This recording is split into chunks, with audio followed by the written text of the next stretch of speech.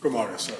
Can you stop right here? Raise your right hand to the clerk, please. Good morning. Do you solemnly swear that the testimony in the evidence you shall give to the court and the jury, in the matter now pending between the Commonwealth and the defendant above, shall be the truth, the whole truth, and nothing but the truth, so help you God?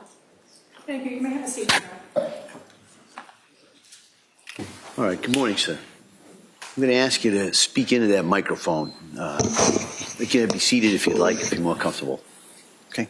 All right, come up, please. Thank you, Your Honor. Good morning. Can you please state and spell your name for the record? Yeah, my name is Patrick Clancy. It's Patrick Clancy. And what is your date of birth? June 15th, 1988. What city do you live in now? New York. And what do you do for a living? I work in tech. How long have you worked in tech? 14 years. And were you previously married to a person named Lindsay Clancy? Yes, And you're divorced now, is that correct? correct.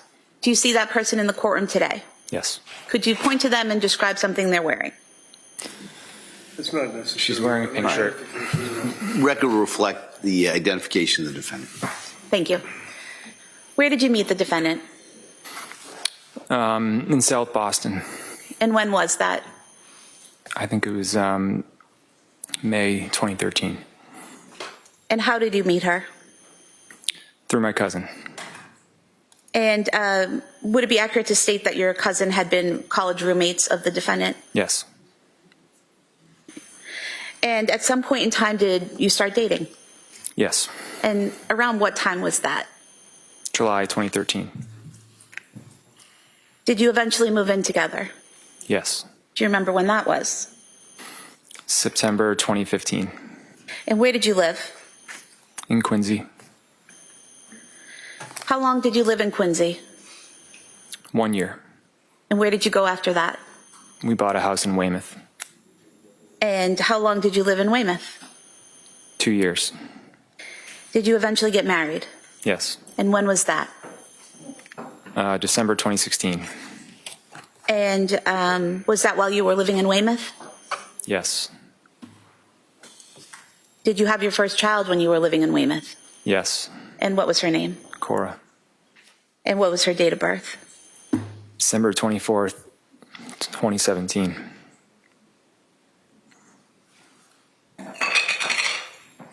Prior to getting married, did the defendant ever tell you she had taken psychiatric medication while in nursing school? Not that I recall. After having Cora, did the three of you move somewhere else? Yeah, we moved to Duxbury. And what was your address in Duxbury? 47 Summer Street. And do you recall when you moved there? I believe it was July 2018. And where were you working at that time? I was working for a startup called Automation Anywhere. At some point in time, did you start working for Microsoft? Yes. And when was that? May 2020. And when you worked for Microsoft, did you go to an office or did you work from home? I worked from home. And was that from 2020 onward that you worked from home? No, I started working from home in 2018. 2018, okay. So from 2018 up until, let's say, 2023, you were working from home, is that correct? Yes. And did you have an office in your home which you worked out of? Eventually, yeah. And where was that located? In the basement. And was that a finished basement? Yes.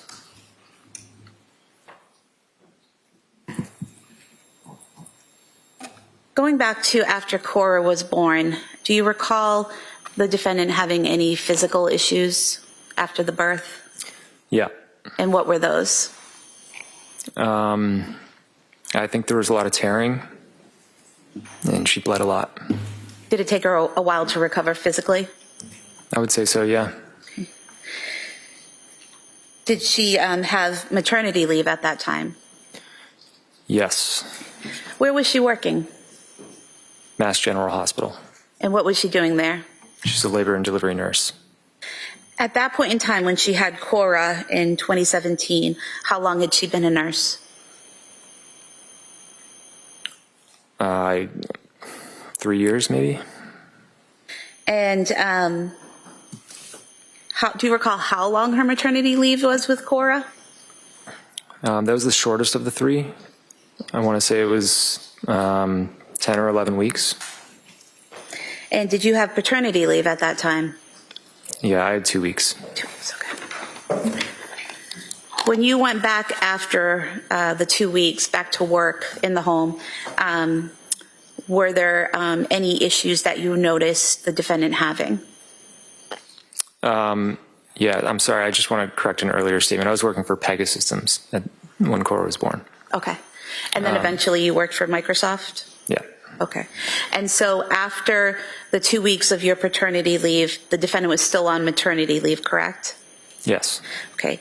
And did she have to take any psychiatric medications at that time? Not that I know of. She had a lot of anxiety, but Okay. So you're saying that she had some anxiety at that time, is that correct? yeah. How did that manifest, or how did you know that? She just really struggled with the date of going back to work. So immediately after having Cora, as she healed physically, what was her mood like when you're both on leave? It was great. It was good.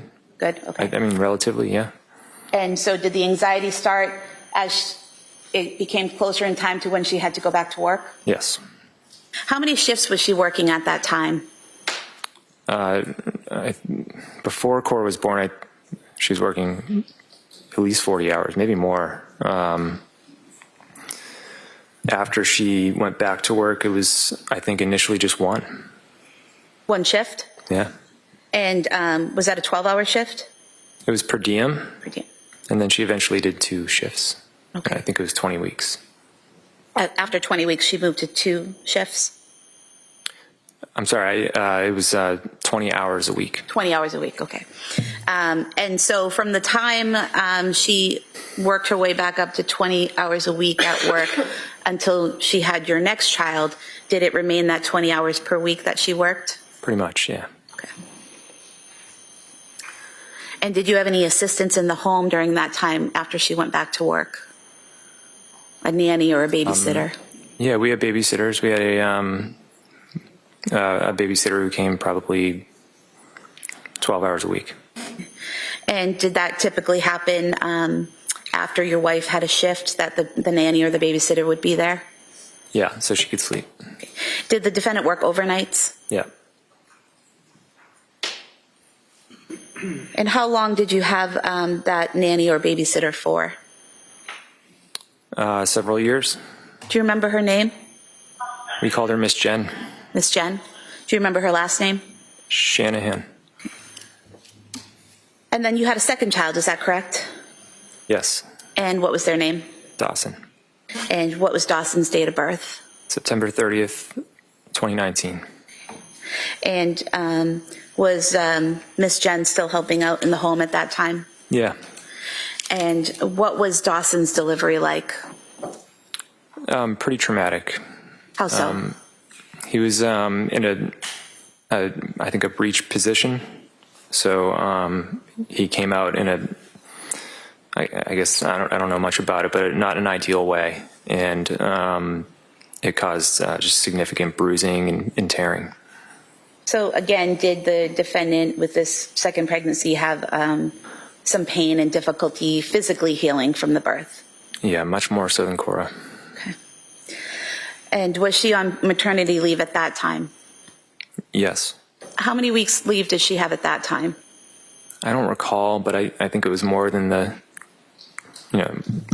traditional 12. I want to say it was 13 or 14, maybe more.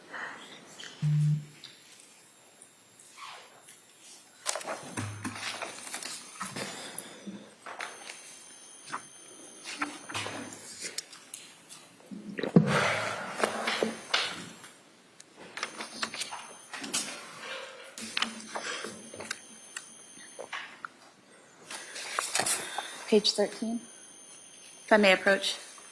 You may. You don't have to keep telling me the pages, that's okay.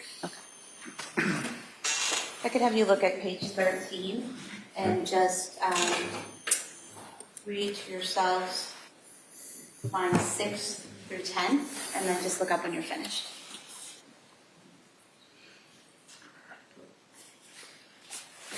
Thank you. Does that refresh your memory as to how much maternity leave the defendant had after Dawson's birth? Yeah, And what was it? 18. 18 weeks? Is that correct? I believe so. Okay. And, after dealing with the physical pain of birth and starting to heal, how was her demeanor and experience during that maternity leave? I think it was fine at first. It was always when she had to go back to work, that's when she struggled. So. Okay. So that was a pattern that you saw after Yeah. the baby, maternity leave was good, and then she'd struggle going back to work? She just had a really hard time being separated from them. Okay.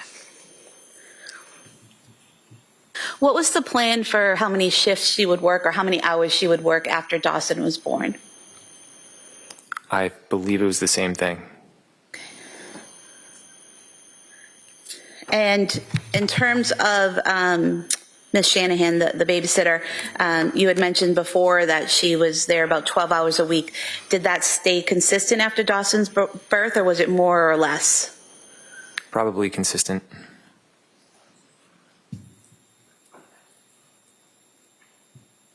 After Dawson's birth, did the defendant ever tell you whether she was on any psychiatric medication after Dawson's birth?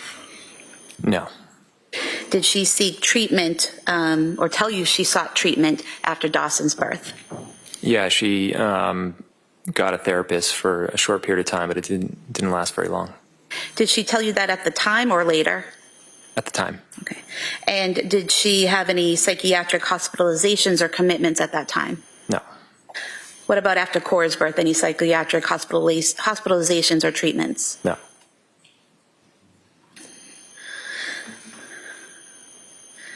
Was there a time after Dawson's birth where she wanted to declutter your garage?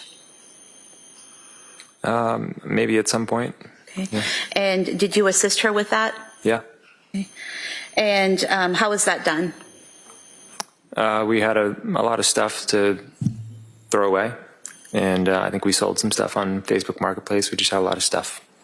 So did the two of you go through the items in the garage and organize it into what you would keep, what you would throw away, and what you would sell? Yes. Okay. And so it was very organized? I would say so, yeah. Okay. And you finished the project, is that correct? It was always ongoing.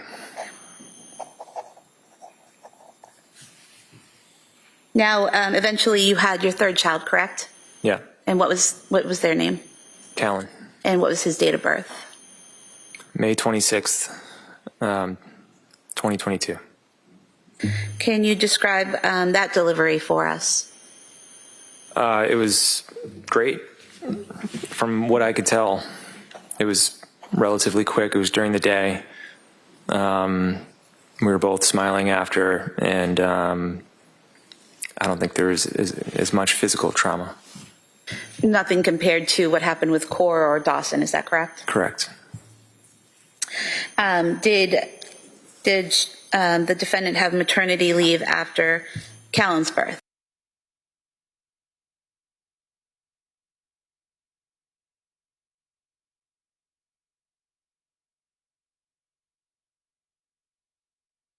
Paternity leave as well. Yes. And how long was your paternity leave? 12 weeks. So with Callan being born on May 26, 2022, the two of you were home with the children that summer on leave, is that correct? Yeah.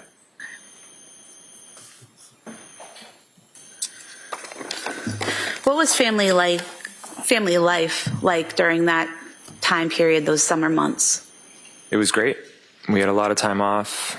I was able to spend a lot of time with, I spent a lot of time with Cora and Dawson. So I would take them around, the playgrounds and birthday parties and stuff like that. Okay. And what would Lindsay be doing while you were with Cora and Dawson? Sometimes she'd come with us with Callan, but oftentimes we did kind of like a divide and conquer. So she'd be home with Callan and I'd be out with the older kids. And what types of family activities did you all do during those summer months? We went on a couple vacations. We went to the beach. We went out on our boat and went to friends' houses. During those months when you're going to the beach and out on the boat and visiting with friends, were there any signs of anxiety in the defendant during those months? I would say starting in September, yes, but in the previous months, not so much. When had she been scheduled to go back to work? I don't remember the exact date, but I think it was October. Okay. So again, it was that pattern of as it became closer in time to go back to work, Yeah. she started to struggle? Yeah.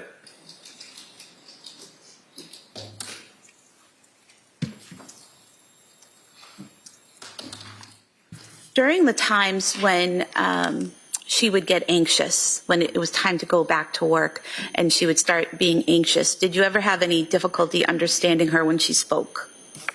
No. And did she ever exhibit any behavior that made you concerned enough to call a doctor or want to commit her? No. When she was showing this anxiety, what were you seeing in her behavior? Just a lot of stress. There were days where she had all three kids, and there's different nap schedules and different needs. So it was just really stressful. Okay. And you're still working in the basement office at this point after Callan's born, correct? I went back to work late August. Okay. And when you work downstairs, how often would you come upstairs during the day? All the time, for lunch or just to say hi.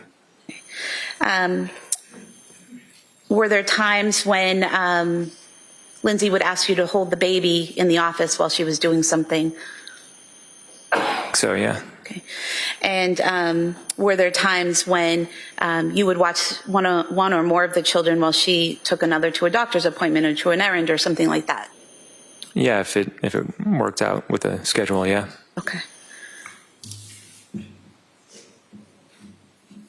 What was the plan in terms of how many shifts or hours she was going to work after Callan? I believe the plan was 2 shifts per week, but there was a lot of flexibility. She could have done really anything. Do you recall saying previously that you were going to start off with 1 shift and hopefully move to 2?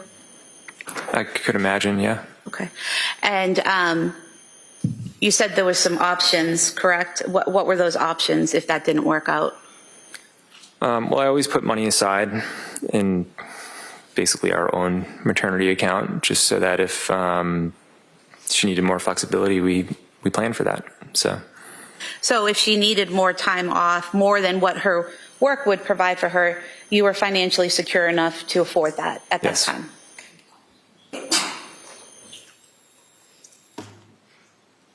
During this time, in the fall of 2022, were Cora and Dawson attending preschool? yes, And where was that? Learning Sprouts, And where is Learning Sprouts located? Duxbury. How often were they attending Learning Sprouts? Full days Monday, Wednesday, Friday, and a half day on Thursday. And what was a full day? What hours? I think it was 9 to 4. 9 a.m. to 4 p.m.? I think so, yeah. And what was a half day? Like 9 to 12:30. I think they might have had some days where they started early. I can't remember. Okay. But basically all day, working hours all day, Monday, Wednesday, Friday, and then the mornings on Thursday. Is that right? Right.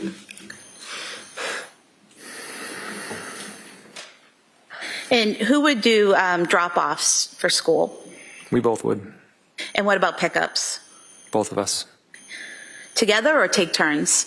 Usually we would take turns. Now, at some point in time after Callan was born, did you hire a nanny? Yes. And when was that? I think it was in August or September. Of 2022? Yeah. And who was that nanny? Lainey, I don't remember her last name. Does Elaine Rossi sound familiar? Yeah. And do you recall how many days per week Elaine was going to work when you hired her? I think it was 12 hours. But it wouldn't be 12 hours altogether. It would be spread out over the week. Is that right? Correct. And who was she hired to take care of? Everyone. But mainly it was going to be Callan. Because Cora and Dawson would be at school? For the most part, yeah. And what was the plan for when Elaine would work? Was it that same type of after Lindsay worked shifts or something different? Yeah, the goal was after Lindsay would work. I mean, she never went back to work, but I think we wanted to get her just like oriented with our house and the kids. So we had her start before, and then she was amazing. She was an amazing caregiver, but eventually we decided to let her go because Lindsay was home anyways. Okay. So when you initially hired her in August or September, you said Lindsay was going back to work in October. So is that what you're talking about, that give her that month or so, give Elaine that month or so to get situated and acclimated to the house? Yeah. Okay. Have the kids get used to her. Is that right? Yep. Okay. Did she also do some cleaning, laundry, and food prep? Yeah. Yeah, she was amazing. Now, during this time frame, and again in the end of summer, fall period of 2022, what types of activities were Cora and Dawson doing? Gymnastics. Are you talking about organized activities or just in general? Organized. I only remember gymnastics. Did they both do the gymnastics? Yeah. And then were they also participating, maybe not in organized situations, but in swimming, soccer, skiing, things like that? Yeah, they were doing swimming, and yeah, Cora and Dawson did skiing. Yeah, Cora started doing soccer. She didn't really like it, but did a little bit. And who took them skiing? I did. Okay. And as in terms of the swimming, where would you do that? We did it at Goldfish in Rockland, I think. And then Lindsay took them somewhere in, I think, Plymouth. I don't remember where it was. So you would each take them swimming at various times? Yeah. Okay. Did you also do some swimming at the Kingsbury Club? Yes. And what is the Kingsbury Club? It's like a gym with a pool, and they had childcare, so sometimes they would hang out in the kids' room and we would go work out. And is that in Duxbury? It's on the Kingston-Duxbury line. I'm not entirely sure, but yeah. Okay. And so you could drop the kids off at the daycare portion and go work out or swim or something like that? Yeah, or we could go with them and go swimming. Okay. Did Lindsay work out? Yes. She was very health conscious? I think so. And were you aware that she had been an athlete in both high school and college? Yes.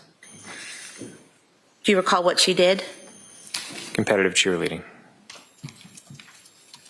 Now, when you were together, what type of exercise would she do or did she prefer? She did a lot of running. She did the Peloton, and she did, there's like some program called Beachbody, I think. Do you recall when she started Beachbody? Maybe in the spring of 2022. I'm not sure. So right before having Callan, would that be accurate? Probably, yeah.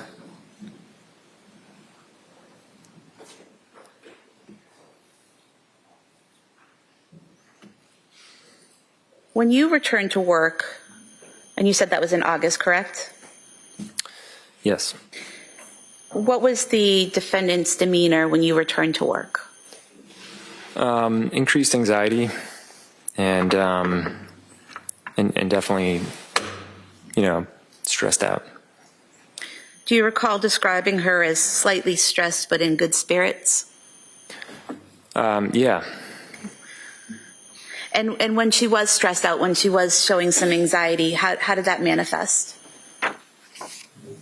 I don't really know how to describe it. I guess it's just any way you can tell that somebody's stressed out. And I don't know, she would say, I'm not looking forward to going back to work. I remember once she said it's just so unnatural to be separated from your newborn, stuff like that. So she didn't want to go back to work? Is that what you're saying? I think she did. It was just a really difficult transition for her. And do you recall attending a wedding on September 17th, 2022? Yeah, And where was that wedding? New Hampshire. Was it just you and Lindsay that went, or did the whole family go? We brought Kellen. And when you were at that wedding, do you recall having a conversation with Lindsay about medication? Yes. What did she say to you? We were walking downtown, and she said, I think I'm going to start taking Zoloft. And did she tell you why she wanted to start taking Zoloft? She said, I think it's really going to help with my anxiety and with going back to work.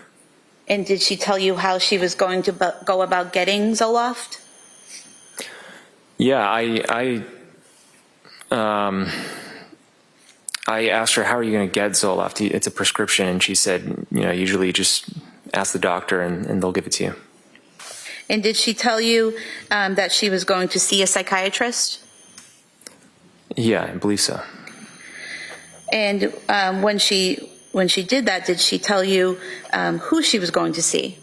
No. Did you eventually learn the name of the person who she went to see? Months later, yeah. Okay. And who was that? Jennifer Tufts. Okay. And did Lindsay tell you when she started seeing Dr. Jennifer Tufts? No. Did you learn, or strike that, did Lindsay tell you when she received the medication and when she started it? No. I should correct that. It's not exactly. Well, let me just ask a question first. Sure. Did you have a conversation with Lindsay about the medication she was on? Eventually, yeah, but I didn't know the start date. Okay. And so when did this conversation take place, this eventual conversation? Probably the end of October. Okay. And at that point, what did Lindsay tell you about the medication and how she was taking it? I don't remember exactly, but I learned that she was taking the Zoloft, and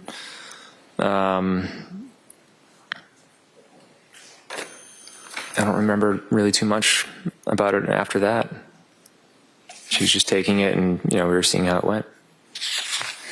And did you notice any changes in her physically during that time frame that she was on it and you weren't aware she was on it? At the time, no, I don't think I did. And did you notice any changes in her emotionally during that time when she was on it, but you weren't aware she was on it?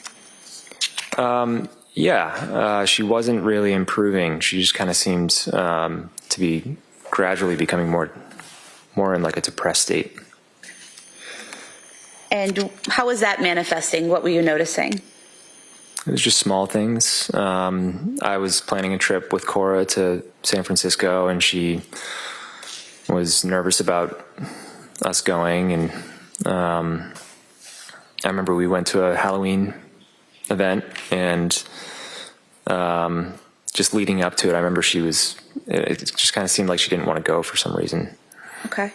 Now, do you recall learning that she had actually obtained the prescription the day before she told you she was going to ask for the prescription? I did later learn that, yeah. Okay.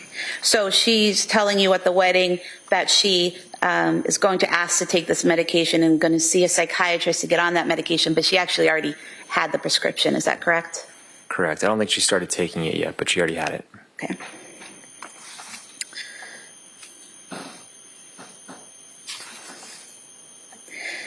And Did Lindsay tell you how long she took the medication for? She may have. I don't remember the exact time frame. I just remember she took it for a period of time, and then her sleep started to suffer, so she stopped taking it. And did she tell you whether or not she spoke to her provider, her doctor, about the troubles she was having? I believe so, yeah. Okay. And did Lindsay tell you that she was advised to double the dose of the Zoloft? She may have. I don't remember. Page 31. You could look at lines 20 to 22 and then just look up when you're Sure. finished.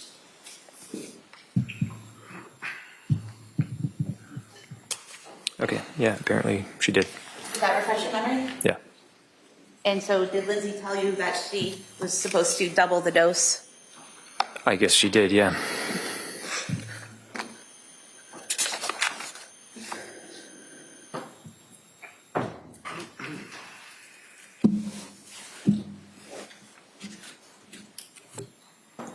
Did you notice any changes in her sleep during that time when she was on the medication but you weren't aware she was on it?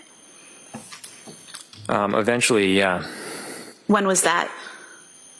I don't remember the exact dates, but she just, one night she said, do you mind, she started it by saying, I'm not mad or anything, but do you mind sleeping in the basement?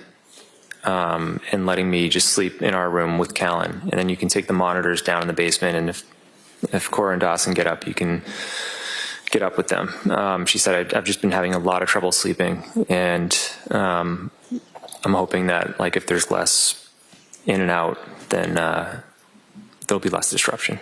Okay. Had you noticed prior to her telling you this that she was up a lot or having trouble sleeping, like physically seeing her awake? No, not that I recall. And did you in fact start sleeping in the basement for a period of time? I think I did it for like 2 nights, and then she actually went down in the basement. Okay, so then you went back up to your bedroom to sleep, is that correct? Yeah. And how long did Lindsay sleep in the basement for after that? Maybe a couple weeks. And so during that time frame, was she telling you that she was still having trouble sleeping? Yes. But you weren't actually down there watching her sleep. You're getting this information from her, correct? Correct.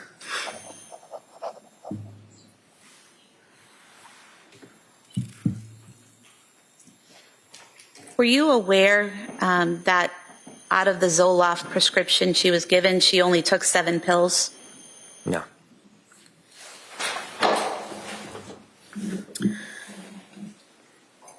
After you had the conversation with Lindsay where she said she was going to double the dose of Zoloft, did you notice any difference in her demeanor or behavior?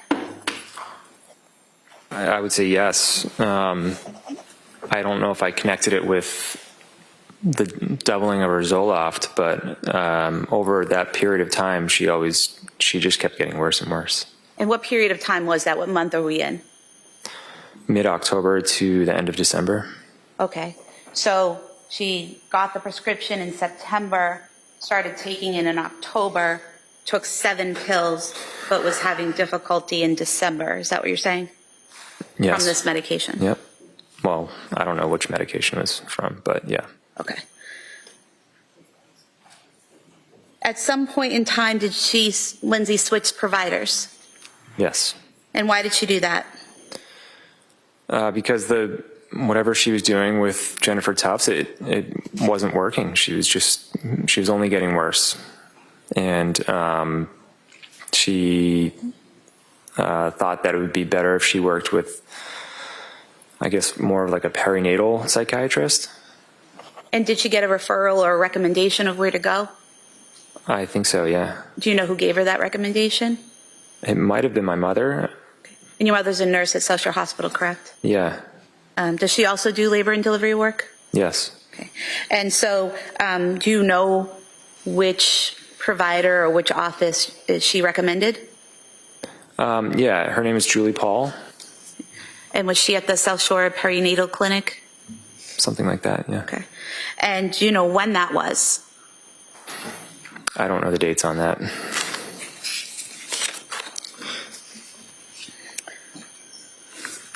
Do you recall saying previously that it was towards the end of November? Yeah, that sounds accurate, yeah. Okay. And you said she initially saw someone named Julie Paul, is that correct? Correct. Okay. And do you know how long she saw Julie Paul at that facility? I think it was only 4 or 5 days. And were you aware that Julie Paul left that office? Yes. And do you know who Lindsay saw after Julie Paul? Rebecca Gelata. And was Rebecca Gelata a nurse practitioner? Yes.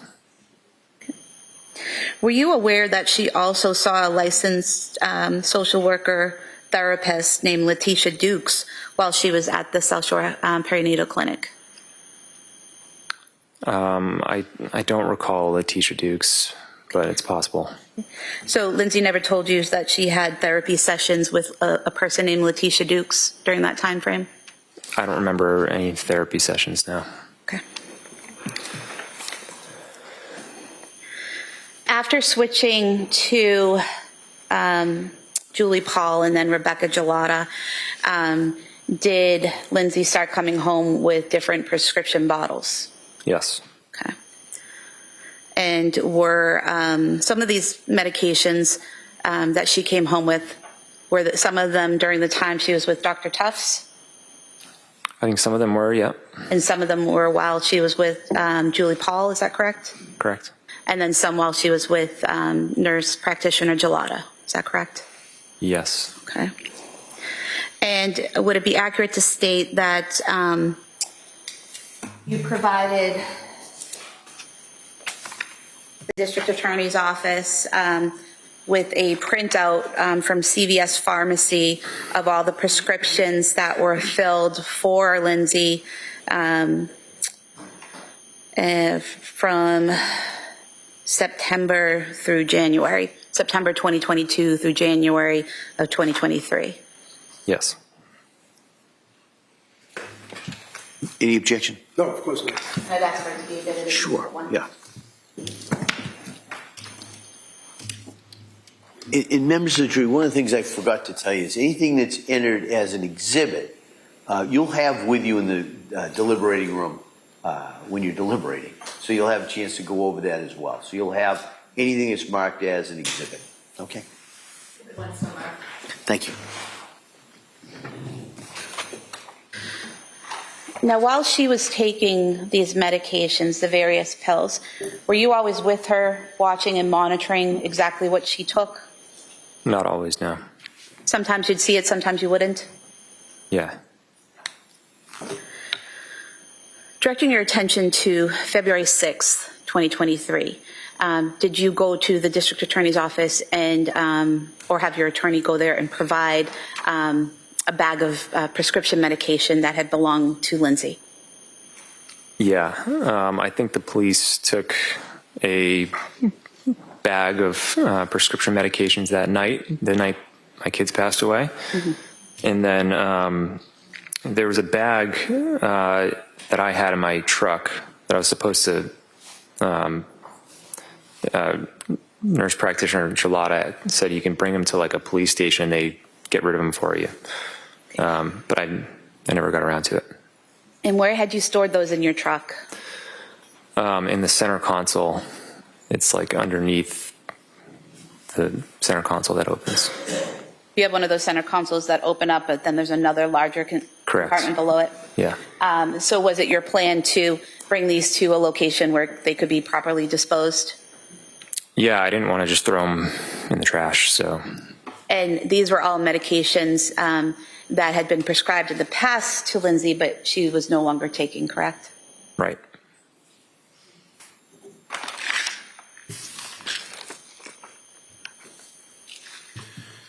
Your Honor, I don't think I have any objection to any of their exhibits, so Okay. she doesn't have to keep showing it to me. That's All right. fine. So I'll assume if you do have an objection, just Sure. rise, let me know. Okay, thank you. So for the record, a bag here with 9 pill bottles as Exhibit 2, please.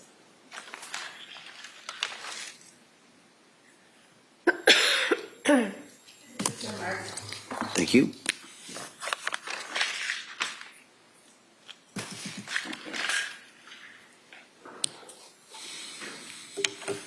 And so looking in Exhibit 2, we have the Zoloft that was prescribed by Dr. Tufts and filled on September 15th, 2022. And I think I asked you earlier, you weren't aware that only 7 pills were taken out of this, correct? That's correct. Okay. And then there's another prescription in here for Ativan that was filled on October 26, 2022. Were you aware that only 6 pills were taken out of that bottle? Can you say the date again? October 26, 2022. And how many did it start with? Let's see.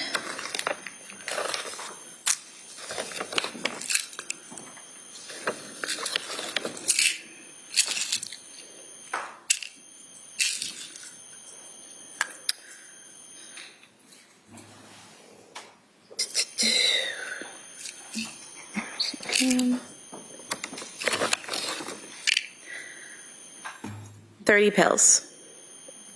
Okay. I mean, I don't have those exact numbers on how many she took, but there were adjustments made on the dosage of the Ativan. So that aligns with But the question was, were you aware that only 6 pills were taken out of this prescription? No, but I think the context is important. Okay. Were you aware that there was a prescription for buspirone or Buspar filled on October 26, 2022, in which only 2 pills were taken out of the 30 that were prescribed? I found out about the Buspar later, and I didn't know about the number of pills taken. And then were you aware that there was a prescription for hydroxyzine, prescription filled on October 26, 2022 for 30 pills, and that only 3 pills were taken out of this bottle? Which Hydroxyzine? Yeah, what is that?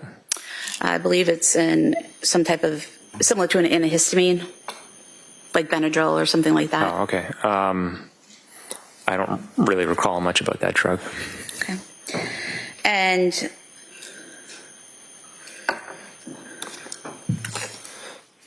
were you aware in this bag there was another prescription for Buspar that was filled on November 9th, 2022, 30 pills prescribed, and no pills were taken out of this bottle? Were you aware of that? I wasn't keeping track of the number of pills taken out of each bottle, Okay. so. And then I'll just ask you about one more. The trazodone, prescribed on November 16th, 2022, by a doctor from South Shore Hospital, 30 pills. Were you aware that only 7.5 pills were taken out of this prescription? No. So there were a lot of pills prescribed, but not a lot of pills taken, correct? Is that comprehensive of all the pills that were prescribed? These are the pills that you brought into the police station. So out of these, Out of those, yeah, it's possible that not a lot were taken.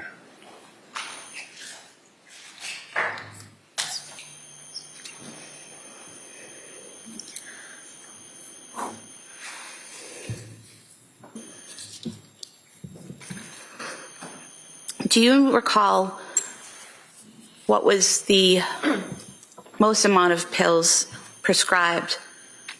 I guess I could ask this better.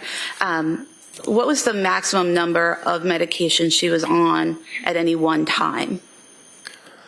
I want to say 3 or 4. Okay. Would it surprise you to know that she, at any given time, the most she was prescribed was 3, but most of the time it was 2 medications that she was prescribed at any given time? It wouldn't be terribly surprising, no. Now, on November 16th, 2022, did Lindsay visit South Shore Hospital? Yes. Okay. And why did she go to the South Shore Hospital that day? I believe that day it was because she basically went 48 hours without sleeping. And was she having heart palpitations? I think so, yeah. Were you aware that she had taken a weed gummy that day? I don't recall. And are you aware that she didn't tell medical staff at the hospital when describing her symptoms and her medication that she left out that she had used marijuana? I wasn't with her, so I don't know what she talked about at the hospital. So she drove herself to the hospital? She did. Okay.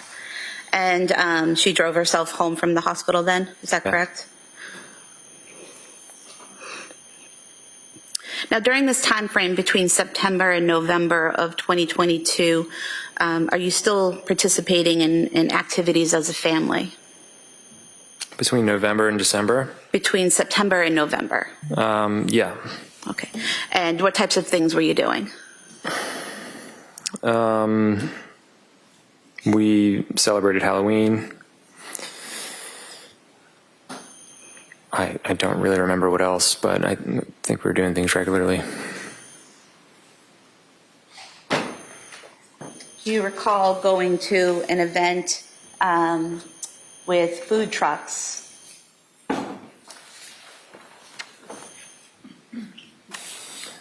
Yeah. And do you recall going to an event in November where there were trains to ride with the kids? Yeah. So we have the photo from the food truck event, this is Exhibit 3. And the photo from the train event is Exhibit 4. 3 and 4 somewhere. Can they publish? You may.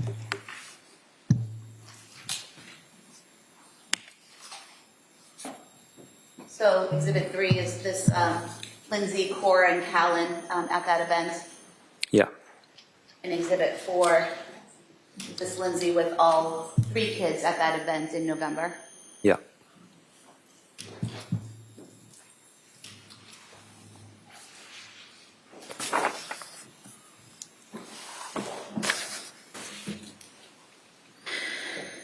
Did you have plans for Thanksgiving that year? Yeah. What were your plans? I believe the order was we went to Wallingford where her parents lived in the week before, and then the week after we went to my sister's house. And where did your sister live? What town? South Hamilton. Okay. And that was a week after Thanksgiving, is that right, correct? Yeah, I think so, yeah. Yeah, it was.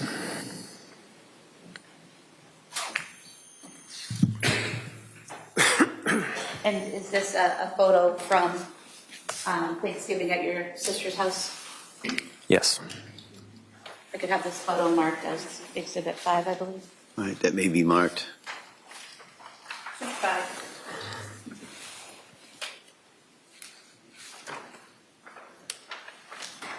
Showing you what's been marked.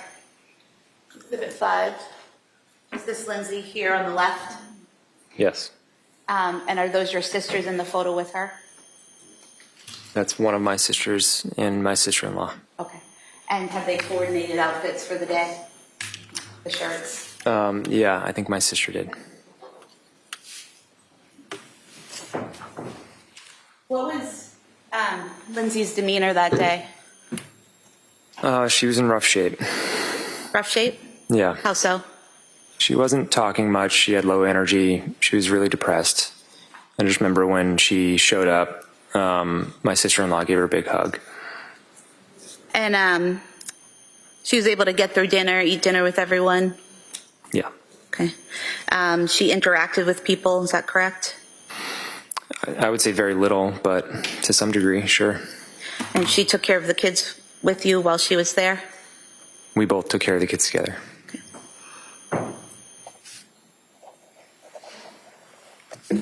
You mentioned earlier that your wedding anniversary is in December, is that correct? Yeah.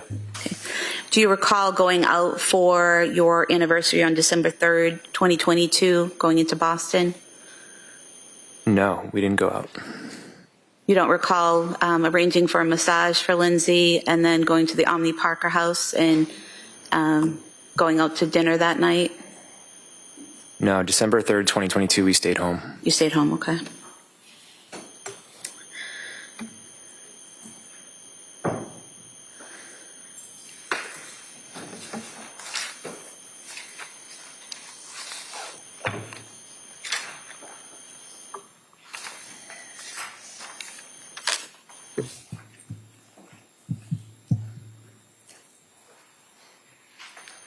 Showing you a photo of you and Lindsay. You recognize this photo? Yeah. And when was that taken? I'm not really sure. It wasn't taken on December 3rd when you were out celebrating your anniversary? In 2022? Yes. No. No, we wanted to go out, but we canceled because she wasn't feeling well. So we stayed home. We got takeout. Okay. Did you also, on November 26th, 2022, go out as a family to get a Christmas tree? Yes. Well, probably. I don't know. But yeah, around that time, yes. Okay.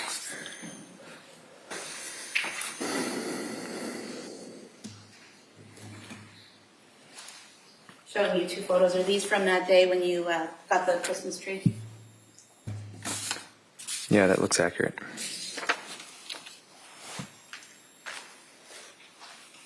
You could have the first photo of all five. Six. And then the second one is Exhibit 7.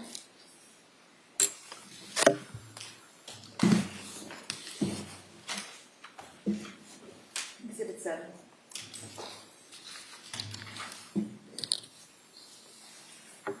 Showing you Exhibit 6. This is all of you at the tree farm. Yeah. And Exhibit 7, those are the kids. Yes.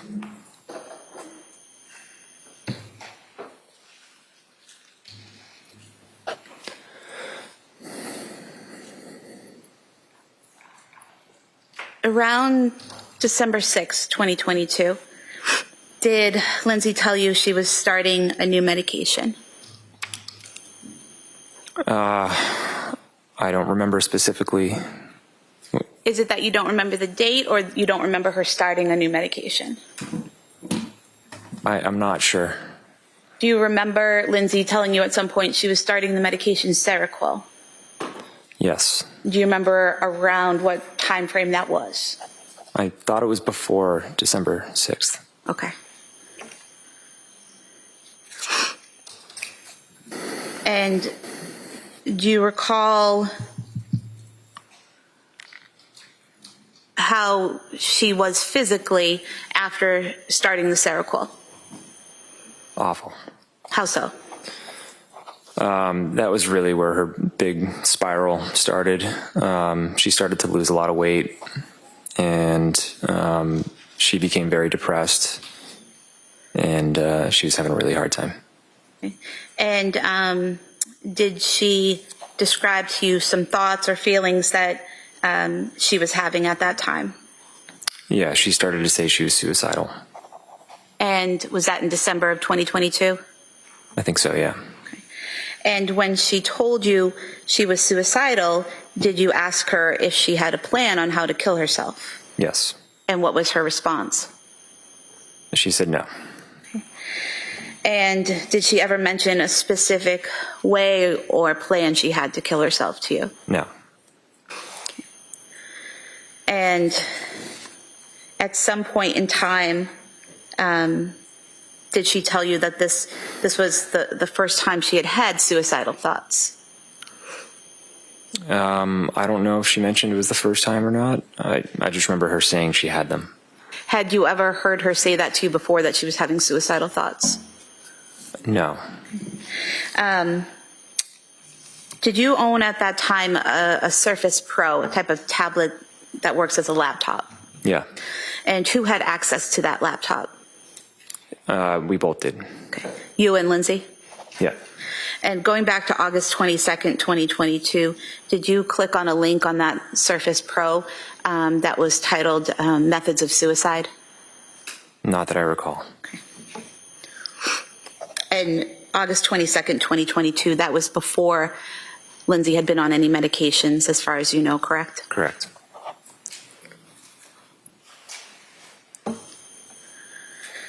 Going back to December, she's told you that she's having these thoughts. What's your reaction when she tells you that she's having these suicidal thoughts?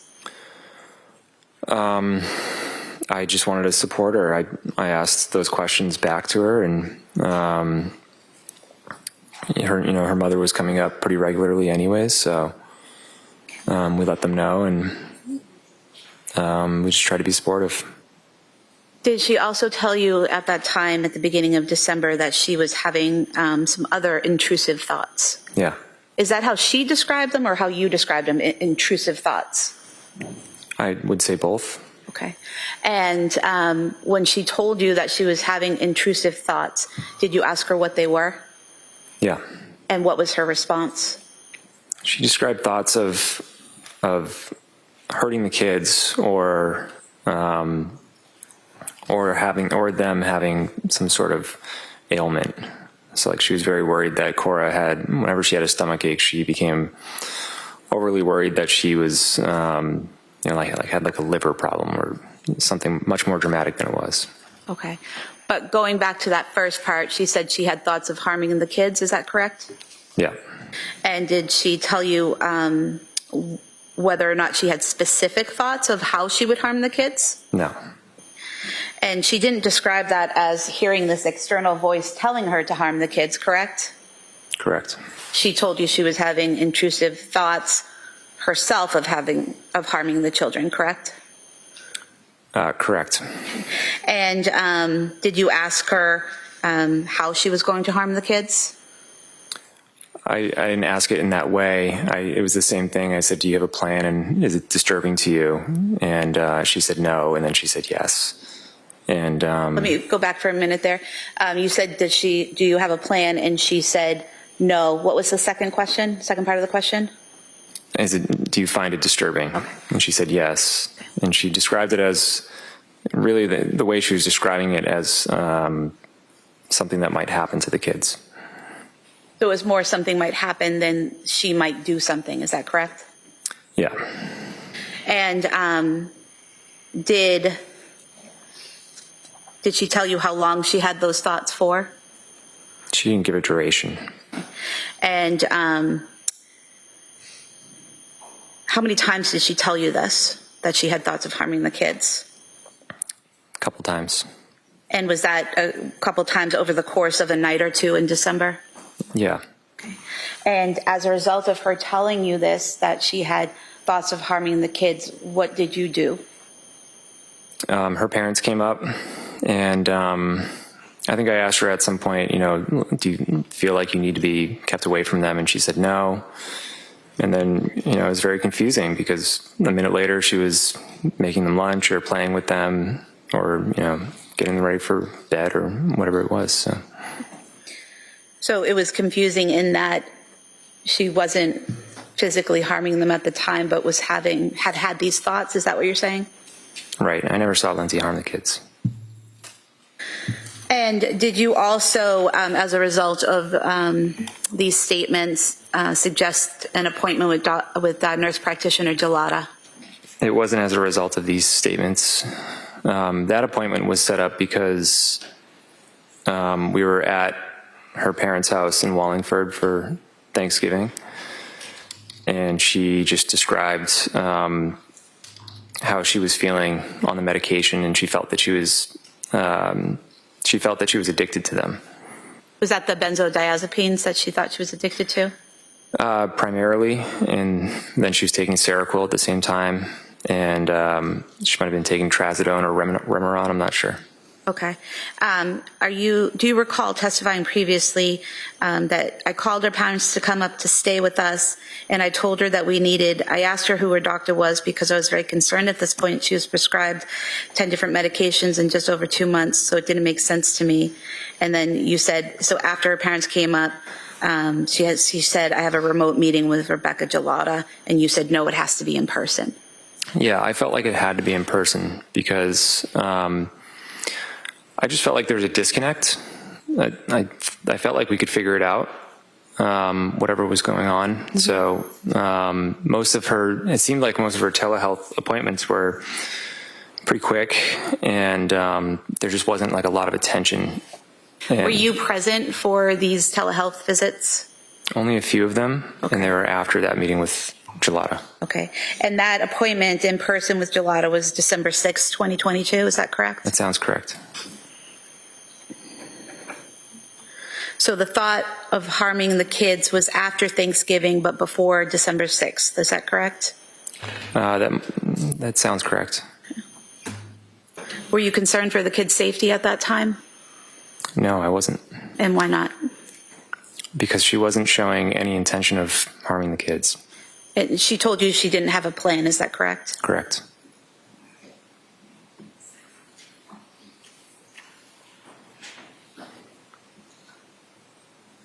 Now, directing your attention to December 15th, 2022, did Lindsay go to Mass General Hospital to the emergency department that day? Yeah. Okay. And why was that? I remember the reasoning being she told her dad that she wanted to commit suicide, and then she said to me, I told my dad I want to die, and it didn't bother me at all. And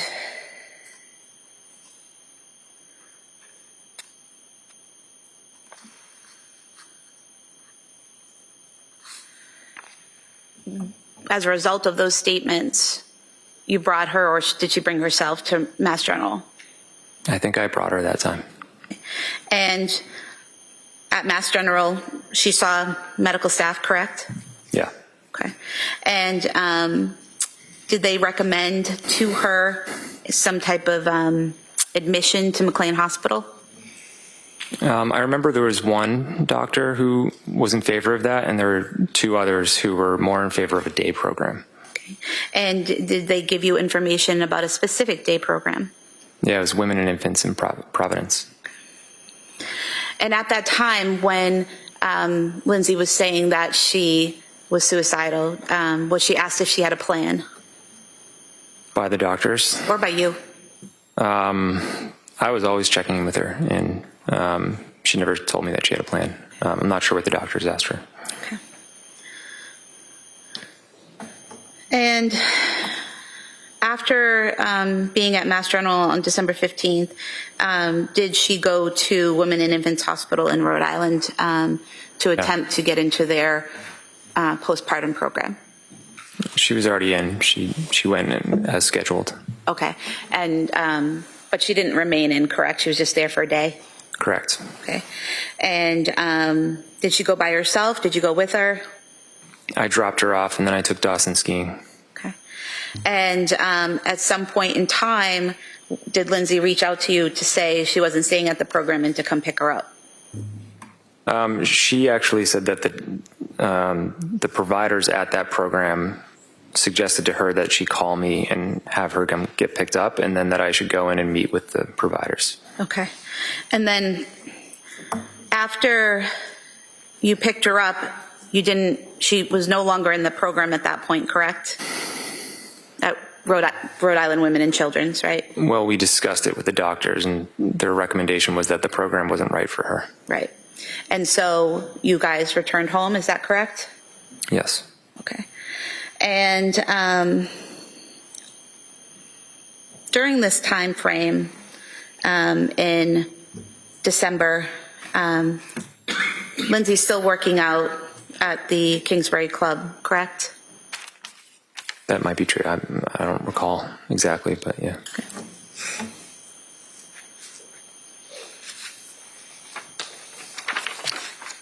Do you recall her going to the Kingsbury Club on December 6th, 13th, 16th, 17th, or 18th?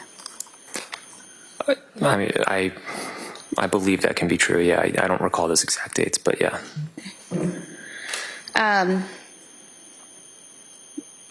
At this time when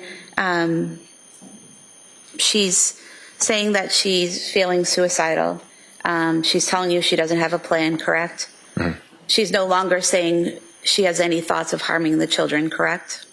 Correct. She's still bringing the children to doctor's appointments during that time, right? Yeah. Do you recall her bringing Callan and Dawson to the doctors on December 2nd when they weren't feeling well? Yeah. And then she was able to call the doctor's office on December 27th and make an appointment for Callan and Cora when they weren't feeling well. Do you remember that? Yeah. Okay. And take them to the doctor, I believe with you, correct? Maybe, I don't know. And then on December 30th, she was able to take Callan to the doctor that day as well and interact with the staff. Is that correct? Probably. Then you returned to Mass General Hospital, the emergency department, on December 31st. Is that correct? Yes. And why did you go back on the 31st? Because she was still talking about thoughts of suicide, and I was exhausted. I said, I think it's time to go to McLean, and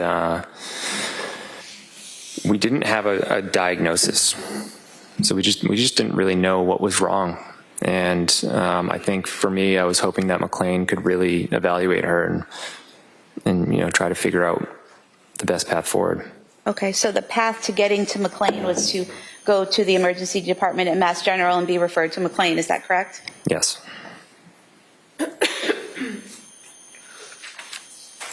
Were you aware that night while at the hospital, Lindsay was taking selfies? No.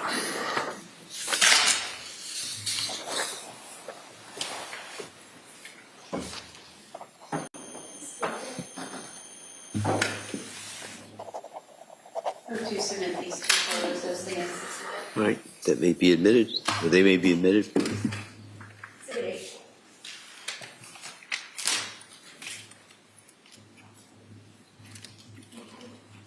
Can you exhibit me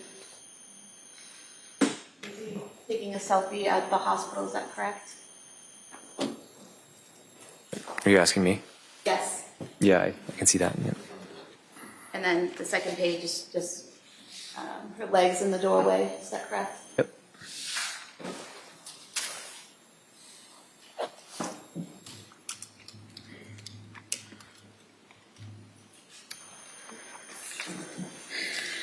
As a result of going to Mass General and telling them about her suicidal thoughts, was she transferred to McLean Hospital? Yeah. Okay. And did you stay with her throughout that transfer process, or were you able to? I was not able to. For some reason, they transfer. I don't know if they do this with all patients, but she was transferred at 3 a.m. Okay. And so she reached McLean in the early morning hours of January 1st then of 2023, is that correct? Yeah. Okay. And did you visit her at McLean Hospital? Yeah. How often did you see her there? I think I was able to go twice, or maybe 3 times. Okay. And do you remember, what visiting hours were or what hours you visited? I don't remember exactly, but it was, something like 2 to 6. And I think there were morning hours, but you couldn't just go anytime. You couldn't or could? You could not. Okay. And so you, out of the few days that she was there, 5 days she was there, you visited 2 or 3 times, is that correct? Yeah. And while you were there with her, did Lindsay talk to you about the treatment that she was receiving at McLean Hospital? She told me about her experience. It didn't really seem like she was getting any treatment. Okay.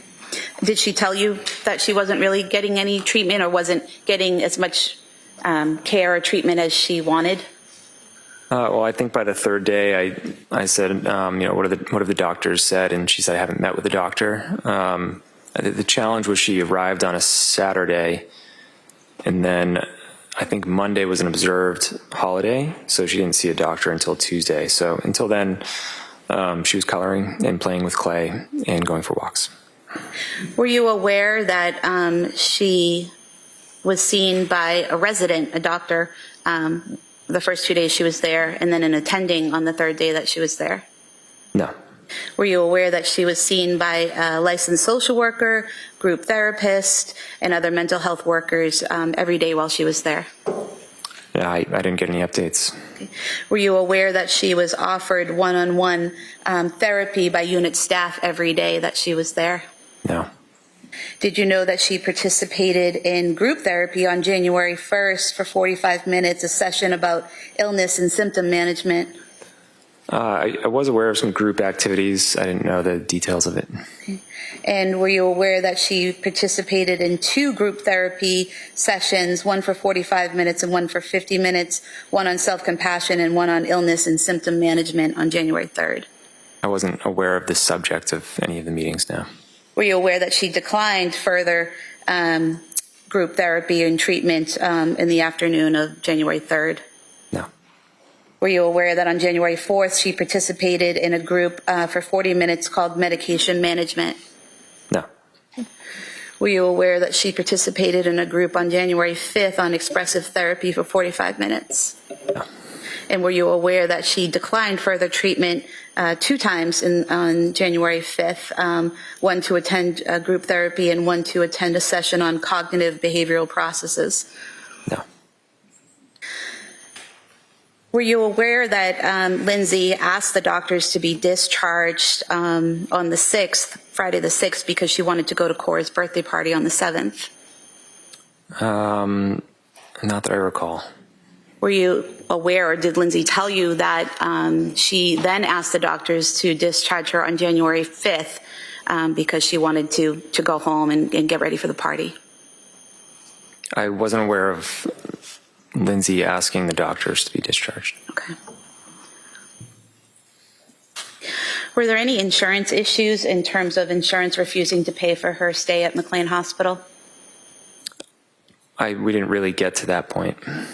You weren't advised by the social worker or any staff there that there were any issues with your insurance, is that correct? Yeah, that's correct, but I wouldn't have cared either. Would you have just paid for it if needed? I would have paid anything, yeah. Ms. Sprague, is this a good time to break? Yes.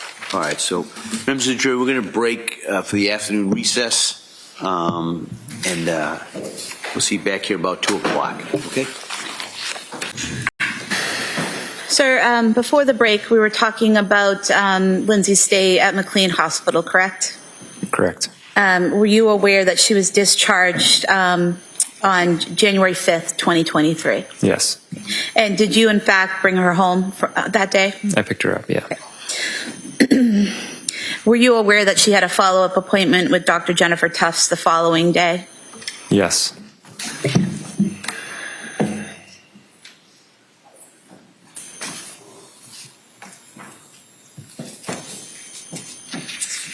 I want to show you some photos here of the children and just ask if this is a fair and accurate depiction of how they looked in January of 2023.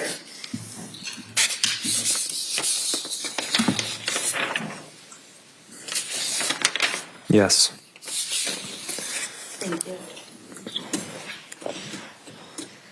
We could have them mark this in its 4 exhibits. All right. They may be marked.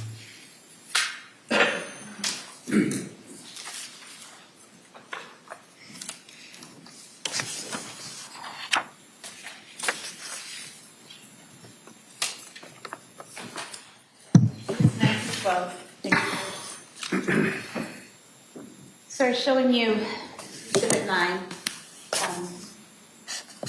This is Cora, correct? Yes. Can you tell us a little bit about what Cora was like in January of 2023, what her interests were? Your Honor, I'm going to object at this point. Counsel, could I see it sidebar?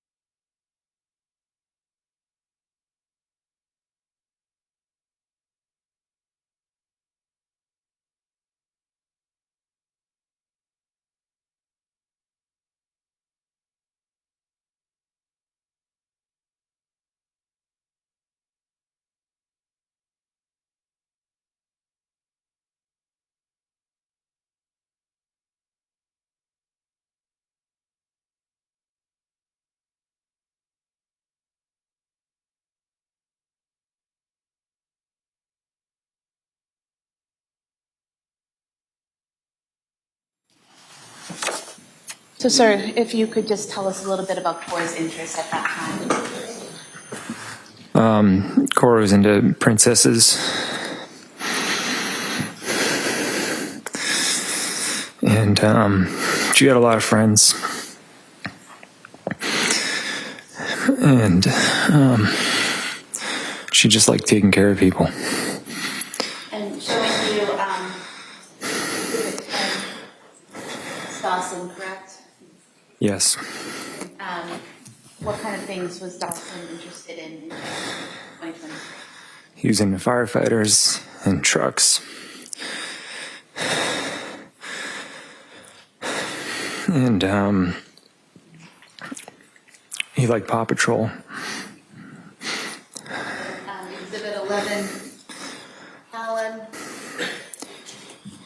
He's only 8 months old, correct? Correct. Did he have any interest or He was just a happy baby. happy baby? And then just showing you briefly Exhibit 12. Does this picture clearly indicate their sizes in relation to each other in January of 2023? Yes.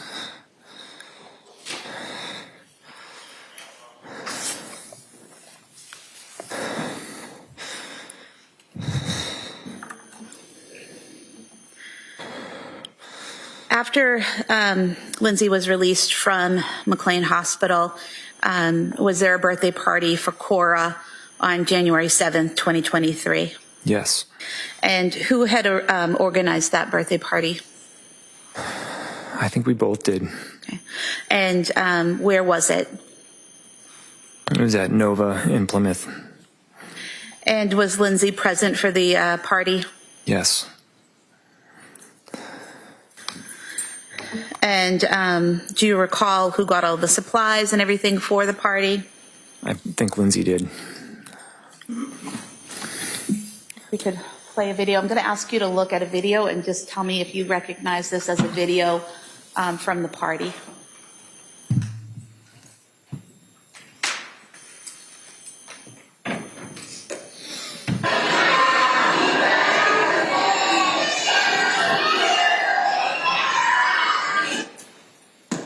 Or was that from the party? Yeah. And was that Cora seated in front of Lindsay while singing Happy Birthday? Yeah. And there's a second clip. Again, was that Cora and Lindsay? Yeah.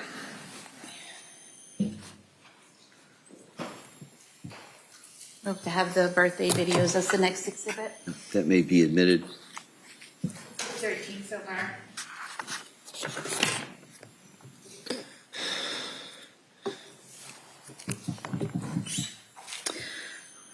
From Cora's birthday party until January 23rd, 2023, did you check on and check in with Lindsay? Every day. And how did you do that? I would ask her in the morning how she's feeling, how she slept. And did she tell you that she was sleeping better? Maybe a little bit better, but she's still struggling.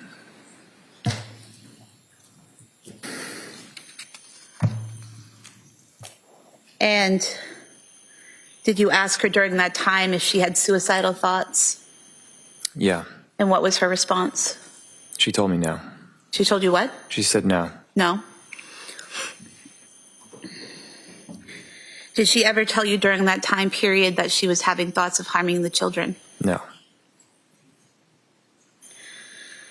Did you as a family go to the Museum of Science on January 8th, 2023? Yes. Was the defendant able to participate in activities with the children while at the museum on January 8th? Yes. I'm going to pull up some photographs. Just ask you to ID or identify everyone in the photograph so that the jurors can follow their movements through the video footage in the video. So if I may, down here in the maroon colored shirt, It's Dawson. Dawson, okay. And in the red skirt, Cora. and in the gray jacket, Lindsay. and here pushing the carriage. That's me. And is Callan in the carriage at that time? Yeah.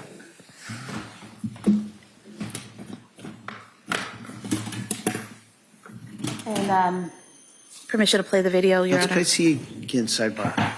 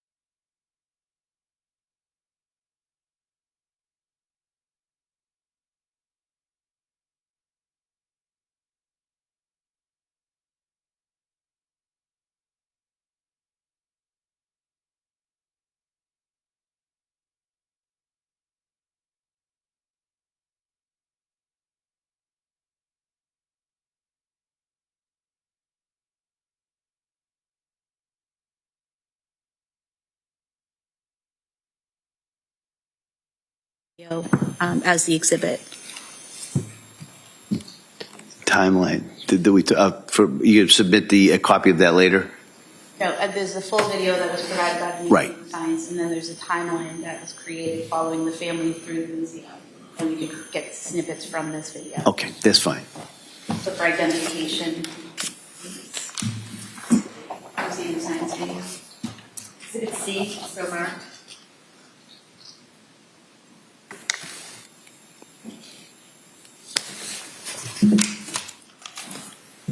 And the museum timeline for the next exhibit, exhibit 14. So marked.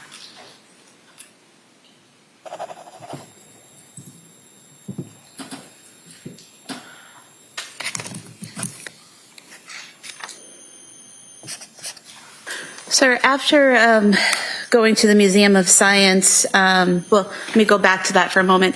At the Museum of Science, do you recall the defendant being able to interact with the children at exhibits that required, manipulating knobs and materials and showing the children how to do those exhibits and interacting with them at those exhibits?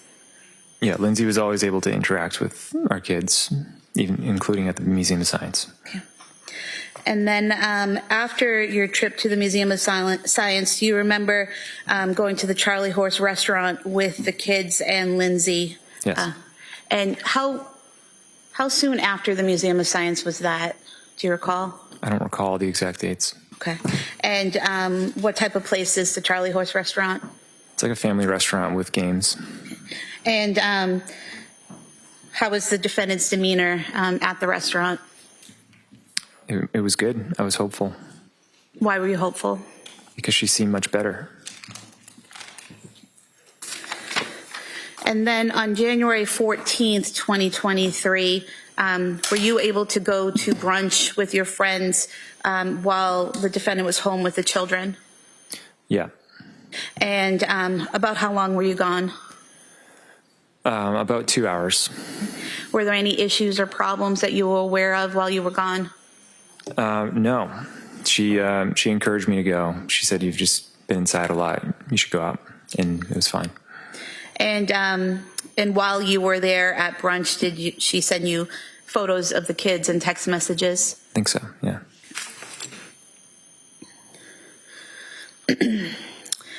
Direct your attention to January 15th, 2023. Did you and Lindsay and the kids go to the Cape Codder in Hyannis? Yeah. And was there a water park there? Yeah. And how was Lindsay's demeanor that day? It seemed pretty good. Was she able to interact with the children and participate in the activities? Yes. I could bring up photos again. I would just like you to look at the photos to point out who the individuals are in the photo. So here in the dark shorts with the white band on the top. It's me. And then in the bathing suit here with the ponytail. It's Cora. And then in the striped swimsuit at the bottom. It's Dawson.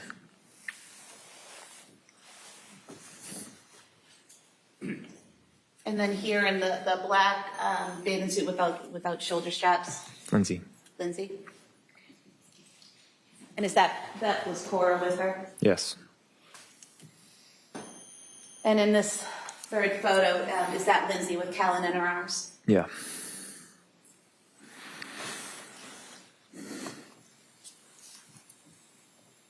And that photo there, is that Dawson with the striped bathing suit? Yep. Okay. We can go to the video with the court's permission. How long? I'm just going to go to certain clips. If we could start with from the beginning to 40 seconds in and play.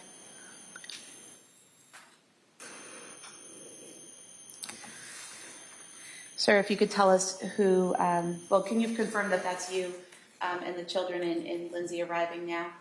Yes.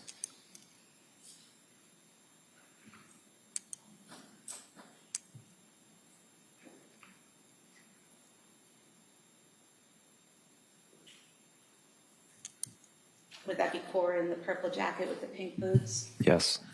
And Lindsay in the gray coat with the backpack? Yes.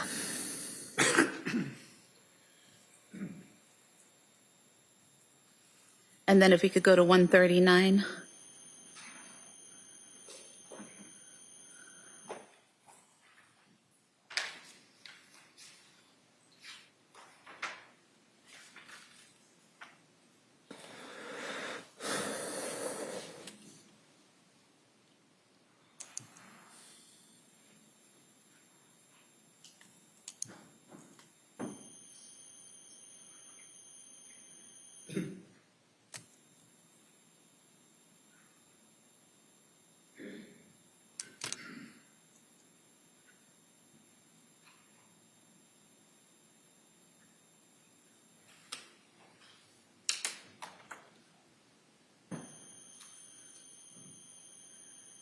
And during this time, are you waiting to check in and get your wristbands and all of that? Yeah.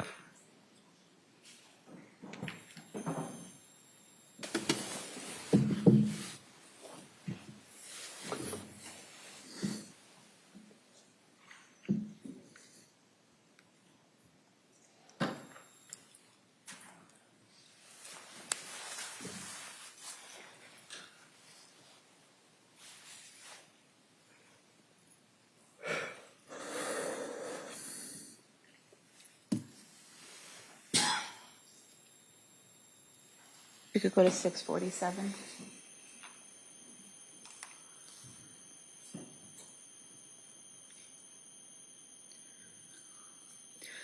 Do you recognize this play area?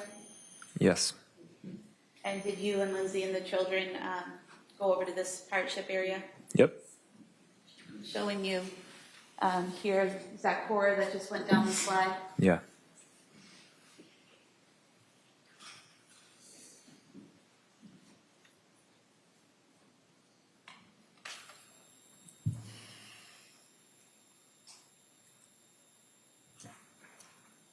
And is that you there by the slide? Yeah. We can go to 1122.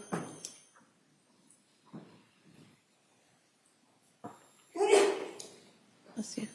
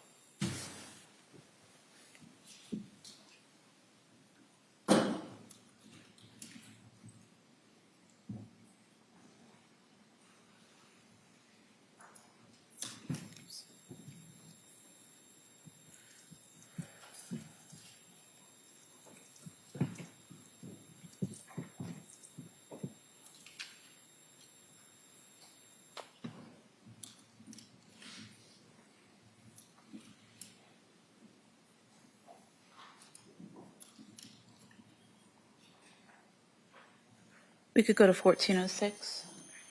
Oh.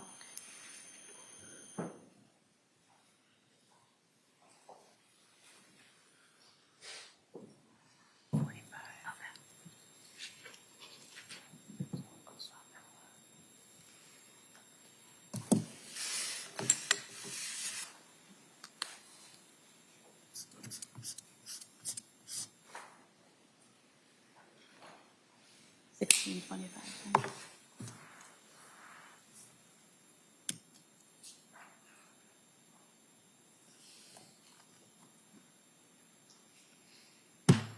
Sir, here at 1625. That Cora and then Lindsay that go down the slide together. Yeah.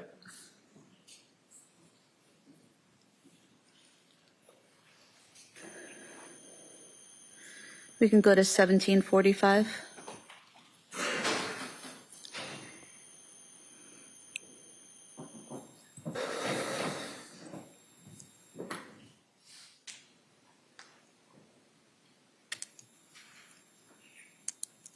Got the same thing here.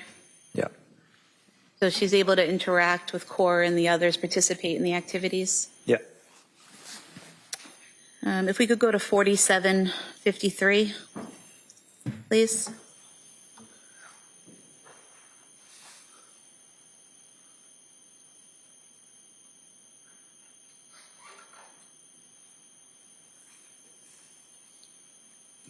You're up in the corner here.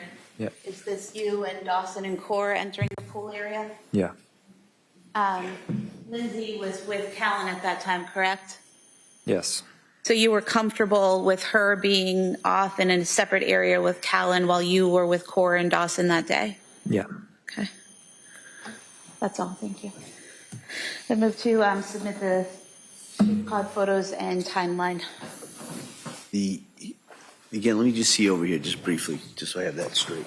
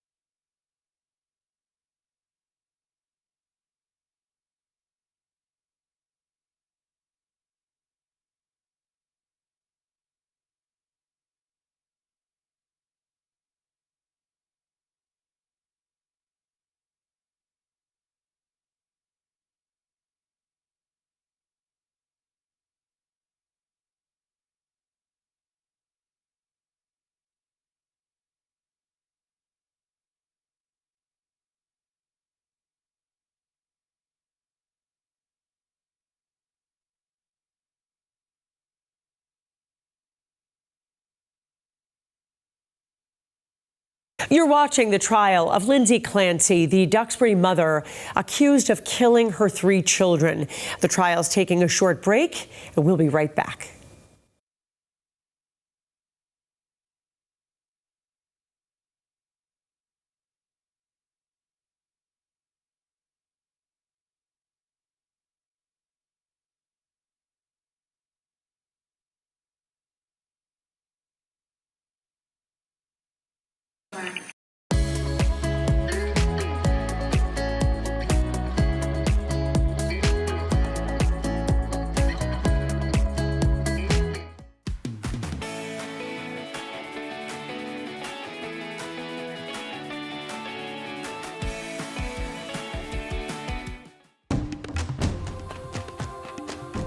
No, we went with another dad and his son, Okay. And who was that dad?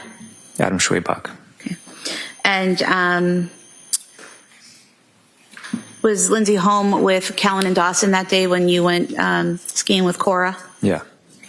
Were there any issues or problems that you're aware of when she was home alone with the kids all day? No. And was she able to communicate with you throughout the day? Yeah. And how was that communication done? Texts. I might have called her. I'm not sure. And do you recall texting each other back and forth photos of you with Cora and the boys at home and what they were doing? Yeah. And so she was able to take those photographs and send them to you without any apparent problem, correct? Correct.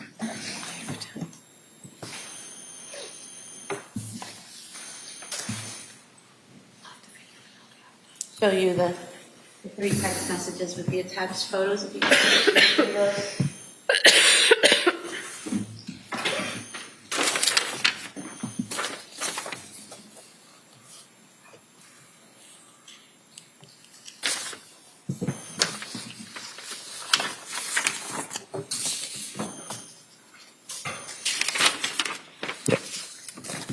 Thank you. And sir, are these accurate copies of the text messages with the photos that were sent between yourself and the defendant on January 16th, 2023? Yes. If I could move to have these marked as the next 3 exhibits, Your They, Honor. they may be admitted.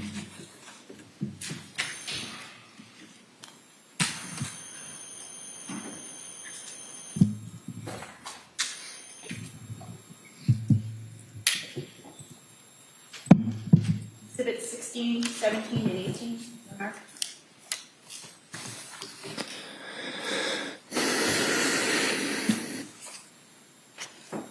And so, sir, showing you the first photo, which was marked Exhibit 16, did you start off the conversation by sending the photo of you and Cora skiing? Yeah. And showing you Exhibit 17, did Lindsay respond by taking and sending this photo of Dawson? Yeah. And then did she respond again, sending you a selfie she took of herself and Callan? Yeah.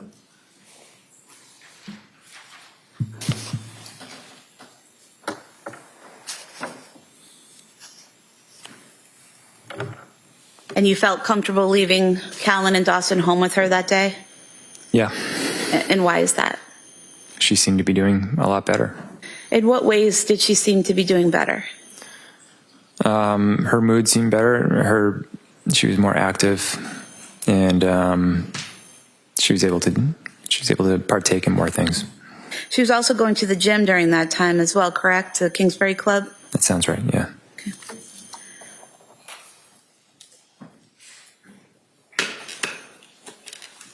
Were you hopeful at that time that things were getting better? Yeah. Did Lindsay's parents visit you the weekend of January 21st through the 22nd? Yeah. And whose idea was that? Do you recall? I think it was theirs. I think they were just coming to visit to say hi. Okay. And what did you guys do that weekend? We just hung out and went to a friend's house on Sunday. They left after we got back from there. And whose friend's house did you go to that Sunday? The Carneys. Carneys, okay. And who went to the Carneys?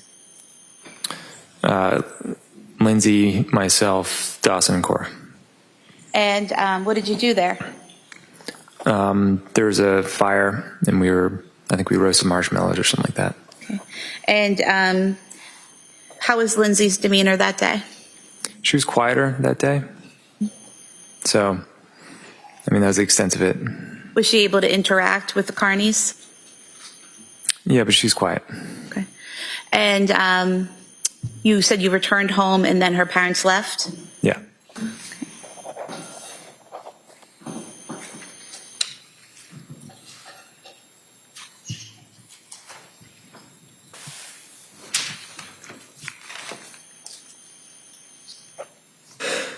Do you recall Lindsay and her mom taking a picture together that weekend? Yeah. Is this that photo? Yeah, that's it. You could have this marked as the next exhibit. That may be admitted. Exhibit 19.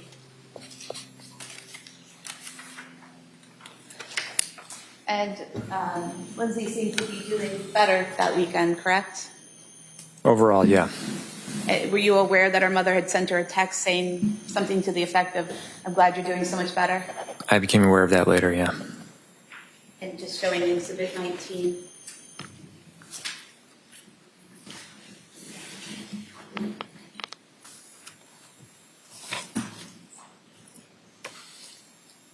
And I'm sorry, Your Honor, I didn't mark the still photo from the Museum of Science. If we could have that as the next exhibit. Sure. Exhibit 20.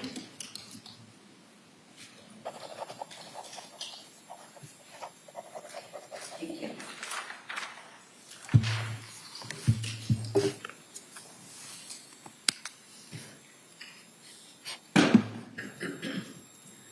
That Monday, after her parents had gone home to Connecticut, so Monday the 23rd of January, did Cora and Dawson go to school? Yeah. And do you recall Lindsay picking them up that afternoon? Yeah. When Lindsay returned home with Cora and Dawson, did she discuss with you that Cora was having some stomach issues at school? Yeah. And were you familiar with the stomach issues that Cora had been having? Yeah. And did you have an idea of what was causing those stomach issues? Yeah, it wasn't unusual. She was embarrassed to go to the bathroom at school, so she just held it all day. Okay. And so this was a common occurrence? Yeah. And were you aware that Cora had her 5-year physical scheduled for the next day, Tuesday the 24th? No, I didn't know that was already scheduled. I thought she called it in and set it up. So yeah, it's news to me. Okay. So would it have been Lindsay who would make those kinds of appointments, the physicals and all of that? She usually handled that, yeah. Okay. And going to Tuesday, January 24th, 2023, were you working that day? I'm sorry, you said on the 24th? Yes, Tuesday Yeah. the 24th. Yeah. That morning was Cora's doctor's appointment at 8 a.m.? Yeah. And who took her to the doctor's appointment? Lindsay. And did anyone have to go with her, or did she drive herself and Cora there? It's just Lindsay and Cora. And you were home with the boys, is that right? Yeah. And while you're with the boys and Lindsay's with Cora at the doctor's, are you sending text messages and photos back and forth? Yeah. And why did you send a photo of Dawson to Lindsay that morning? Because he dressed himself completely for the first time. And he was excited about that? Yeah. And did she respond back with a photo of Cora? Yeah.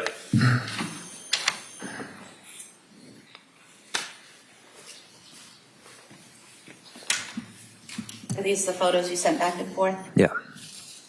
I could have the photo of Dawson as the next exhibit and the photo of Cora as the following. All right, they may be admitted.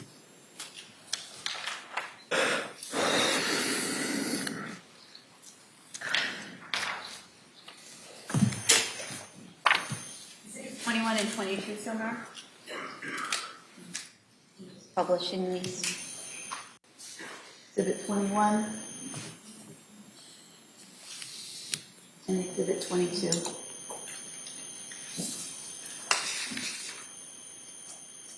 And while you were texting with Lindsay back and forth, were you able to understand her text messages? Yeah. Did she seem to understand yours in response? Yes. Did she return home? Yes. And do you recall around what time she got home that morning? 8:30. And once she got home, what did you do? I think I got ready for work. And While you were downstairs working in your office, do you know what Lindsay and the kids were doing? They built a snowman and they did some art projects. And how did you know this was happening? She texted me a picture. So Lindsay was continuing to text you and send you photographs throughout that day? Yeah, and I went up to say hi at one point. Okay.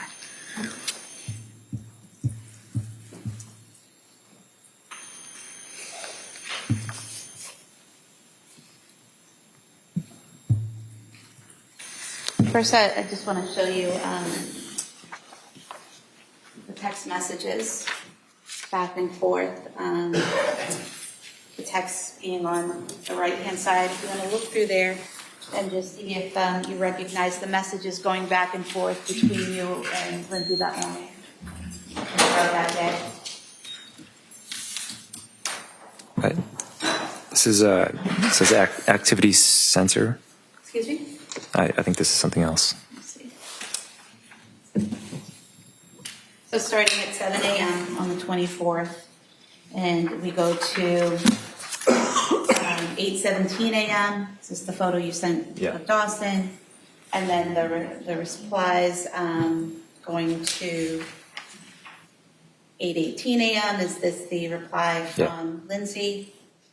And then throughout the day, just messages back and forth. Up to the point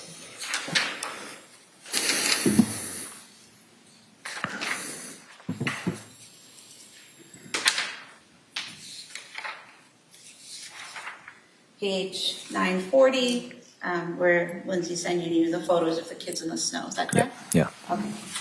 We could have the text messages marked as the next exhibit. All right, that may be admitted. Exhibit 23.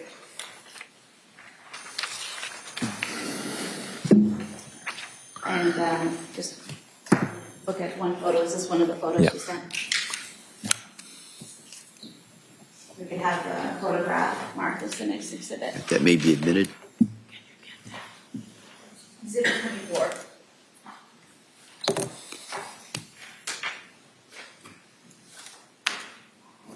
How often do you think or do you remember going upstairs that day to interact with Lindsay and the kids? Once or twice. It was a busier day than usual. And when you did come up to interact with them, how was Lindsay's mood? She seemed happy. Happy? And how could you tell that? What was she doing? She was playing with the kids, and she seemed in a good mood. At any point during that day when you came up or while she's texting you, did she tell you she was having suicidal thoughts? No. Did she tell you she was having thoughts of harming the kids? No. Did she ask for help or anything that caused concern? No, she was having one of her best days. One of her best days? No.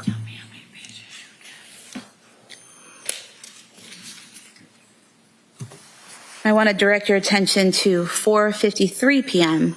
that day. Did you receive a text from Lindsay about dinner? Yeah. And do you recall what it said? Something along the lines of, do you want to get takeout? I haven't planned anything. Do you recall it saying, any chance you want to do takeout from 3V? I didn't cook anything. It's been a long day. Yeah. Had you been to 3V restaurant previously, alone or with the family? With the family. And approximately how many times had you been there to eat? Probably 3 times. And so you had all gotten in the car and driven from your home to 3. Sometimes we were already out somewhere, but yeah. Okay. But been there 3 times. Had you ever done takeout from there before? No. Where would you typically do takeout when you were going to do takeout at home? The Chestnut Grill. I think another one was West End Grill. Were those closer than 3V to your home? Yeah.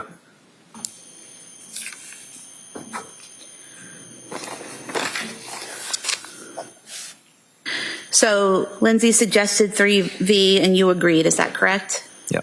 Okay. Did she send you another text at 4:56 p.m.? asking you to take a look at the menu? Yeah. And did you send a text at 5:06 p.m. About Callan?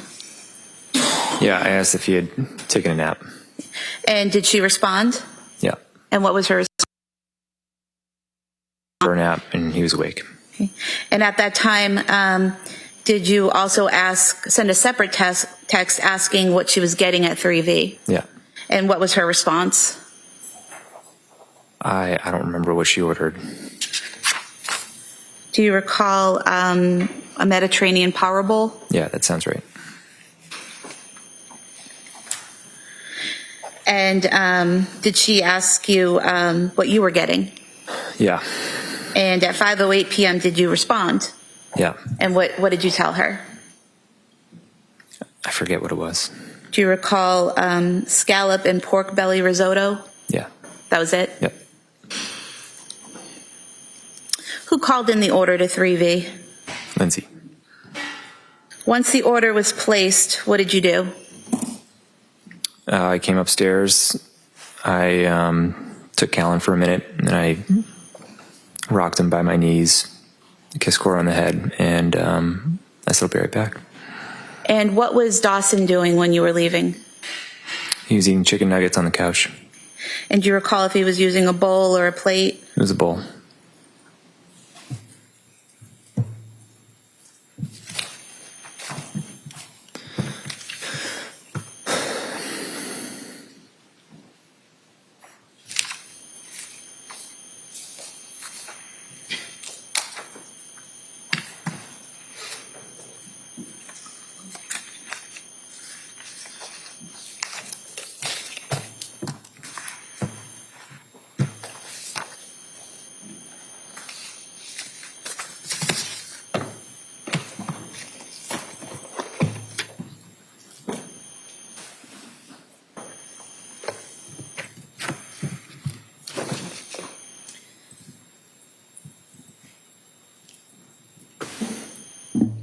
Do you remember what the defendant's, well, first of all, where was the defendant seated when you left the house, or was she seated?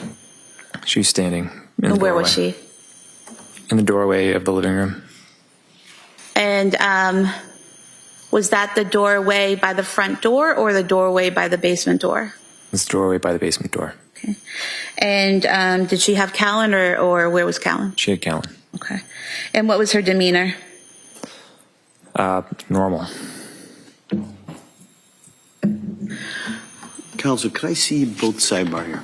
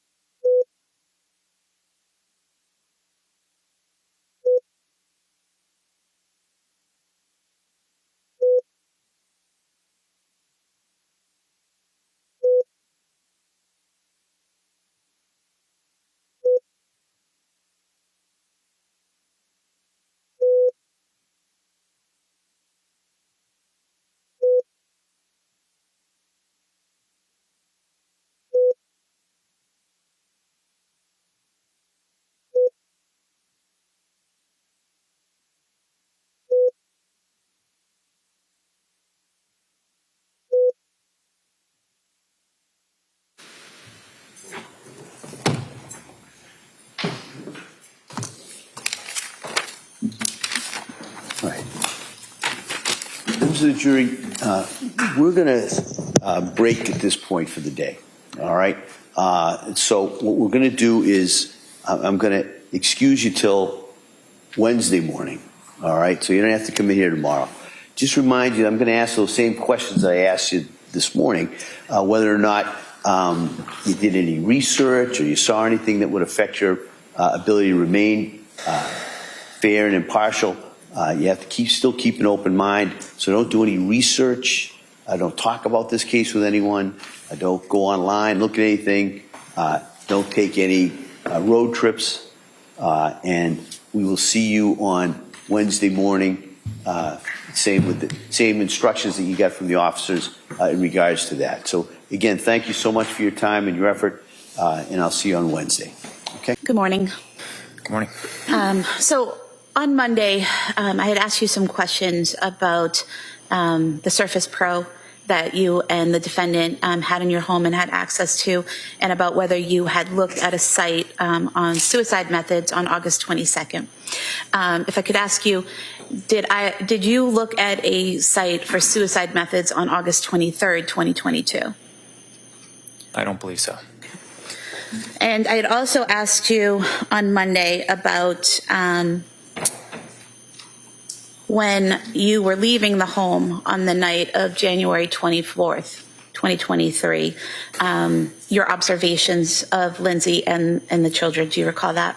Yes. And you had testified that you observed Dawson on the couch eating, I believe you said chicken nuggets and green beans. Is that correct? Yeah. Do you recall, if you're facing the couch, where he was on the couch? If I were facing the couch, he would be to the right. To the right, okay. And showing you a photograph of the living room where there are some bowls on the couch. Is that a fair and accurate depiction of how the couch looked that night? Yeah. We could have this photo marked as the next exhibit. All right. Any objection? No, of course not. That may be admitted.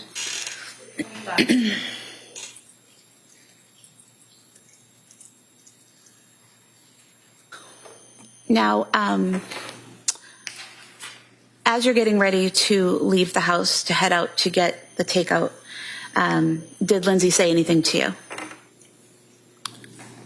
Nothing specific that I can recall, just other than maybe goodbye. Do you recall something about discussing something about CVS with her? Yeah. Okay. And what did she say about CVS? She wanted me to pick up some stool softener for Cora. And she hadn't mentioned that earlier in the text, correct? Yeah, I don't think so. So as you're leaving, she asked you to make a second or another stop while you're out. Is that correct? Correct. Okay. And in response to that request, did you ask her to do something? I don't remember. I could show you page 77, lines 23 and 24, if you could just read those to yourself. Yeah, I told her to text it to me, which she did. I'm sorry, so that refresh your memory and Yep. asked her to text it to you? Yep. And did she do so? She did. And was that at approximately 5:15 p.m. that she texted PDLX? Sounds correct.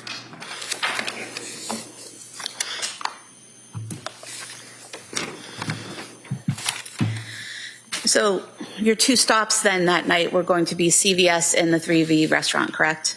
Yes. Where did you go first? CVS. And do you remember the route that you took to get there? Yeah, I went out our driveway, took a right on Winter Street, and then took a left on the main road and went to CVS. So it's a pretty direct route from your house to CVS? Yeah. You have the map. Just going to have you look at the screen, if you would, to a map.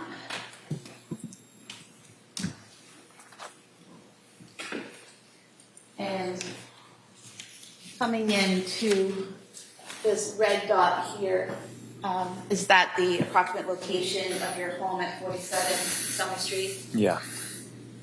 And then looking at this pink dot here next to Big Y, is that where the CVS is located? Yes. And that's the CVS you went to that night? Yes. About how long did it take you to get there? 3 minutes. And when you got to CVS, did you go inside? Yes. Okay. And what section did you go to in CVS? I think it was pediatrics. If we could pull up the CVS video.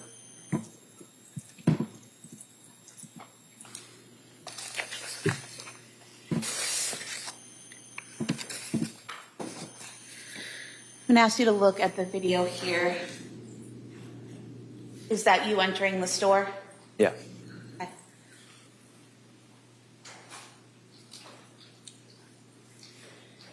And that section you head to on the right, is that the pediatric medication section? Yeah. Okay.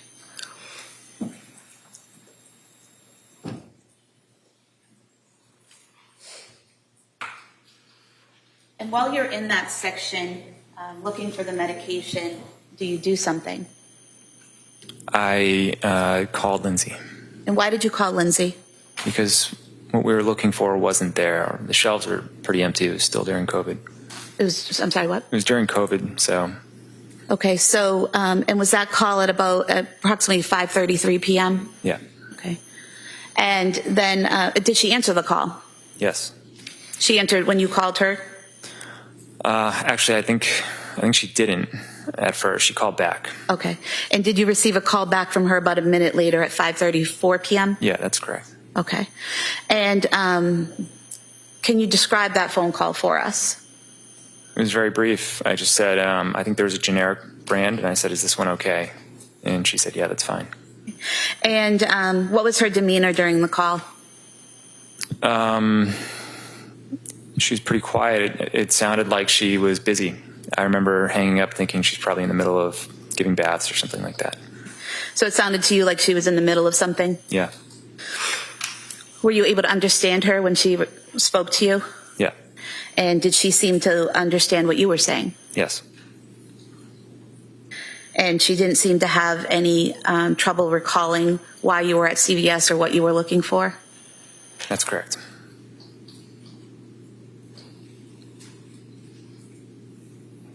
And did you, in fact, purchase some Pedialyx at CVS? Yes. Did you purchase anything else while you were there? I bought a pack of Skittles. Just showing you a receipt here from CVS. Does this appear to be an accurate description of what was purchased? Yeah. We could have the CVS receipt marked as the next exhibit, please. All right. That may be admitted. 26. And then if we could have the original CVS video marked as an exhibit and the CVS timeline, a condensed version marked as the following exhibit. Be 27 and 28.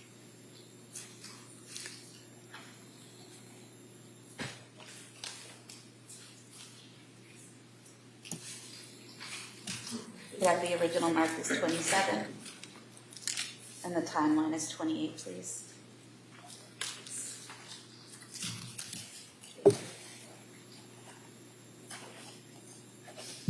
It's 26, 27, and 28 is the mark. All right. Thank you. After you had made your purchases at CVS, where did you go next? To 3V. And do you remember the route you took to get there? Yeah, I think I got on Route 3 South for just one exit, and then I got off and went straight to 3V. And showing you the map again here on the screen. This green dot here on the bottom, is that where 3V restaurant is located? Yeah.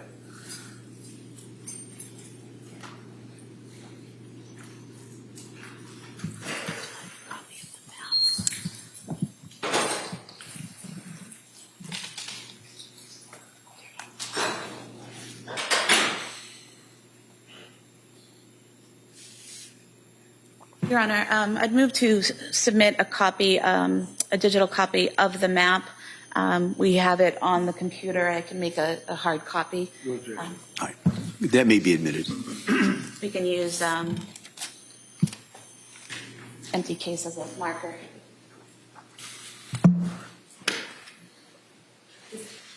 Is it 29?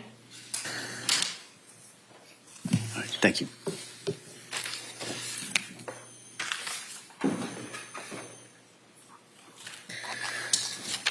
If we could pull up the 3V video, please.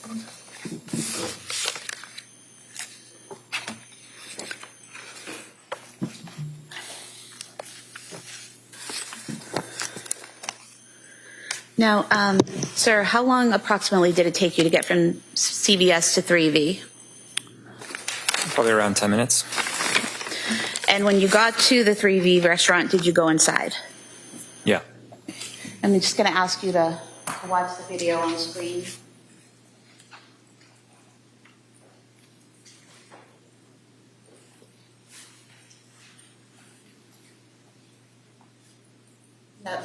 5:54:15 p.m. Is that you coming in behind that other couple there? Yeah.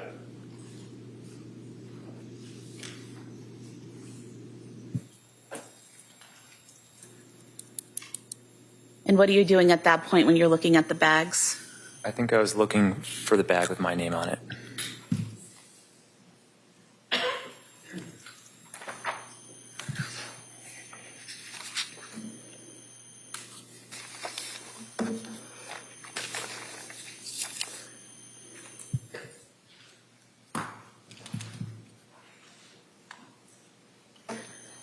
Do you recall what you're doing on your phone at that time?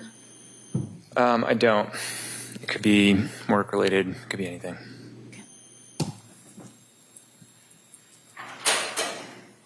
And the order that was listed under your name and phone number, correct? I think Lindsay ordered it. Right, but do you recall whose name it was under when you picked it up? I don't recall specifically, but it could have been mine. Show you a receipt here from 3V Restaurant for Mediterranean Power Bowl and scallop and pork belly risotto. You could just look at the name and the number on the receipt. Yeah, that's my name and my number. So that's your phone number? Yep. Okay. So although the defendant called in the order, your name and phone number were given and were given accurately, is that correct? Correct. If we could have the 3V video marked as the next exhibit. Sure. That may be admitted.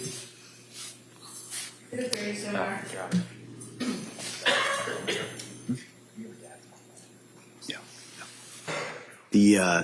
Can I see counsel just very briefly?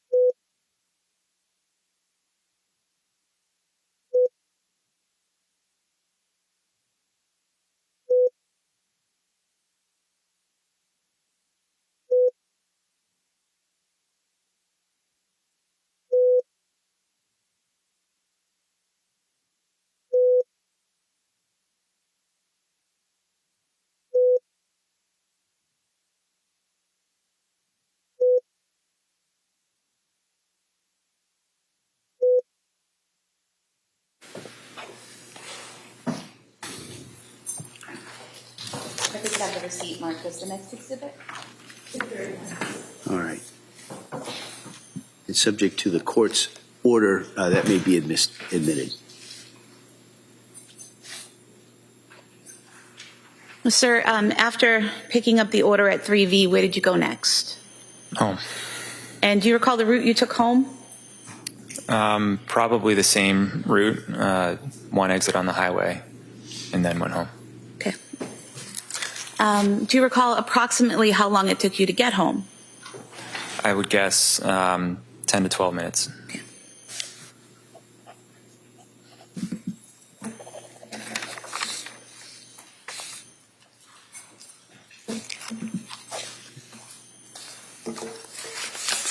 When you arrived home, where did you park? In the driveway. What type of car did you drive then? A Chevy Silverado. And was that a white pickup truck? Yeah. What kind of car did Lindsay drive then? It was a Kia SUV. And once you parked there, were both vehicles now in the driveway? Yeah.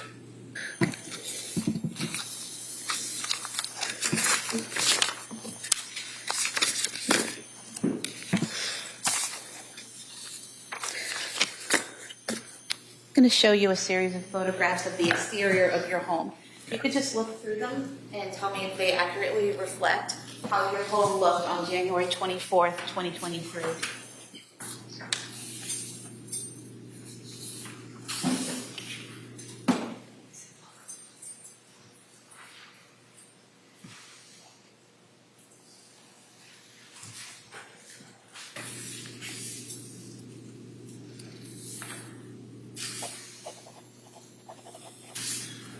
Yeah, these are accurate.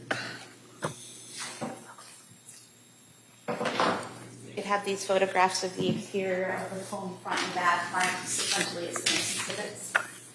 They may be admitted. Thank you.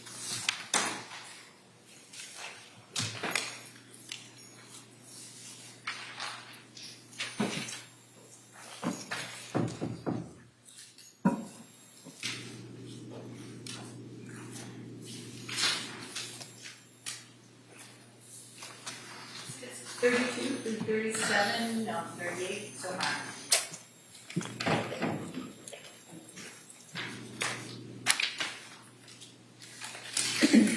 Sir, showing you what's been marked as Exhibit 32. Is this the front of your house with the main door? Yes. And then showing you what's been marked as Exhibit 33. Where is this in relation to that main front door? It's to the right. And here, where the light is that a secondary entrance at the front of the house? Yes. And for the record, that's to the left of the garage. Yeah. Showing you Exhibit 34. Can you tell us what portion of the house this is? It's to the left of the front door. So if I'm facing the front door, it's to the left. There's a fence there, is that correct? And Exhibit 35, is that more of that same fence on the left? Yes. And then showing you Exhibit 36, is this looking at your backyard from that left side area where the fence is? Yeah. And then Exhibit 37, can you tell us what we're seeing here? This is the back of the house and the window where Lindsay jumped out. And Exhibit 38, is that a more direct view of that back of the house? Yeah. And so the window you referenced about Lindsay, is it this upper right top window? Yeah. And what is behind that window? Our bedroom. And the window to the left there in the middle, what room is that window in? That's the upstairs bathroom. And then the top window on the far left, what room is that for? That was Dawson's bedroom. Dawson's, okay. And then directly below the top right window, so the bottom far right window, what room is that window for? The living room. And then again, the middle window on the bottom level. Downstairs bathroom. And then that window on the far left there, is that the kitchen? Yeah. And on the far left of the photo where the sliding glass doors are, where does that lead into? There's like a room off of the kitchen where there's a kitchen table.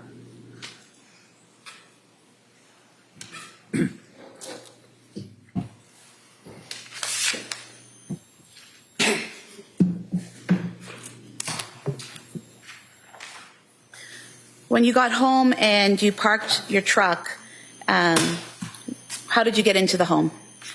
I went in through that side door. The door that was to the left of the garage? Yeah. And what did you do once you got inside the home? I started taking my boots off.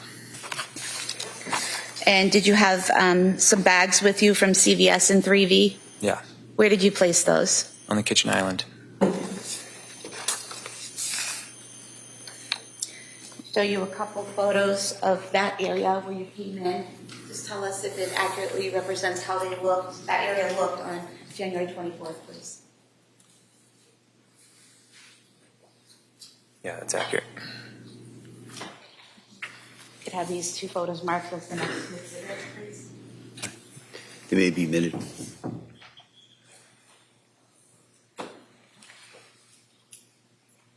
Exhibits 39 and 40. So we're showing you what's been marked as Exhibit 39.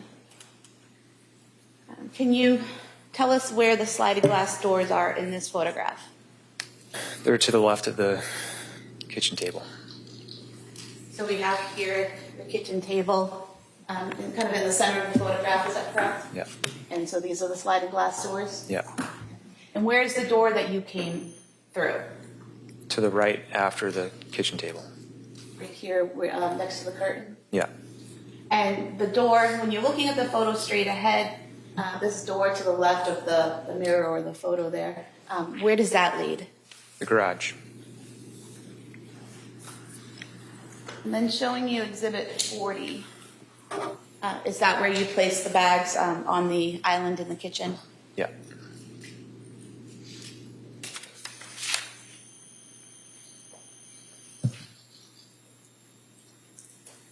When you came into the house and you were taking off your boots and putting things down, was there anything you noticed?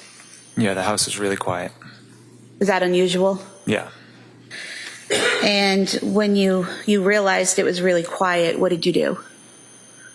I called out. And who did you call out to? Everyone. Did anyone answer? No. After you called out and no one answered, what did you do next? I think I don't know the order, but I called down in the basement and no one answered. And then I called Lindsay to see if she was home because I looked out and I couldn't see her car, but it's because it was dark and her car's black. Okay, so when you say you called down to the basement, when you approached the basement door, do you remember if it was open or shut? It was shut. So did you open it and yell down? Yeah, And there was no response? correct. And showing you a photo here, is that a fair and accurate depiction of the stairway down to the basement level? Yeah. We could have this marked as the next exhibit, please. That may be admitted. Exhibit 41. Do you recall when you opened the door to yell down whether the light was on or off? Yeah, it was on, but Lindsay always left the light on. And you said you called Lindsay. Was that a phone call? Yeah. And was that at approximately 6:09 p.m.? Yeah. And did she answer? No.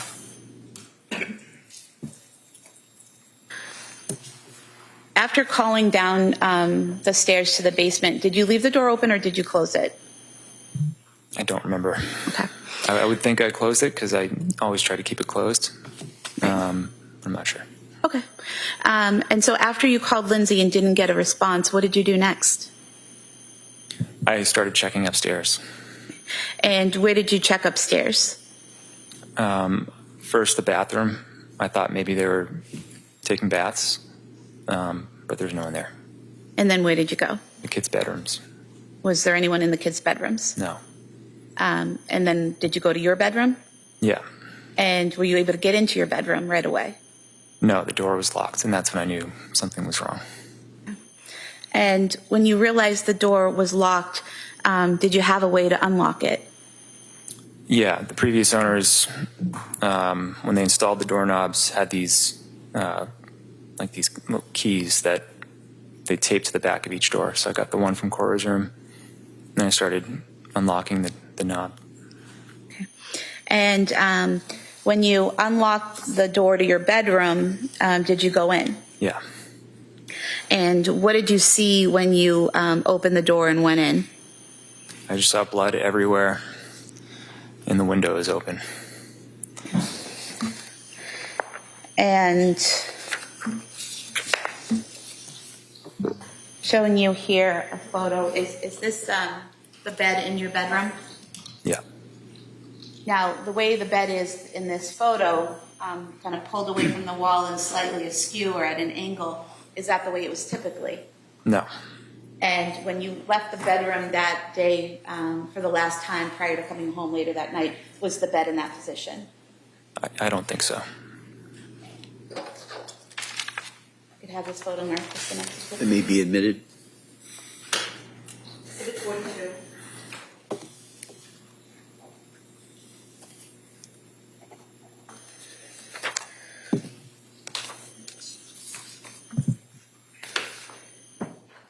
And you said you saw the window, is that correct? Yeah. Was it open? Yeah, there was wind blowing in. Showing you a photo here. Is that a fair and accurate depiction of how the window looked? Yeah. Mark this the next exhibit, please. That may be admitted. Exhibit 43. Did you walk into the room and over to the window? No. How far into the room did you get? Probably 1 or 2 steps, and then I immediately turned around and went outside. And the blood that you saw, where was that located in the room? It was everywhere. It was, it looked like it was sprayed almost with like a hose. And there was a huge puddle in the middle of the room, and it was sprayed all over pretty much every surface. I remember it was on the doorknob. Okay. Showing you 3 photos. Do you recognize what's depicted there? And is that a fair and accurate depiction of how the room looked on January 24th, 2023?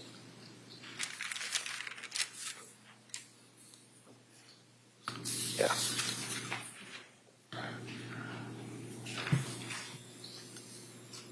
We could have these 3 photos marked as the next 3 exhibits. It may be admitted.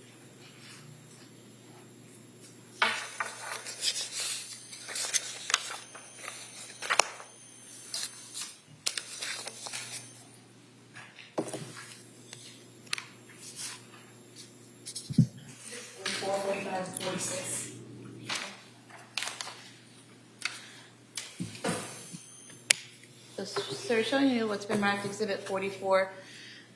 Is this the entrance to the room, looking into the room? Yeah.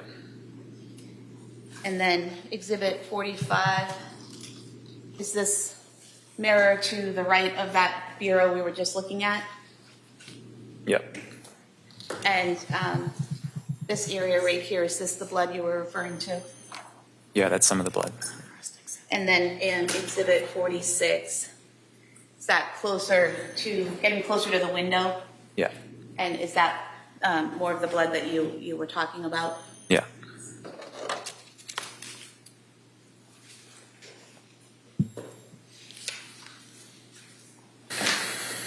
Going back to exhibit 42, there's no blood on the walls or on the bedding, correct? On those walls and the bedding, correct.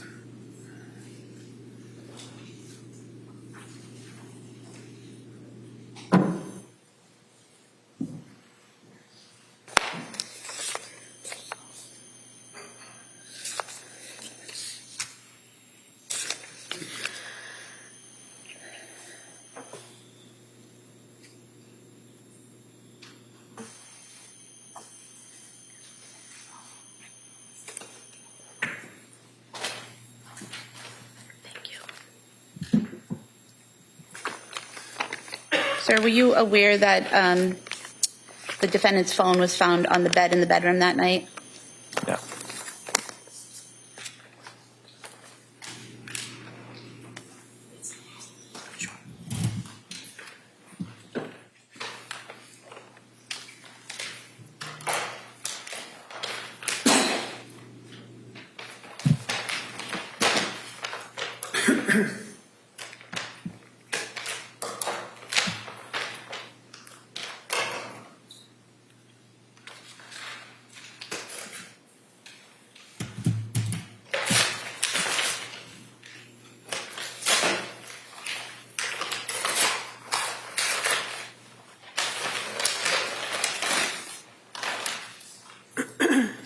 They're showing you this phone with this light brown case. Do you recognize this? Yes. Whose phone is it?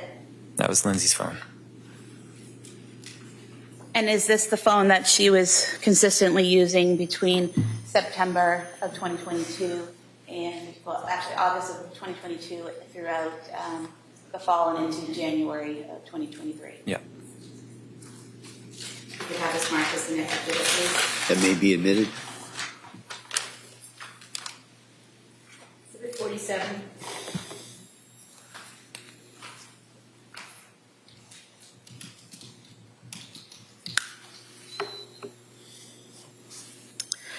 Sir, after making those observations in the bedroom, what did you do next? I ran downstairs and went outside. And do you recall whether you went out the front door or the back door? I went out the back door. So that would be the sliders, is that right? Yeah. And where did you go from there? I just looked around in the backyard below that window, and I saw Lindsay. And where did you see her? She was face up in the backyard, And where in the backyard was she? at the bottom of the window. And so,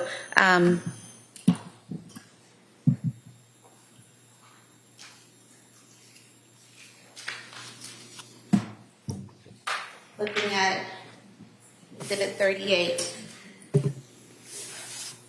you said this was the window, correct, at the top right? Correct. Where was she in relation to that window? Directly below it. So down here by the window well? Yeah. For the record, I was pointing right below the bottom right window by the window well. I'll show you a photo of that window you were referring to. Is this the exterior view of that window to your bedroom that night? Yeah. We could have this marked as an exit, please. That may be admitted. Exhibit 48.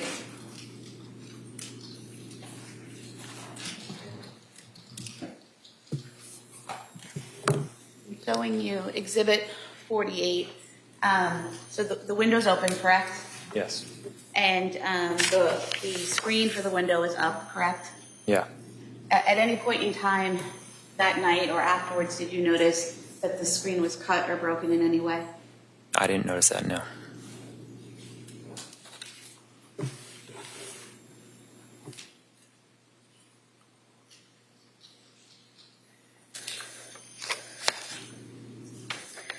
And when you saw Lindsay on the ground there under the window, which direction was her body facing?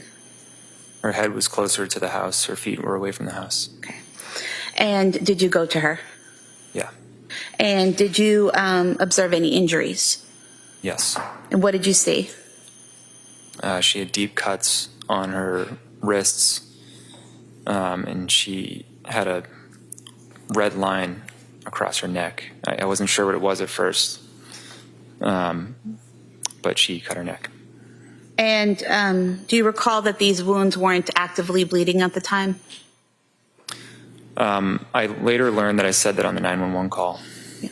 And when you observed these wounds, is it correct that the 911 operator asked you or instructed you to apply pressure if needed?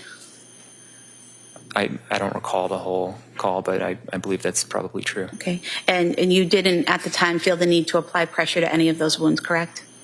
Correct. Did you say anything to Lindsay when you found her in that state? Yeah, I said, what happened? And what was her response? She said, I tried to kill myself. Did you ask her anything else? I said, where are the kids? And what was her response? She said, they're in the basement. And at that time, she didn't tell you that they needed help or they were in danger or they were injured, correct? Correct. And so you mentioned talking to someone on 911. At what point did you call 911? I don't know the exact time, but it took a few minutes because my phone was switching between Wi-Fi and 911. So I almost just started calling out for the neighbors, but eventually it went through. Okay. So you had some difficulty connecting, but eventually you connected to the 911 operator? Yeah. Okay. And did you stay on the phone with them while they were sending people to respond? Yeah. Okay.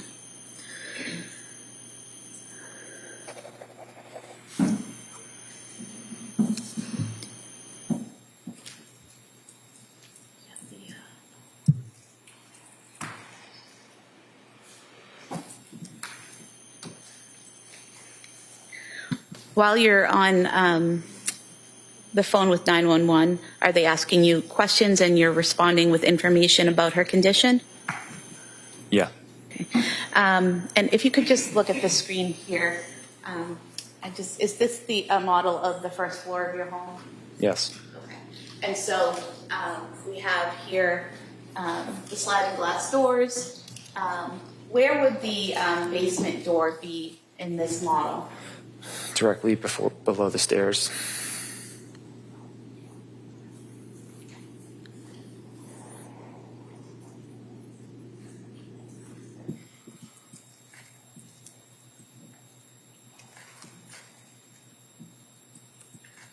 So now that it's flipped around, is this the door to the basement right here? Yeah.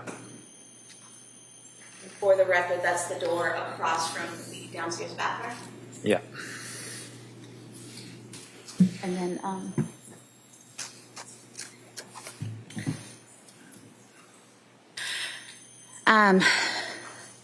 how long approximately, and I know you weren't looking at your watch or anything like that, but can you estimate for us how long it took for first responders to arrive? 4 or 5 minutes. Okay. And during that time, are you continuing to try to talk to Lindsay? Yeah. Is she responding? She was in and out of consciousness. Okay. Was she breathing on her own? I believe so. Okay. And you're communicating information to the 911 operators, and are they giving you, advice on how to deal with the situation as it progresses? Yeah. Okay. Once emergency personnel arrive, what do you do? I immediately got up and ran to the basement. Okay. And do you still have the phone on you? You're still on the 911 call? Yeah, I didn't realize it at the time, but I did. Okay. And have you look at this model here on the screen. Is this a fair and accurate depiction of the setup of your basement? Yeah. Okay. If you can just describe the rooms for us, what the purpose of each room was. So the room in the back left was my office. The room with the black rubber mat is the gym. And then there's the living room to the right of that. And then the back right is just an area of the living room. And then there's a bathroom next to that. So when you come down those stairs that night, which direction did you go? I immediately went left.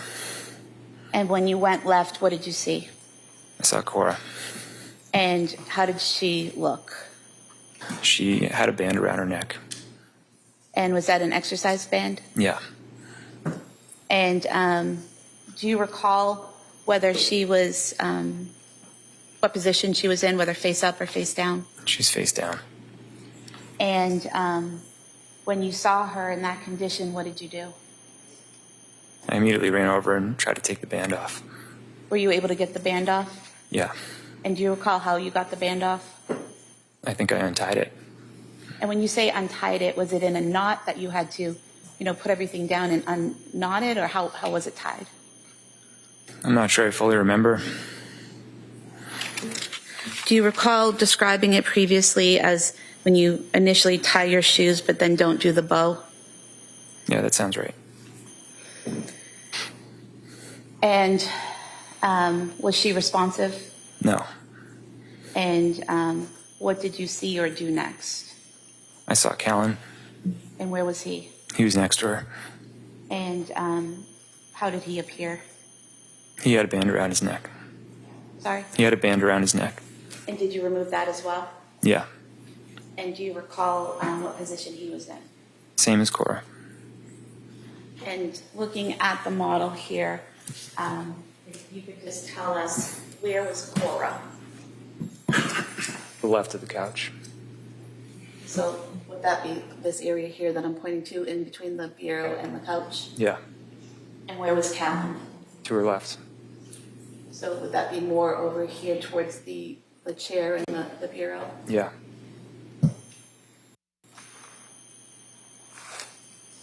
After you removed the band from Callan's neck, what did you do next? I tried to find Dawson. And where did you go? I looked in the bathroom and on the other side of the couch, and then I went to the other side of the basement, and he was in my office. And when you saw Dawson, what condition was he in? I knew he was gone. And did he also have a band around his neck? Yeah. And did you remove that band? Yeah. And looking at the office here, where was he located within the office? Just to the left of the door when you went in. Just in this area here, right inside the door? Yeah.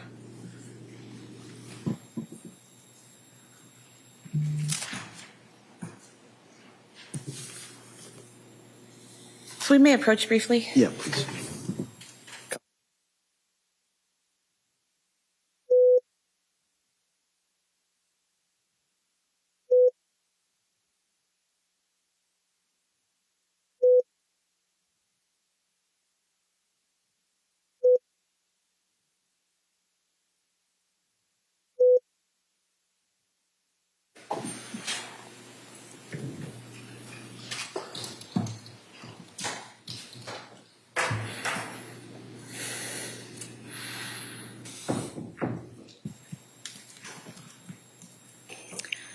Now, after finding Dawson and taking off the band, what happened next? I think I was back and forth. I think I went to try to help Cora. Did you try to give her CPR? Yeah. At some point in time, do the first responders make their way down to the basement? Yeah. And do they take over care of the children? Yeah. Where do you go? They sent me upstairs. Okay. And at this point, Your Honor, I'd move to submit the 911 call as the next exhibit. That may be allowed pursuant to the earlier order.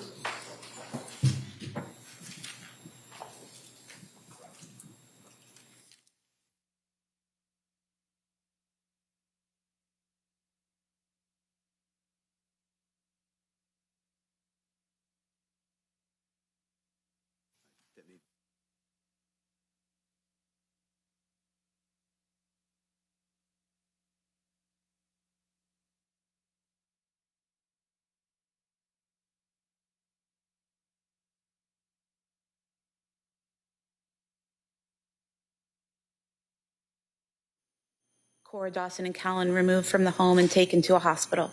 Yeah. Was that Beth Israel Deaconess in Plymouth? Yeah. Did you also go to that location? Yeah. And at the hospital, were you able to see your children? Yeah. And was Callan then transported to Children's Hospital? Yeah.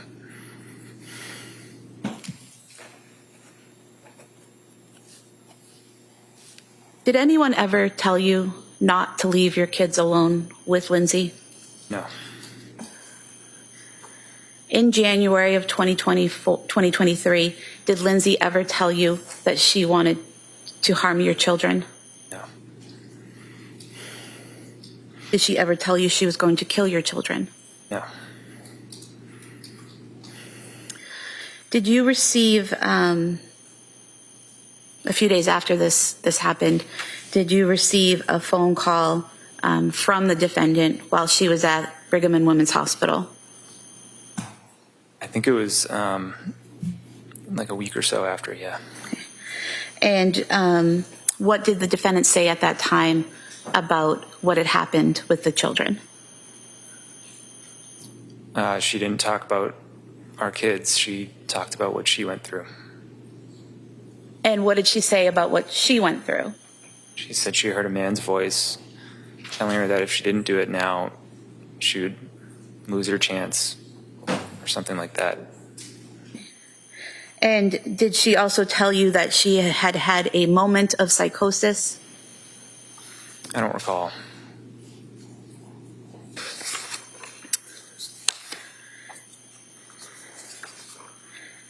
Did she mention the children at all during that call? I don't think so. I mean, not directly. Had she ever mentioned psychosis to you before? No, I didn't know what psychosis was until after this happened. Did she ever tell you she was hearing a man's voice before? No. If I may have a moment, Your Honor. Sure.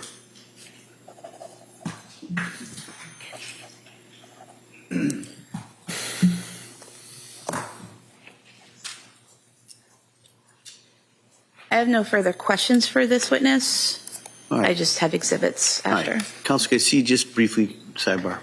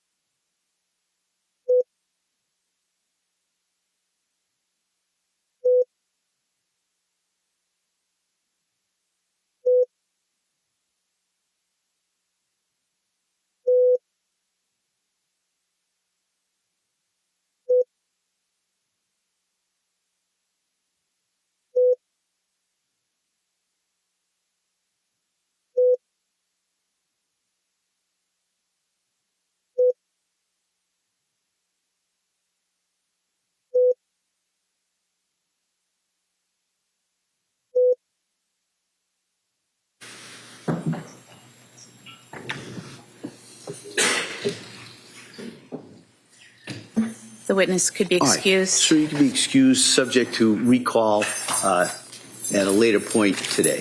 Thank you, sir.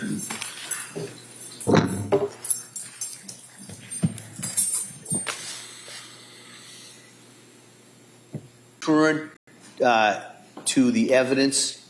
We have witness Patrick Clancy, who testified earlier, is now being recalled, as I said, for the purpose of cross-examination. Okay. All right, counsel. Thank you, Judge.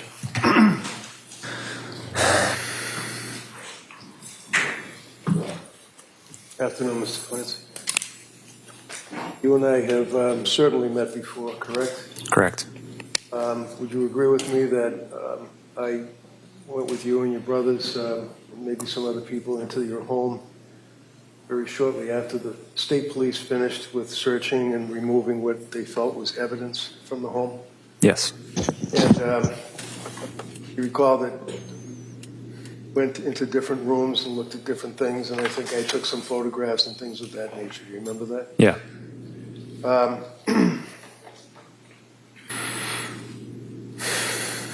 So, if I may, you met Lindsay back when she was in school, or was she working as a nurse?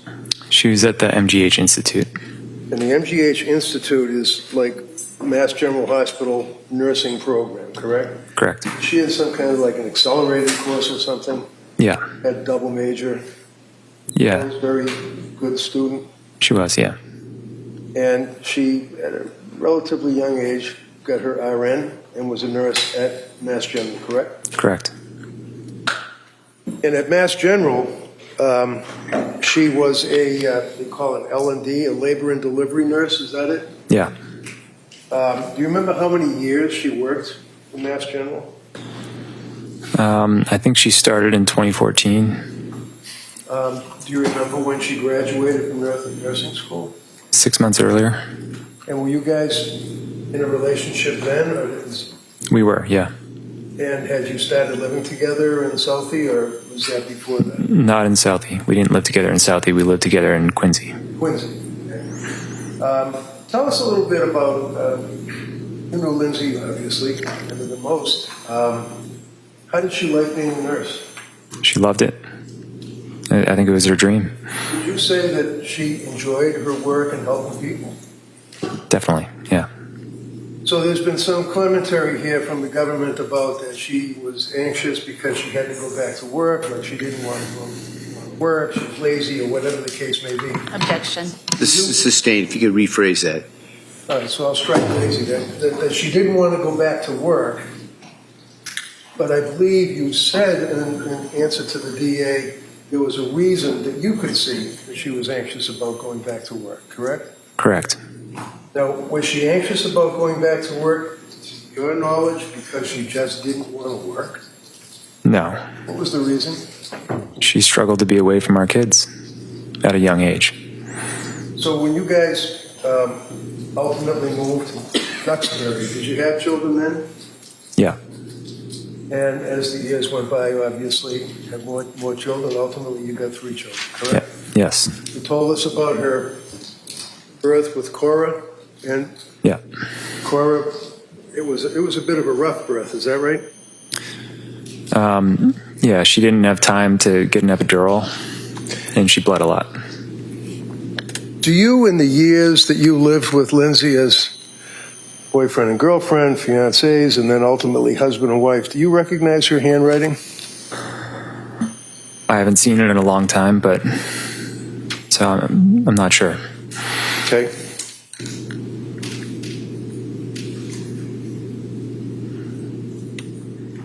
While counsel's looking at that, is it your understanding, would she take notes or lists and Yeah, for work and home and things of that nature? you would. Yeah. Excuse me. I'm going to approach you, sir, with this document and just ask if you can recognize the handwriting. Yeah, that looks like her handwriting. Looks like Lindsay's handwriting. Yep. So I'm going to run there after this. Any objection? Yes. All right, if I could see counsel.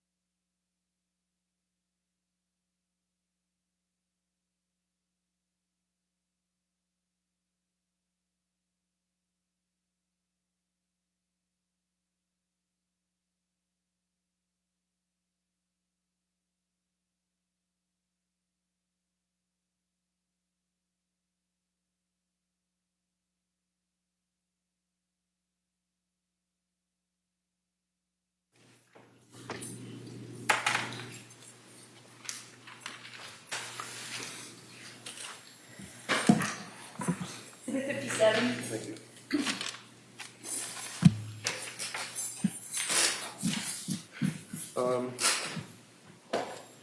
Can you see that, Mr. Clancy? Yeah. Pull it away a little bit. Looking at this, what does it appear to be to you, if you know? Does it appear to be notes of deliveries that she was involved with? Yeah. You see the first one? What's the date, if you can read it? I can't. It says May 11th, 2015. And does that indicate, would that, to your knowledge, be around when she started working as a labor delivery nurse? I thought she started a little early, but I'm not sure. You see the name of the little girl that was born on that date that was her first delivery? Yeah. What's the name? It's Cora. And is that the reason you guys named Cora? It was, yeah.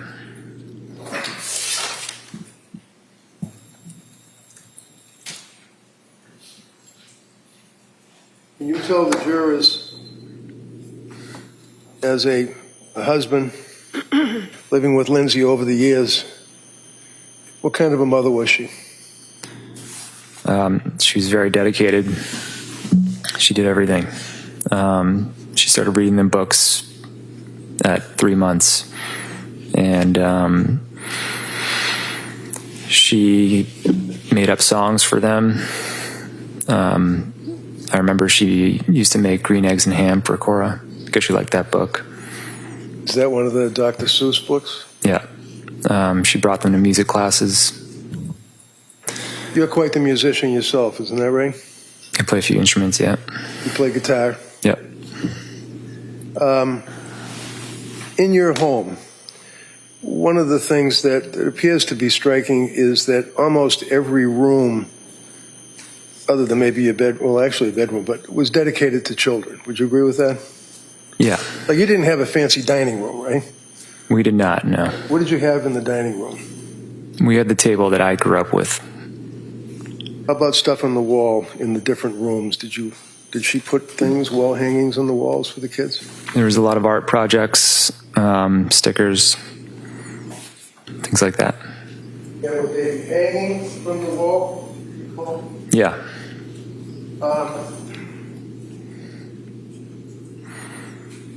One of the photographs that the government had, Which ones are they? Oh, yeah. was photograph that, excuse me, if you can identify for us, is this photograph a fair and accurate depiction of one of your rooms? Yeah. And what room would that be? That's the playroom. Right off of this room? Any objection? No. All right, that may be admitted. Exhibit 58. Thank you. If I may put Exhibit 58 up so the jurors in the zone can see it. There's some kind of like, it looks as though it's boxed out window. So are we standing in the kitchen looking into that room through that boxed out window? Yeah. And all those objects, obviously, that are in that room would be kids' toys and things of that nature, right? Right. Do you recognize this photograph as being just a sample or sampling of the kids' rooms? Yeah. You know which room that was? I think it was Dawson's. Okay, right off of this. Any objection? No. All right, that may be admitted. Exhibit 59. All right, thank you.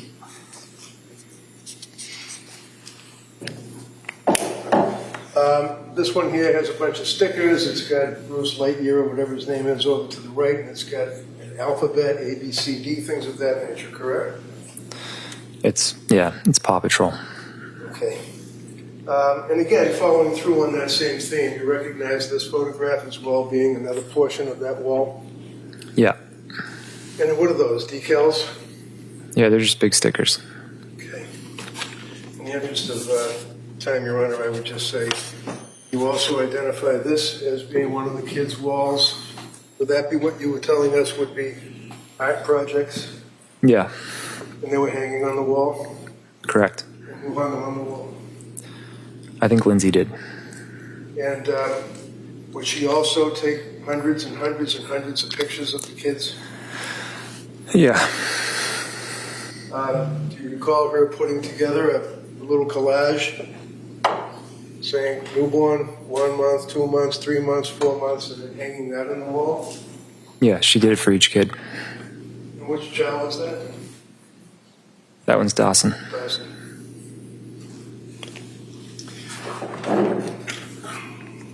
Did you have occasion to see her interact with Dawson as a... Frank, did you wish to introduce those photographs? Thank you, I appreciate it. These two, I believe. Exhibit 60 and 61. Okay, thank you. Can you describe for the jurors her relationship with Dawson? I know he was a little kid, but I mean, did she, to your observation, did she love Dawson? She loved Dawson very much. Did she resent him? No.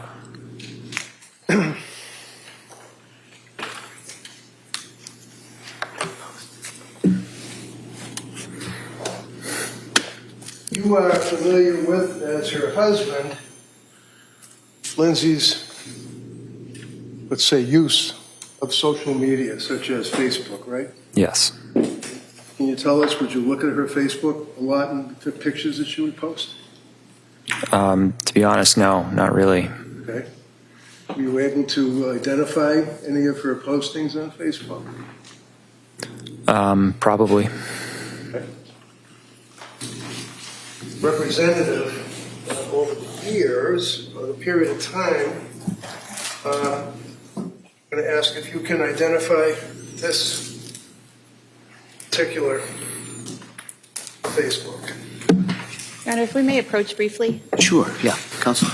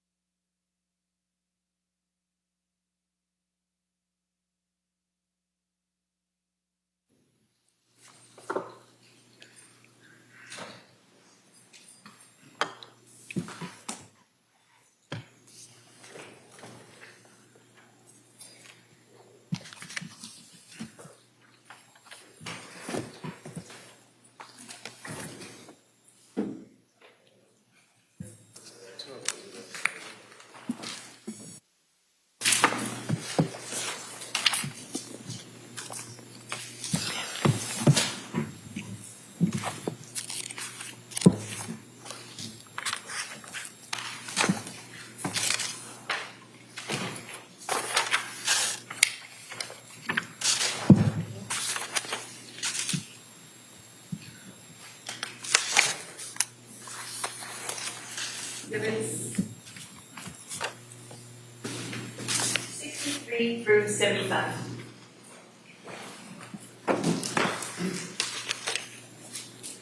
Mr. Clancy, and if I ask a question and it's difficult, or if you need a break, I'm sure that, listeners will certainly give you a break. Yep. If I push too hard, just let me know. Yeah. Right? Yep. Appreciate it. Okay, so again, just representative of the Facebook postings that Lindsay would post as the mother of your children. This, for example, would be July of 2018.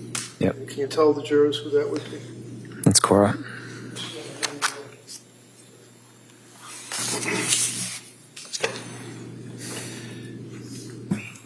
Moving forward, say June of 2021. Can you tell us who that? That's Cora and Dawson. Okay.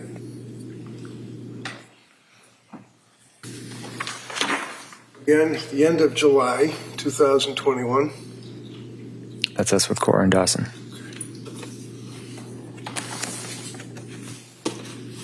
August 2021. Dawson. Okay.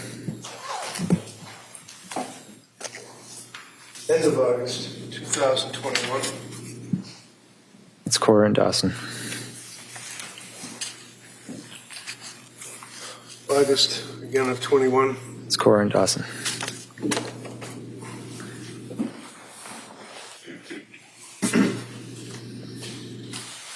Number 1 of 21.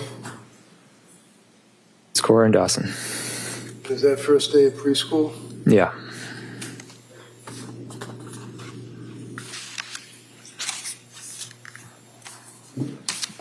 September of 21. That's Lindsay and Cora. And was that some kind of like a family fun day, if you recall, where there was like lots of things for kids to get in? Yeah. Okay.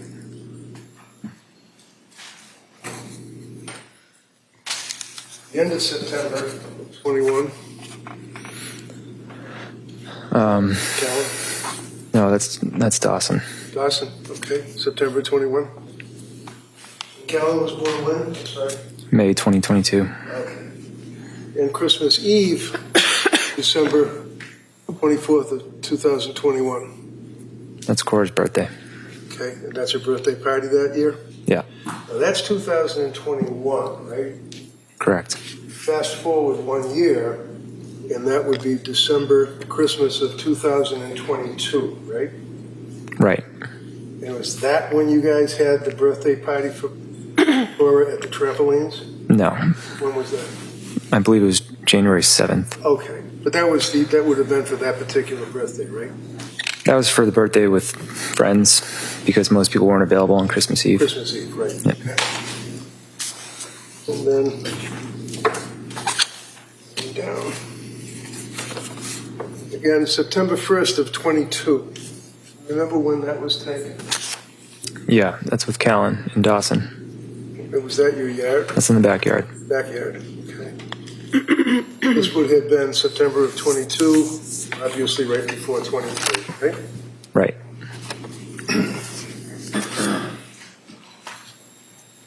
And again, for this one here, July of 22, can you tell the jurors, you guys had a pretty good summer that year?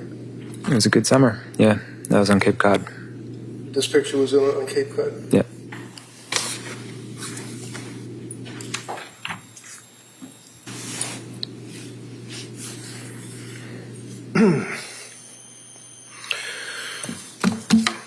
A couple of points that I wanted to raise, sir, with you. You have an email sent from is it Surface Pro? Is that what it's called? That was my laptop. Yeah.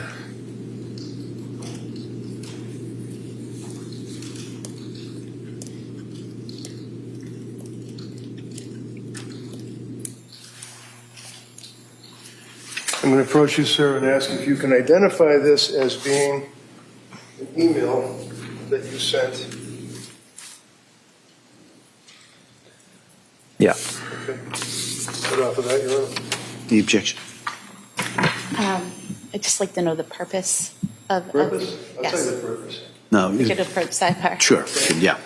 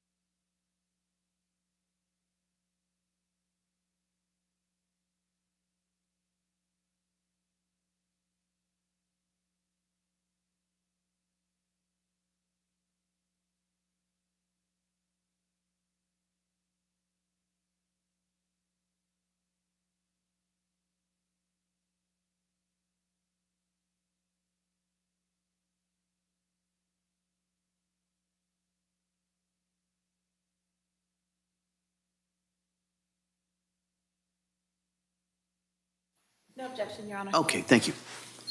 That may be admitted.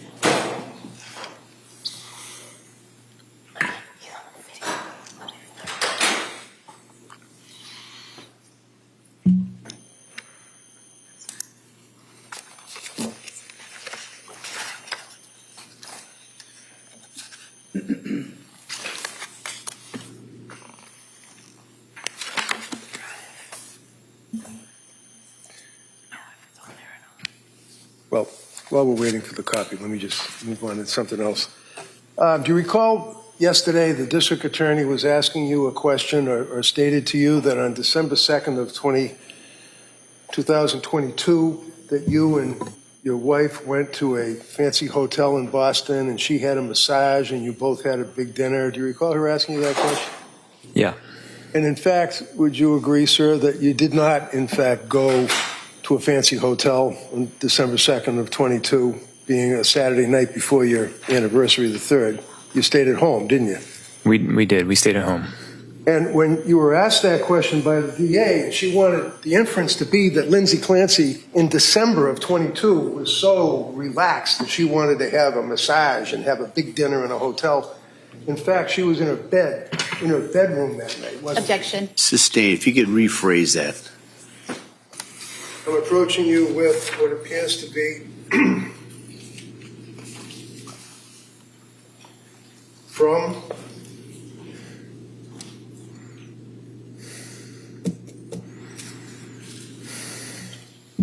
one of the photographs that the district attorney had showed you yesterday with her in a mask and I believe the Dachshund in a mask, right?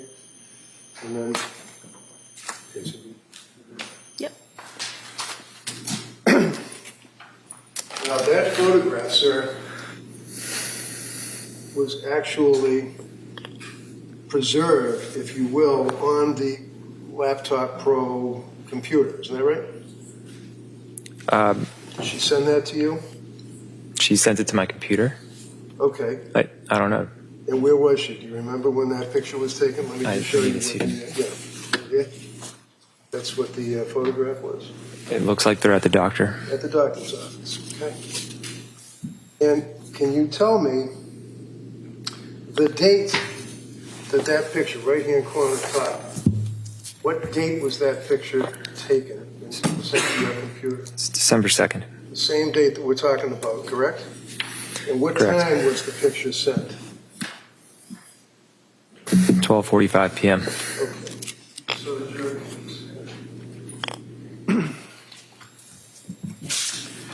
So when you're dealing with these things on the computers, it's a little hard sometimes to understand what they're depicting, and I'm having a hard time moving it. There it is. All right. Right there, you see that there? That's the date that we're talking about, right? Right. Just to clarify, though, it looks like that was on an iPhone. Oh, I'm sorry, iPhone. Okay, it was sent to you, though. Correct. And it was on December 2nd, the date that the DA was suggesting you were in Boston having massages and dinner, right? Objection. That was December 3rd. All right. It Wow. was the jury's memory, but Yeah, if you can answer that. Do you recall, sir, that she also had sent you the same day, or taken a picture of what appears to be Cora's Christmas list, wish list? Is that what that is? Yeah. Okay.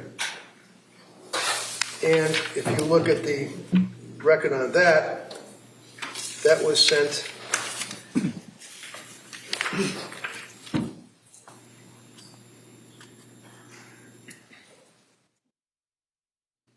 if you can read that.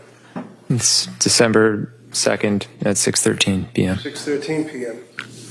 And then finally, if you look at the metadata that is apparently buried in the photograph, it gives latitude and longitude of where the photograph was taken. Is that right? Are you familiar with metadata? I would imagine. No way I can't do this. Use the tape. Use the tape. The tape on the thing tells you where to put the. Oh. Thank you. Yeah, that's our address. Okay. And that would be the metadata with the latitude and the longitude, and shows you where these photos were taken, correct? Correct. What author these, Your Honor? So I think we had Exhibit 76. They're making a copy of that. Do you want to mark that? I don't know if we marked that yet. That was the earlier one, just so everybody can keep this straight. And this latest email would be Exhibit 77. That would be the letter, the email? The one that was just copied. Yeah, the email right here. Yep.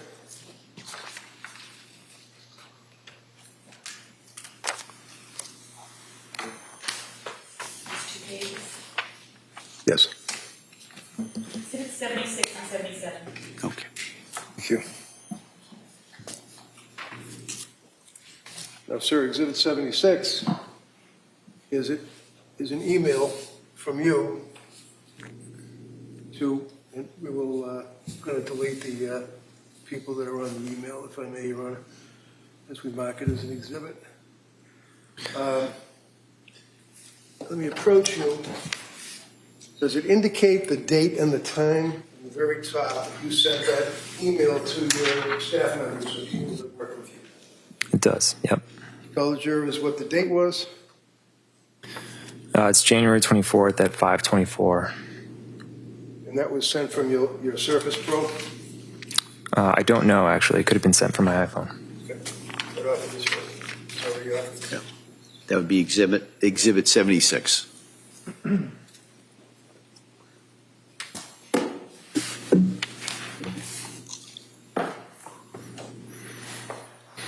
Now, when was Callan born?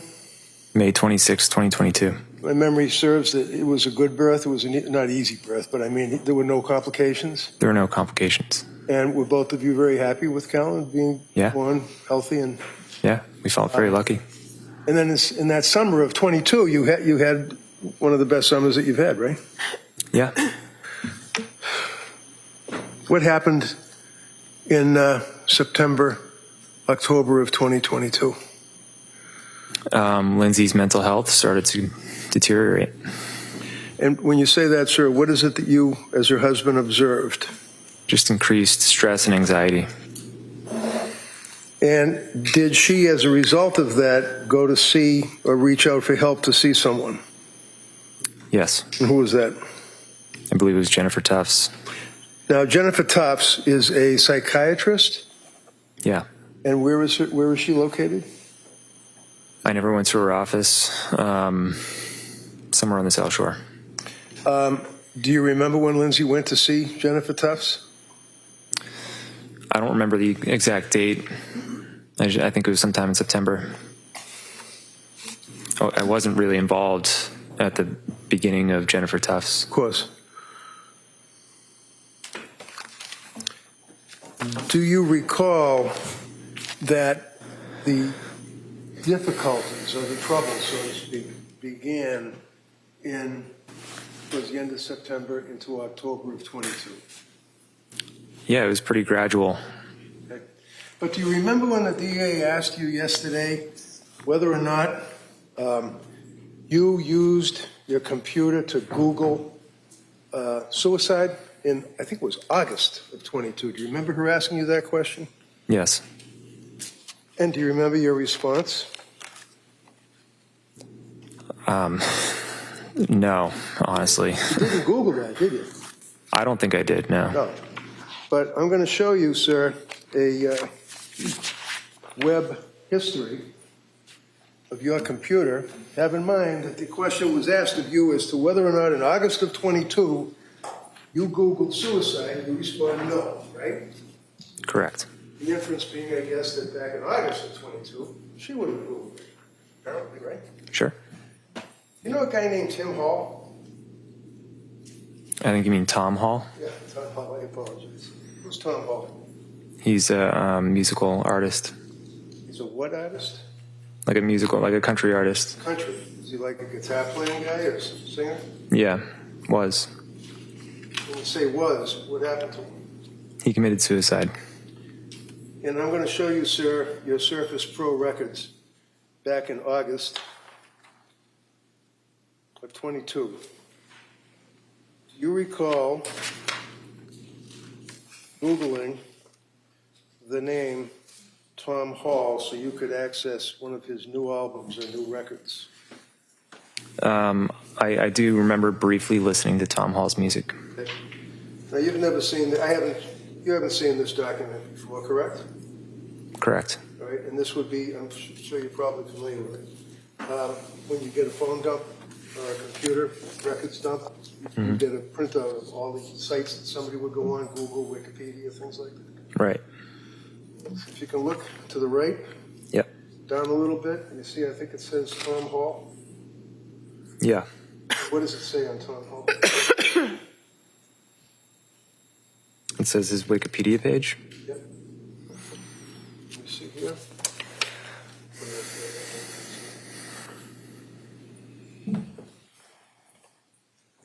So, here, we've got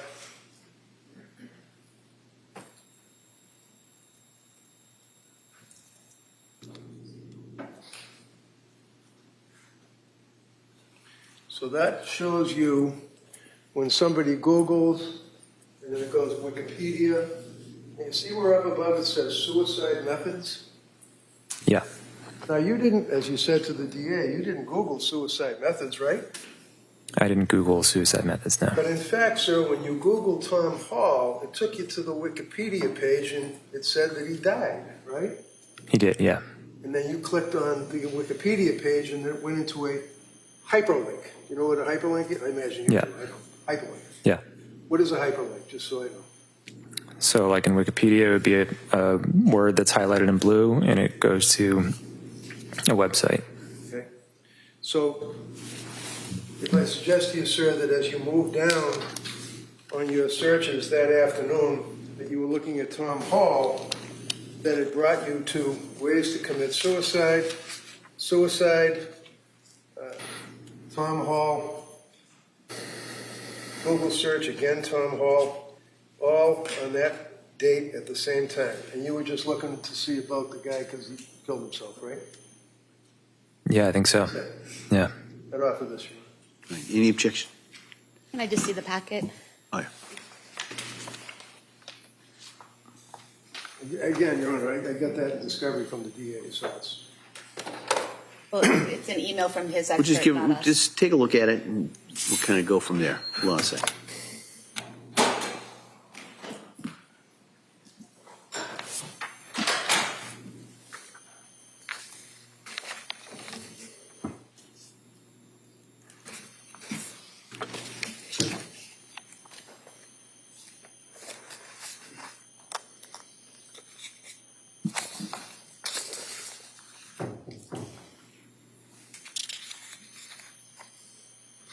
While she's looking at that, I just asked her, what is a URL? What does that mean? Hold on a second. Just, right. wait till she gets a chance to finish.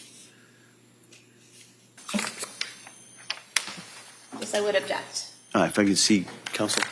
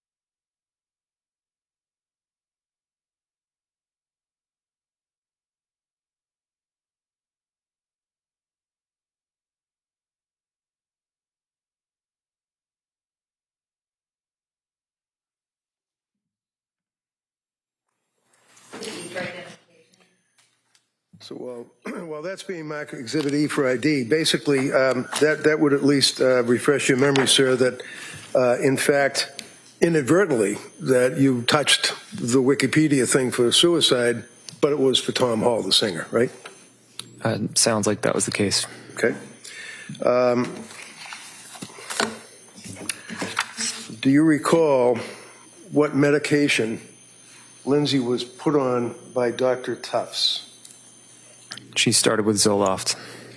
Now, counsel had asked you about whether or not Lindsay was on Zoloft or any SSRI antidepressant medication in the past. Do you remember that question? Yeah. Do you remember her asking about that you were having a conversation with her and she said that she was going on Zoloft and that she had already been to Tufts, or was it Tufts that she got the script from? Correct. Okay. She told you that, right? Yeah. She didn't hide that from you, right? No. And it was, you were at a wedding, is that right? You were walking down the street, the two of you together, like at the end of the night. She basically told you that she had to use the meds. It was earlier in the day. It was before the wedding, but yeah. Okay. And do you recall how, to your observation, how dedicated was she to taking her medications as instructed by the numerous doctors that she ultimately saw? She always took them as instructed. Do you remember, did she in fact have a diary that she kept of the milligrams, the type of medication, the date that she took the medication, and what, if any, reactions that she had to it? Do you recall that? Yeah. And do you remember where that was kept? Did she keep it in any particular place? I think she kept it in the kitchen. In the kitchen. So I'm going to show you a photograph that the state police took in your house. Is this a fair and accurate depiction of your kitchen? Yeah. So that kind of shows a bunch of books that are in like a cabinet or something, right? Right. I'm going to show you this enlarged spine, if you will, of a book. I'm going to ask if you ever saw that before. I don't recall seeing this. Would you agree, sir, that this book is, in fact, the same book, the same coloring that was in the bunch of books in your kitchen? Yeah.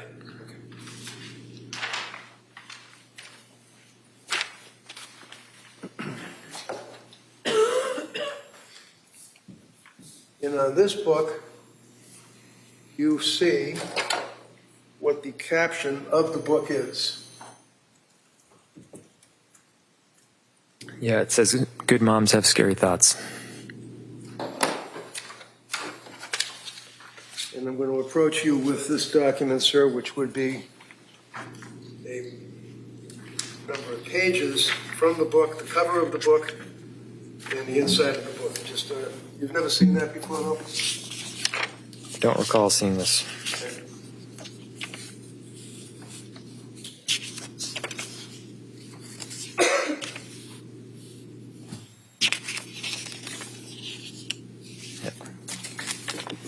So with that understanding, Your Honor, I will not offer this at this time. Hold on. Counsel, come up. If you could, Mr. Reddick, if you could show not. what it is that you. I'm sorry, you said you're not offering it? Well, I don't have the foundation. Is that? Okay. All right. Any objection? No. Okay. All right. So can I put it in? Yes, that's fine. Okay, great. Thank you. No objection to him not offering it. All right. If I could just look at it, Yeah. there may Well, not. why don't we do this? Why doesn't everybody come over here with that? We can kind of figure out where we go.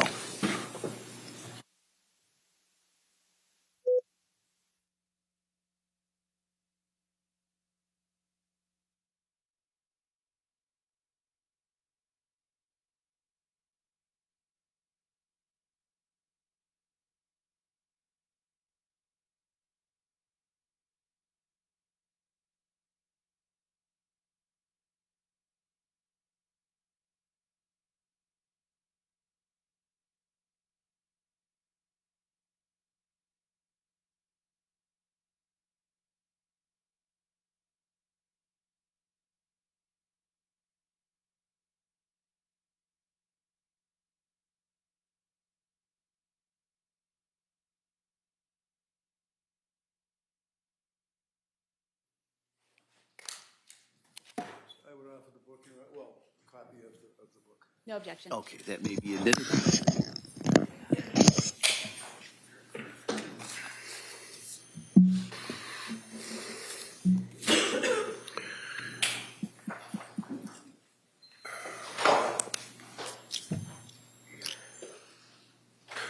Who was the next doctor, if you recall, that Lindsay went to consult with?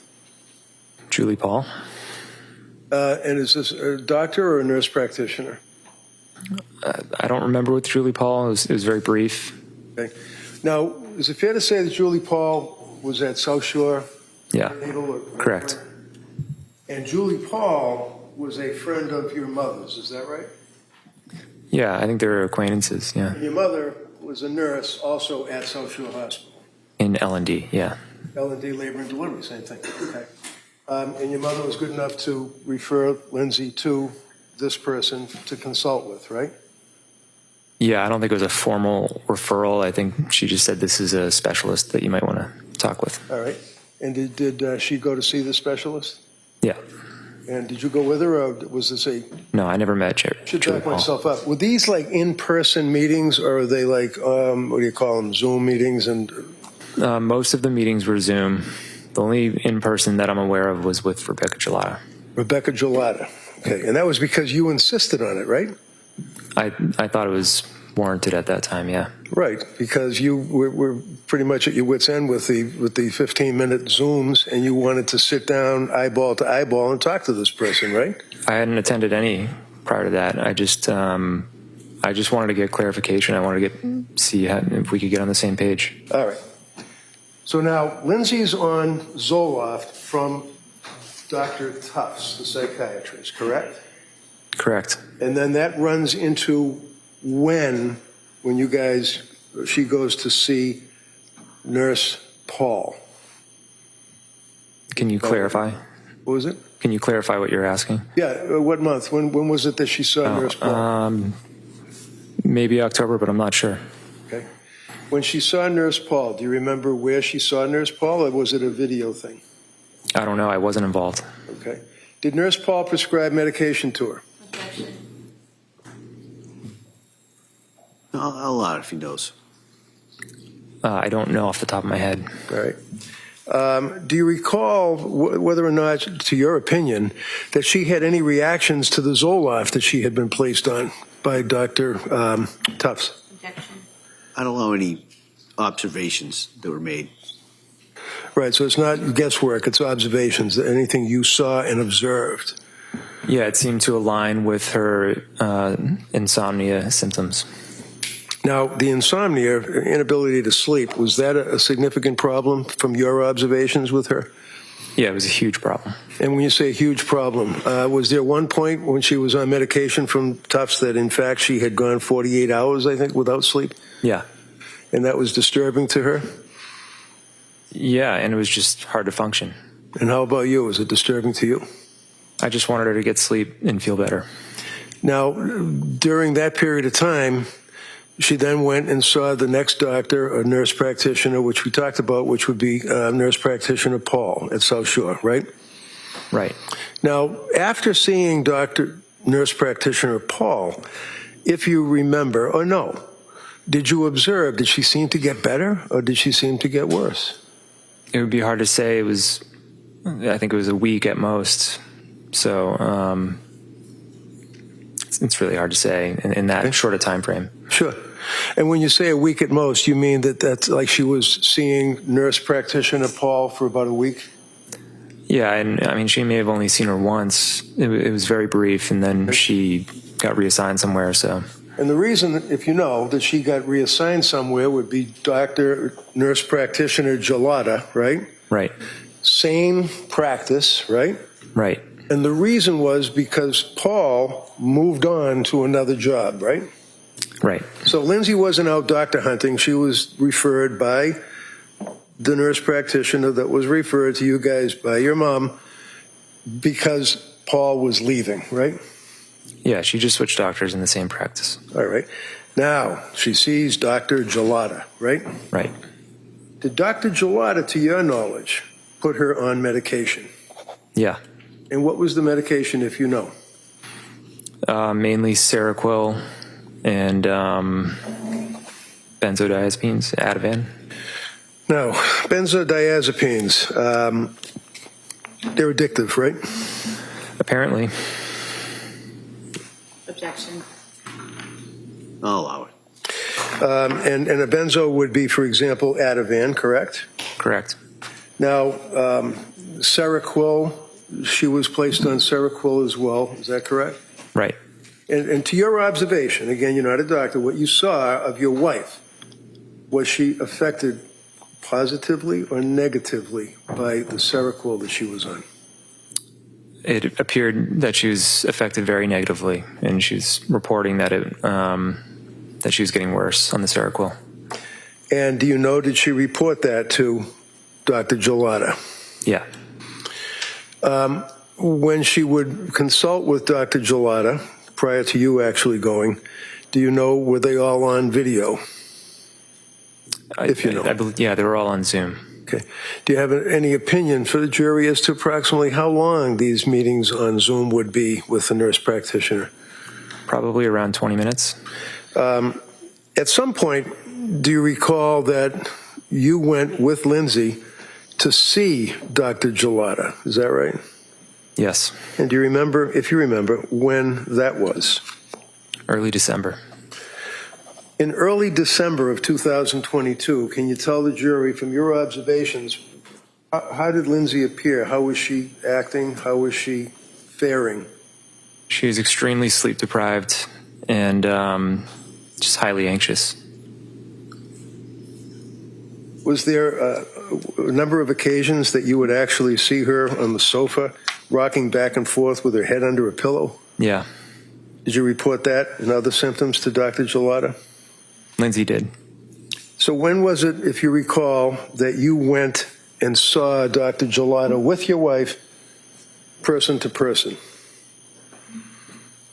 When was it? Yep.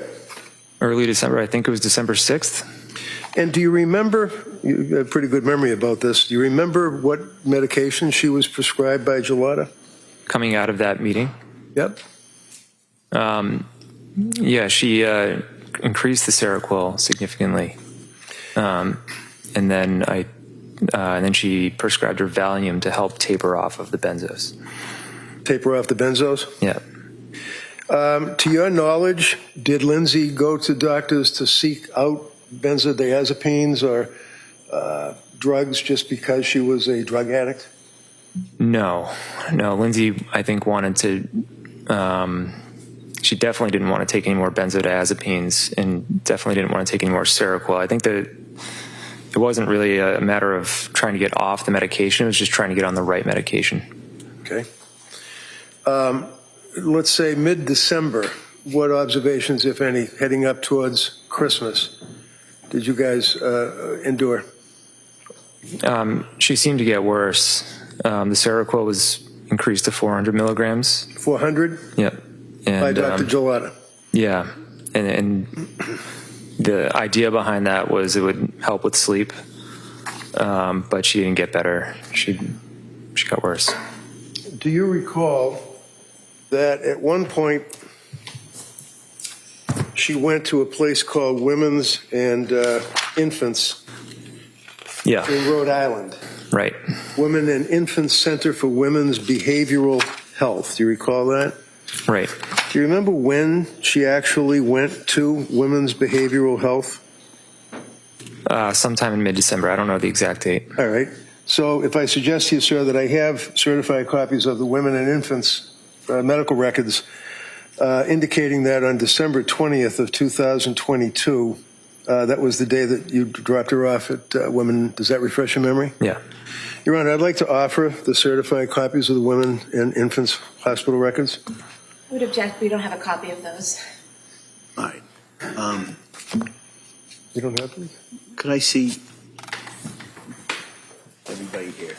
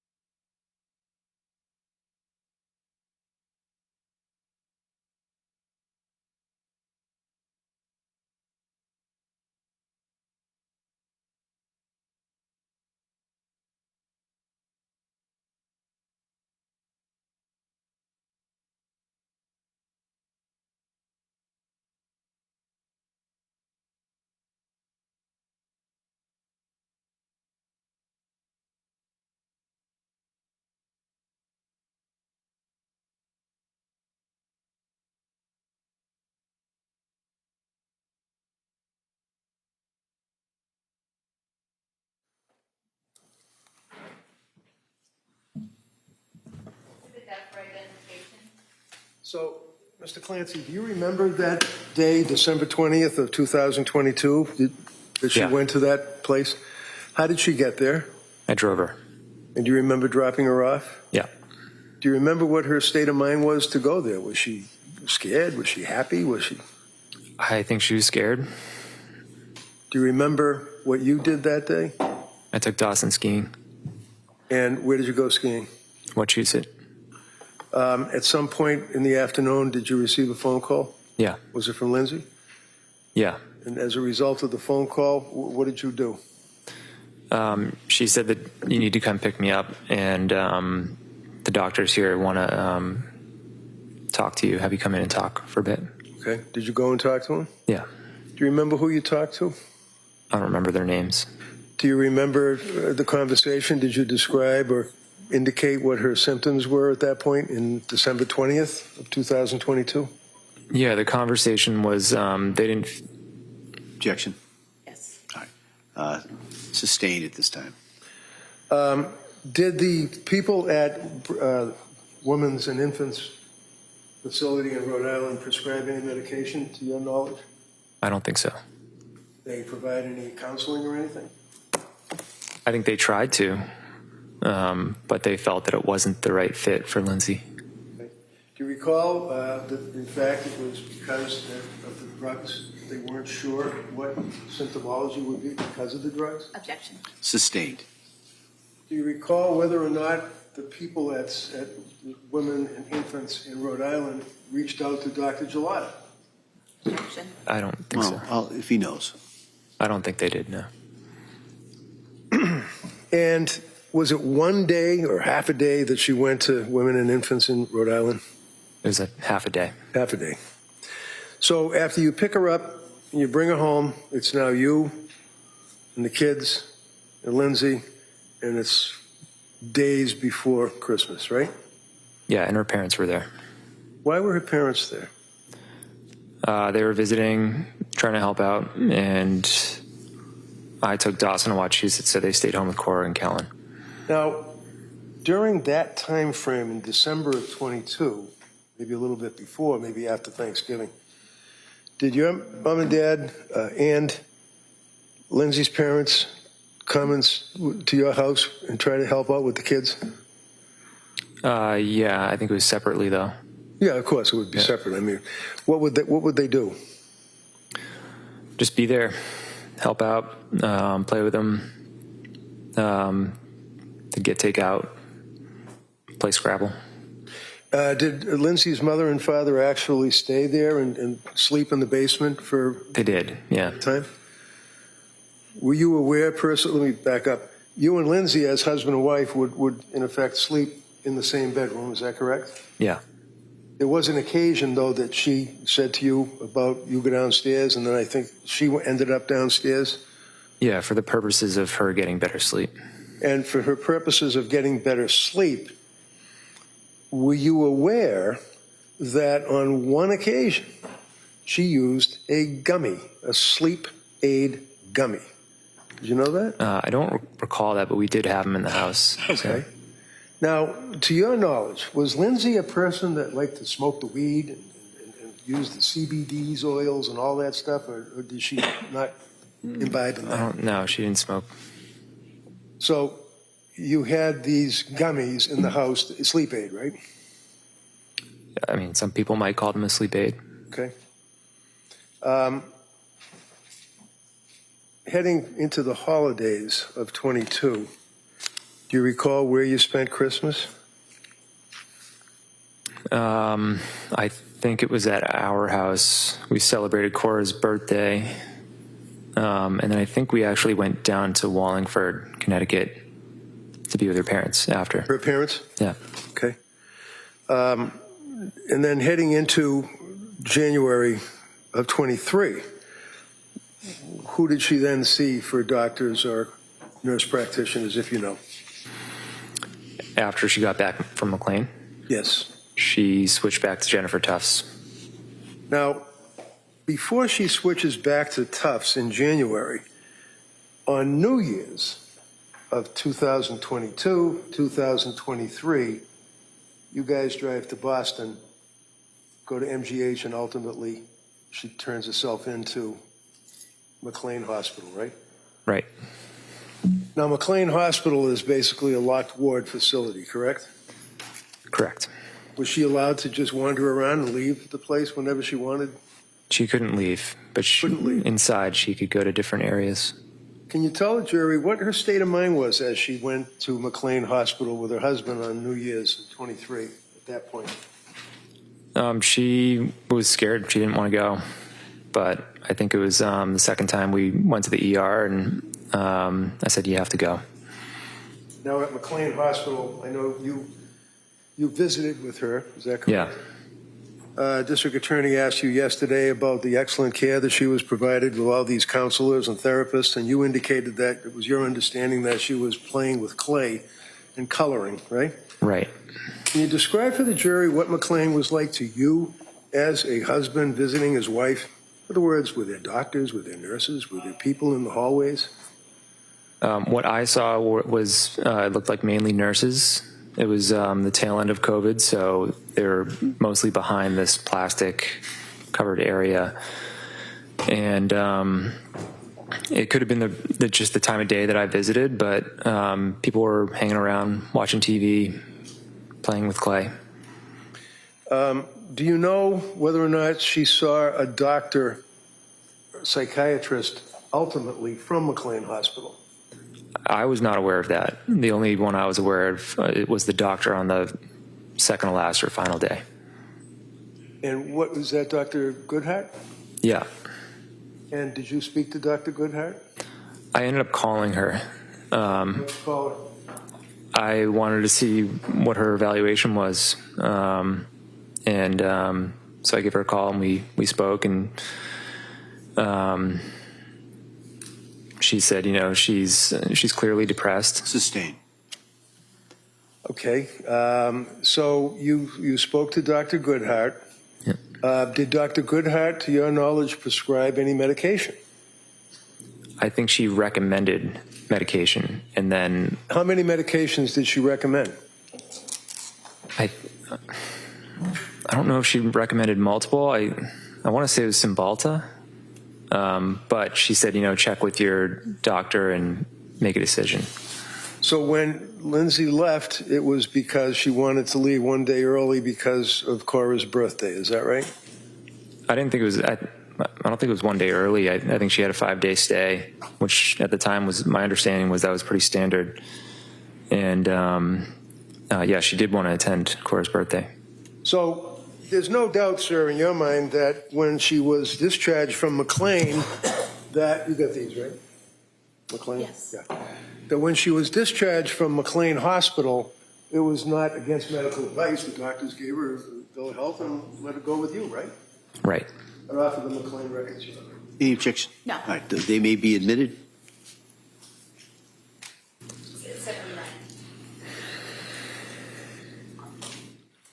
Now, you know when you go to the hospital and you get out of the hospital, they give you a bag and you've got medications and a little card and it says, thank you for being here, stuff like that. Did you guys get anything from McLean at all? I don't think so. Did you get any recommendations other than the doctor suggesting that you might want to try Cymbalta? Did they give you a script? I don't think so. You know what Cymbalta was? No. You remember Dr. Goodhart telling Lindsay to Google it? I think that's accurate. Yeah. In fact, she Googled hundreds of times Yeah. medication, right? Yeah. So when you guys go home, and now it's January, obviously, you had the party for Cora, correct? Yeah. You guys had friends over, or friends that you guys knew? Friends came to the party, which was at a place in Plymouth. Would you agree with me that Lindsay had a number of friends from actually grammar school through high school through college that she stayed in touch with over the years? Yeah. And you as well? Yep. And they're good friends. Like you still would see them and you guys would do dinner and things of that nature, right? Yeah. Actually, one of your friends, I think it was one of your friends, it might have been one of her friends, actually named her in January or around that time frame to be godmother or take care of their child if anything bad happened to them and they were dead, right? Remember that? My brain has been foggy for the last couple of years, but I understand. yeah. Okay. In January, as time went by, do you recall that she would actually continue to take notes of her medications that she was taking, right? That sounds like something Lindsay would do. Kept a diary or a little log, right? Yep. I'm approaching you, sir, with this and asking if you can identify this. Handwriting. Yes. And when you say yes, and I'll put it on the little screen, what is it?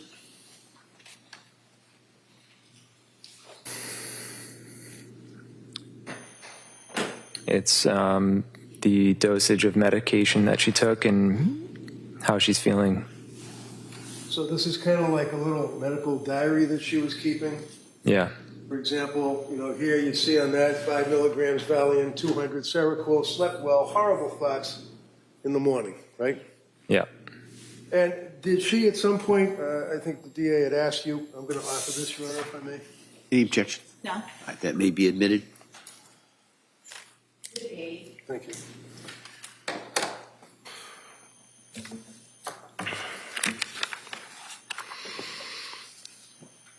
There was an occasion where she told you in the presence of her mother that she was having horrible thoughts, right? Right. And you told us about that yesterday. And that it was quite an emotional thing for her to do that, right? Right. After that time frame, you continued on You were working in the basement, right? Yeah. I shouldn't say basement, it was a finished place, right? Finished basement, yeah. And that was where you worked on a regular basis, is that right? Yeah. Would that be a 40-hour week or longer? It varied, but yeah, roughly 40 hours. And I know it was maybe COVID, tail end of COVID, but one of the other reasons that you did that was so you could be home and help out. Is that right? Yeah, I worked from home since 2018. Okay. But yeah, I built an office down there. So you were always there? Yeah. Not always, but you were down there when you would work? When I wasn't traveling, yeah, I was there. Okay. So when would you travel? Tell us about that. I really didn't travel actually much during COVID, just towards the end, and once in November. November of what year? 2022. November of 2022. But before that, I traveled extensively. But let's look at November of 2022. November of 2022 is a month before she is telling you and her mother that she was having thoughts about hurting the children, right?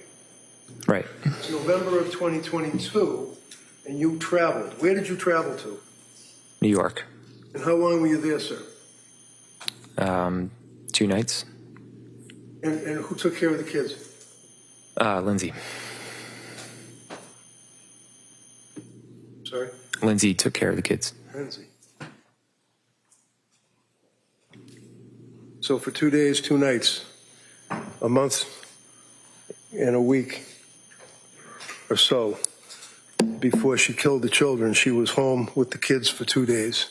Is that right? Right. Fair to say that you also had your friends that you would do brunch with on occasion, Sundays or weeknights or whenever, guys night type thing? Yep. And you'd be out with your friends. If she wanted to kill the kids, she certainly could have done it that time when you're out, right? In theory.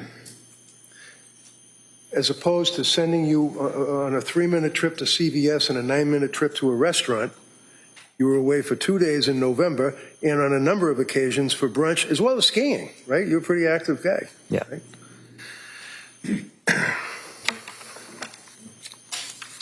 I'm going to approach you, sir, and one of the books that was in the kitchen cabinet, I believe. You remember if you ever saw this one? I don't think so. But is it fair to say, sir, that she had a number of books, about parenting and things like that, and this one here was pregnancy and postpartum anxiety workbook. Did she have workbooks that you were aware of, or work diagrams and things like that? She had books of different sorts.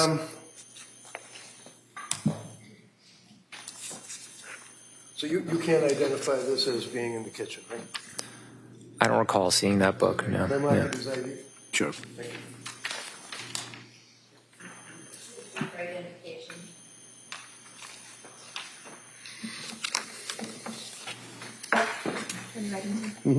Thank you.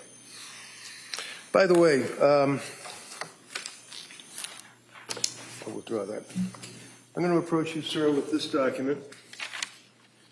Excuse me. And ask if you can identify it.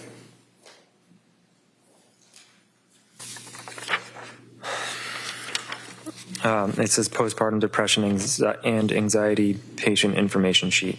And if you go towards the end there, does it appear to be her writing in it?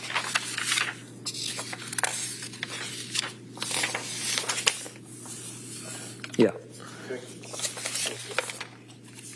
Cut off this one. No objection. All right, that may be admitted.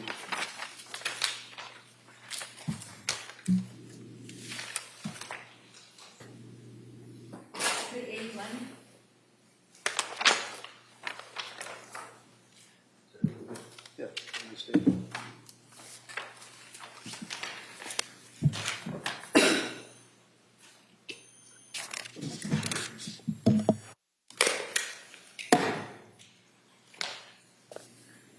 Now, sir, looking at this item, it's got a bunch of flowers on the front. Appears to be a notebook. So your understanding that the state police went in your house and they seized all sorts of items, such as this? Yep. So we don't have originals that the police do, but these Right. are copies. Fair and accurate? Yeah. Is that the caption that you were referring to? Yes. Postpartum depression and anxiety. Yes. And at the end of this particular document, you would agree, sir, that it has writing? Yeah. And whose writing is that? Lindsay's. And is this like a book or notes that she would take documenting on a daily basis any effect that she had from postpartum? It appears to be the case. Yeah.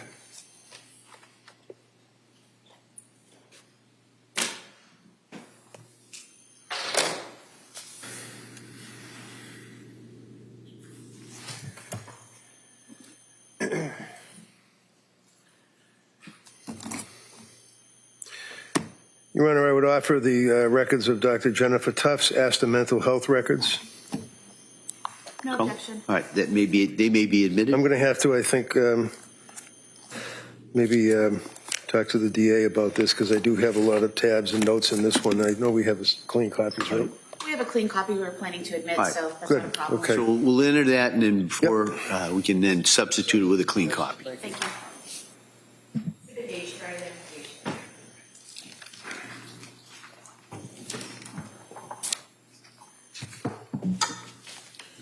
Don, can I see the exhibit for the, oh.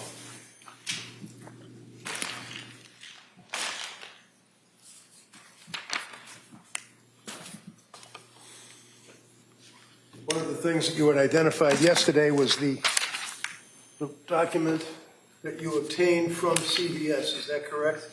Yes. It sets forth all of the medications that were purchased by Lindsay, by prescription from the physicians that she had seen during that period of time, correct? Correct. And you indicated yesterday that the police had seized a number of pill bottles, and then you also had a number of pill bottles, is that right? Right. And the pill bottles that you had, do you recall, what are the circumstances that you had them in a bag in your car? The reason I had them in a bag is because sometimes a provider would adjust medications. So, for example, I do remember Lindsay had a prescription of Ativan, and then a few days later they wanted to increase the dosage because it wasn't effective. So what they would do is they would say, give that old prescription to your husband, he'll discard it, and then continue taking from the new prescription. When the DA yesterday went through that there were scripts and there were pills with a 30 count, but then there's 27 and 3 were gone, but that's because she wasn't taking her medication. That's not the case. It was what you were told to do, right? Correct. Yeah. Without that context, it paints a different picture. Exhibit 2 would be the pills that you had turned in, I believe. Is that correct? That were in your bag, in your car? Right. I know you can't tell from looking at the bag. I remembered it's Exhibit 2, though. Okay. Wednesday, January 24th, one of the troopers located 4 medication bottles, and at some point on the 26th, at about 2:30 in the afternoon, bottles were then documented by the police. When was it, if you know, that you turned these items in to the police? I believe it was after the event. I don't remember the exact date, but I remember I told them I do have other prescriptions in my truck still, and I gave them to him. Okay. So the police already went in with a search warrant. They already seized all the drugs that they could find in the house, in the kitchen, in the bedroom. Were there drugs in the kitchen, by the way? Yeah. They're all over the place, right? Yeah. And they seized them, right? Yeah. And then you, to be cooperative, told the police that you also had pills in your car, and you went to the DA's office and gave them to Attorney Sprague and the state police, right? Right. But to be clear, those were discontinued prescriptions. These are the ones like that she stopped. Correct. All right. And then you had new prescriptions, or there were new prescriptions that were prescribed to her, right? Yes. Now, when I met with you in the house, long after the state police had gone and finished their search, Yeah. you recall that we went up to the bedroom and I removed this from the nightstand right next to the bed. Yeah, Can you tell us what that is? What is this? Is it a drawer, obviously? that's the drawer that goes into the nightstand. And inside the drawer, sir, do you recall that there were a number of items that, let's see, Trazodone, Lindsay Clancy, prescribed on January 5, 23. Creatinine, January. Creatinine, 100 milligrams, prescribed for Lindsay Clancy, December 21st. Lorazepam, they're all empty too, right? Yeah, Because these are what she shot down with that lemonade or water or whatever was in the cup that she ground up these pills, right? Lamotrigine, prescribed to Lindsay Clancy, December 16th of 22. Mirtazapine, prescribed to Lindsay Clancy, January 23. Those are in this drawer, and they were all empty, right? right. You observed that, right? There's something else that was in the drawer. Do you recognize that? Yeah, What is it? it's her Apple Watch. Her Apple Watch. This is the Apple Watch that apparently the police used to go up the stairs, downstairs, heart rate, things of that nature, right? Yeah, They never even seized it, did they? They left it in the drawer, right? apparently. So, what is this item, sir? If you can identify that for us. It's a face mask for sleeping. To sleep? Yeah, Now, you had mentioned something, I think, about pillow spray. What is that? she bought some pillow spray. It apparently helps you sleep. And did you see her using that on a regular basis? Yeah, Yes? yeah, she did. Your Honor, I would offer Roth. I could just see, Yeah, I think you. and I think there's a watch on the side there. I know I was going to. Oh.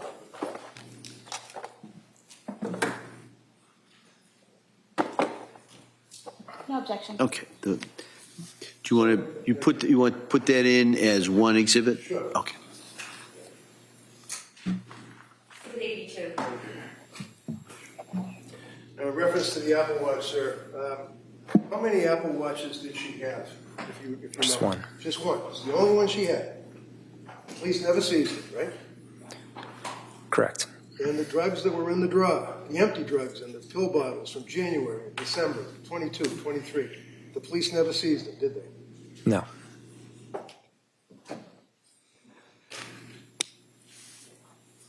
I'm showing you an item, sir. It's like a little green vase.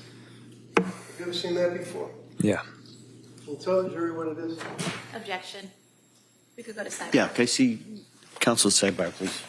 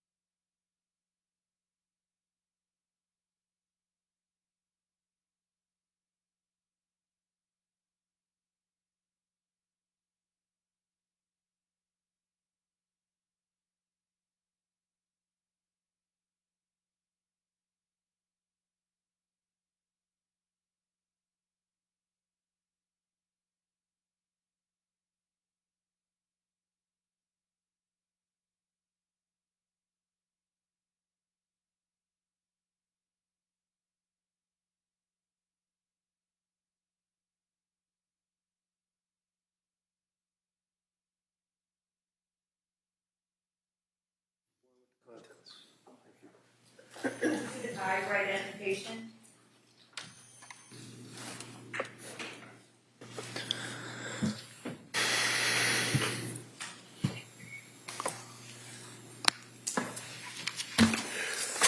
To your knowledge, sir, was she advised by nurse practitioner Tufts to keep a nighttime dump diary of all of her thoughts and write them down so that she had something that she could refer to?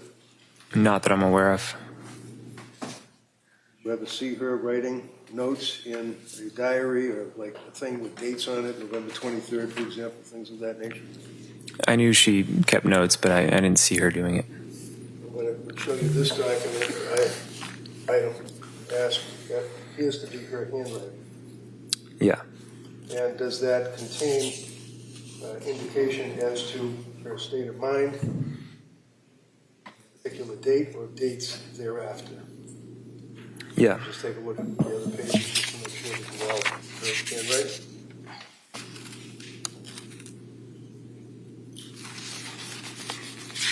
Yeah. You want to write it off of this? Commonwealth? Can I see it, please? Yeah. Again, I got it from the state police, so it's assume you guys have it. No objection. Okay. That may be admitted.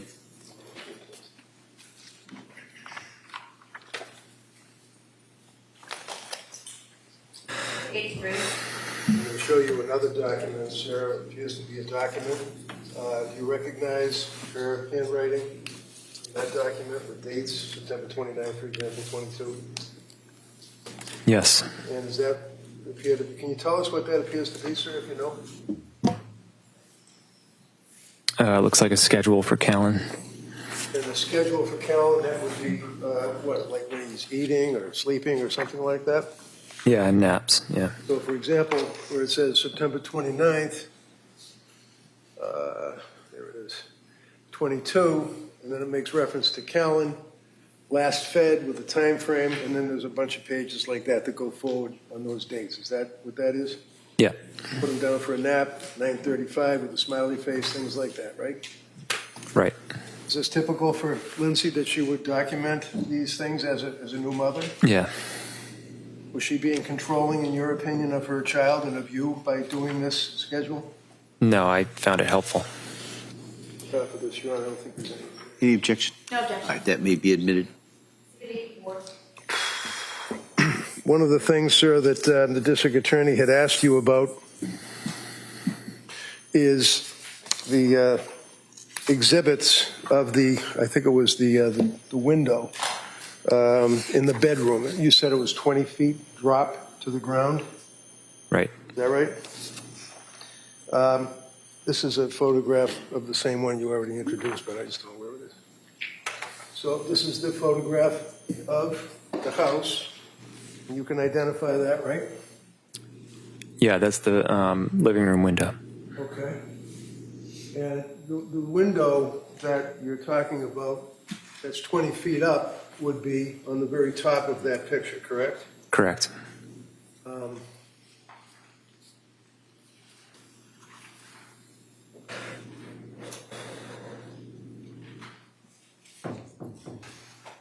Now, when you identified this picture, and I can't see it,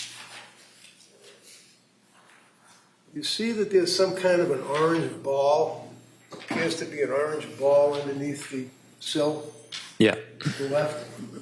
And it appears to be red marks or red spots, like possibly blood above it. Yep. Can you tell the jurors what that little orange ball is? Yeah, we had a woodpecker who would peck at the house and create holes. That's why I prepared some of the other sections too. And I took some foam and filled the hole.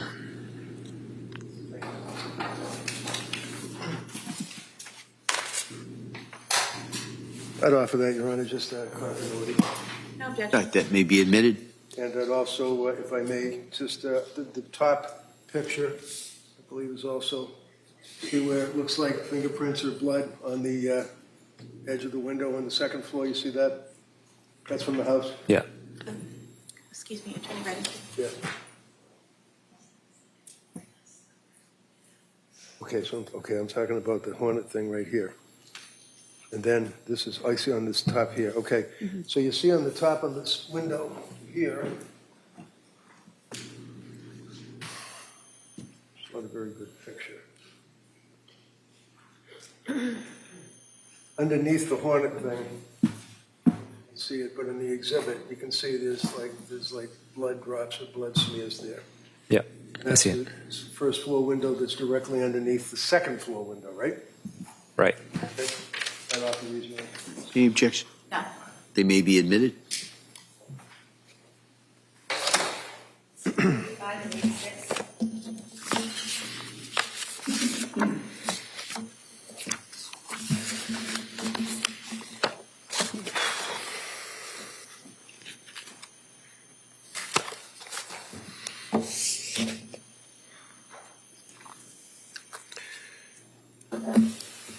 I'm all set, thank you, sir. All right. Commonwealth, redirect? Yes, Your Honor, thank you.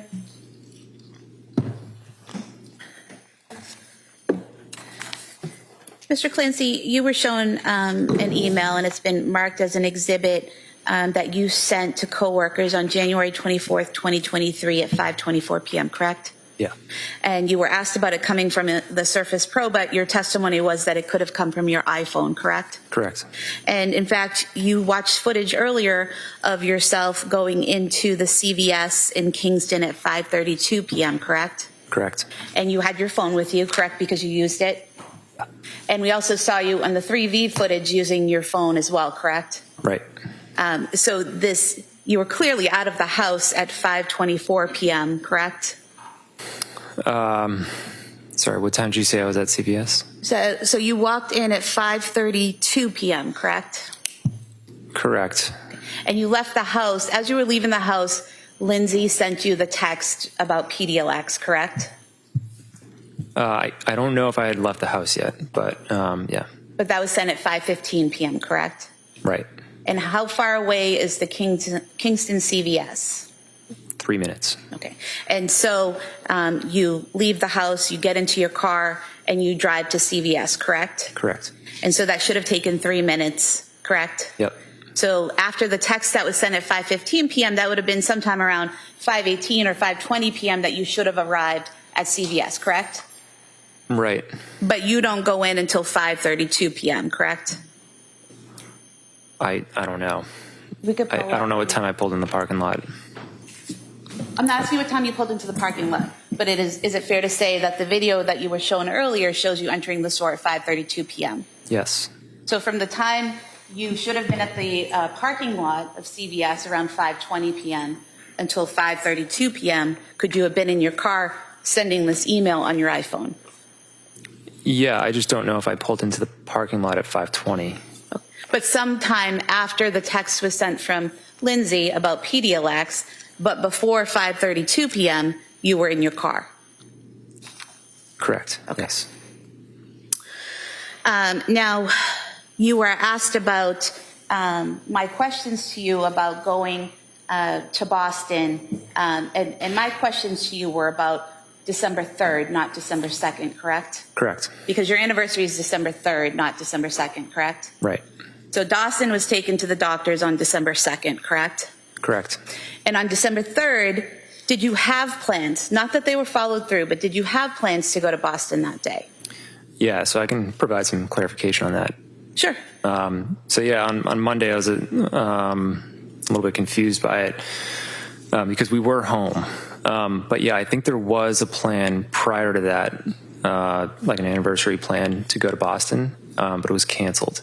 Okay. And the picture you showed was from September. So the plans that you had to go to Boston, showing you here.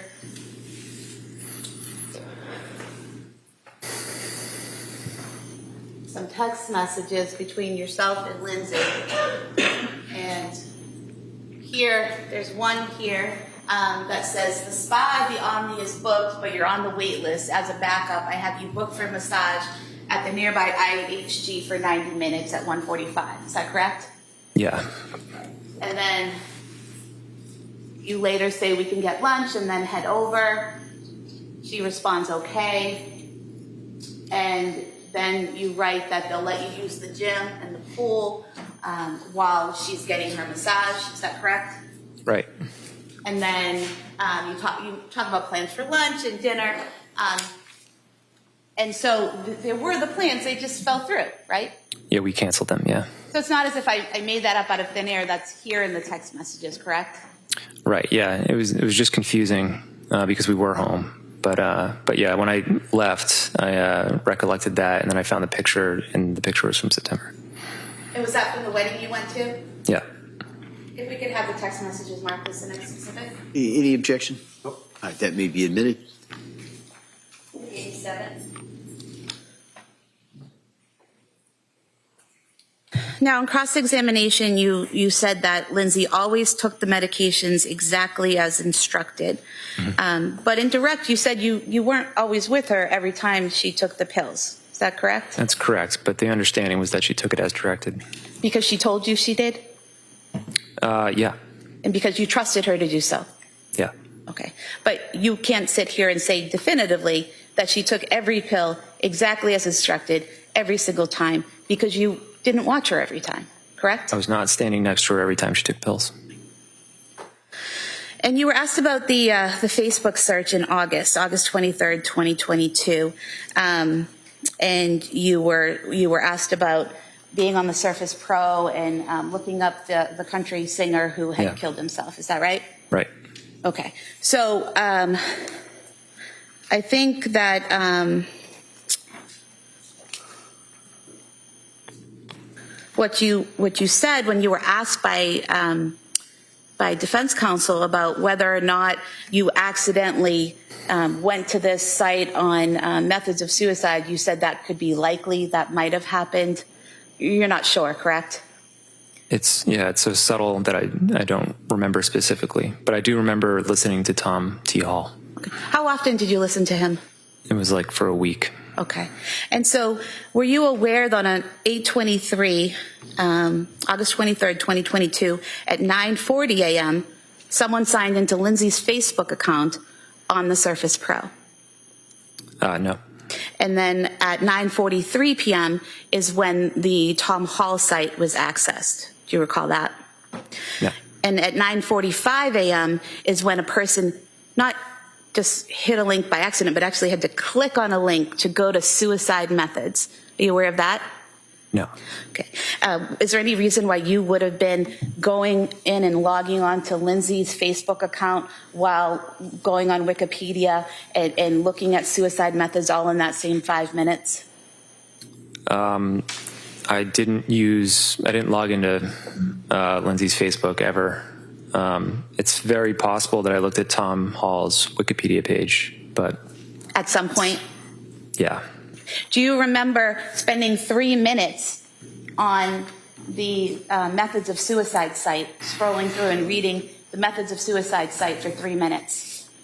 No, I don't remember something I did for 3 minutes almost 4 years ago. Do you remember being on that site, the Methods of Suicide, and clicking on a link to a bridge in Australia that people use to commit suicide? No. No. So in this 5 minutes or so where someone's using the Surface Pro, using Lindsay's Facebook while doing that, and then clicking on these links you don't remember, you think it might have been you? I have no idea. Okay. Now you talked about Lindsay's stay at McLean Hospital. You said that it was a locked ward, she had to stay there, is that correct? Correct. But it was a voluntary commitment, wasn't it? Yeah. You didn't file any legal paperwork to have her committed, correct? Correct. There was no court order making her stay there, correct? Correct. So if she wanted to leave and expressed to the doctors that she wanted to leave, and they didn't believe she was a danger to herself or others, she could leave, correct? To be honest, I don't know. Okay. Now, you stated on direct examination that you visited her 2 times during the time that she was there at McLean, right? At least twice, yeah. And you said those were in the evening hours, is that correct? Yeah, afternoon, evening. Afternoon and evening. So you weren't there during the morning and early afternoon hours when they were offering these group therapies and when she was meeting with other practitioners? I wasn't there in the morning. And were you there during the when the staff was checking on her every 15 minutes? No, but she did tell me about that. Okay. And were you aware that she was evaluated several times, and at first she had to stay on the unit, but then eventually, based on what she was telling them, she was allowed to go on the grounds with staff? I was aware that she went on at least one walk. Okay. And so people were seeing her and interacting with her and changing the way her stay went at McLean Hospital throughout her stay. Yeah. And you talked about Dr. Goodhart recommending medications. What was the medication that you said that she recommended? I thought it was Cymbalta, but I think she ended up taking amitriptyline.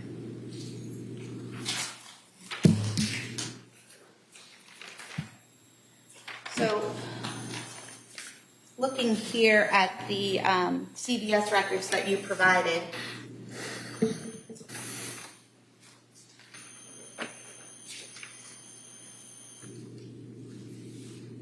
we see, I'm sorry, here we go. So we see here,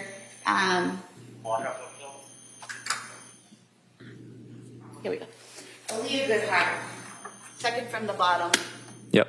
Trazodone, 50 milligrams. So you thought that Dr. Goodhart had just recommended medication when there was actually a prescription that was given by Dr. Goodhart, correct? Right, but I believe, so there's another one as well, lorazepam. I believe those were prescribed while she was staying there. And so they were filled at CVS and sent to McLean? Possibly. I remember there was an issue where she didn't have her medications when she went to McLean, so she needed them to be brought there. She was discharged on January 5th, correct? Right. Are you aware that this document from CVS says that the prescription for Trazodone 50 milligrams prescribed by Dr. Aaliyah Goodhart was filled on January 5th, 2023? Right. Okay. And then the other prescription by Dr. Goodhart, the lorazepam, was also 1 milligram lorazepam was also filled on January 5th, 2023, correct? Yeah. So that's when she was discharged, not while she was staying there, correct? Right, that's correct. So Dr. Goodhart did in fact prescribe medication for Lindsay, Trazodone and Ativan, and not Cymbalta, correct? She recommended Cymbalta, but she wasn't the one who prescribed that. And in fact, no one prescribed that, correct? Because it ended up switching to amitriptyline. And the amitriptyline was prescribed by Dr. Jennifer Tufts, correct? Right. And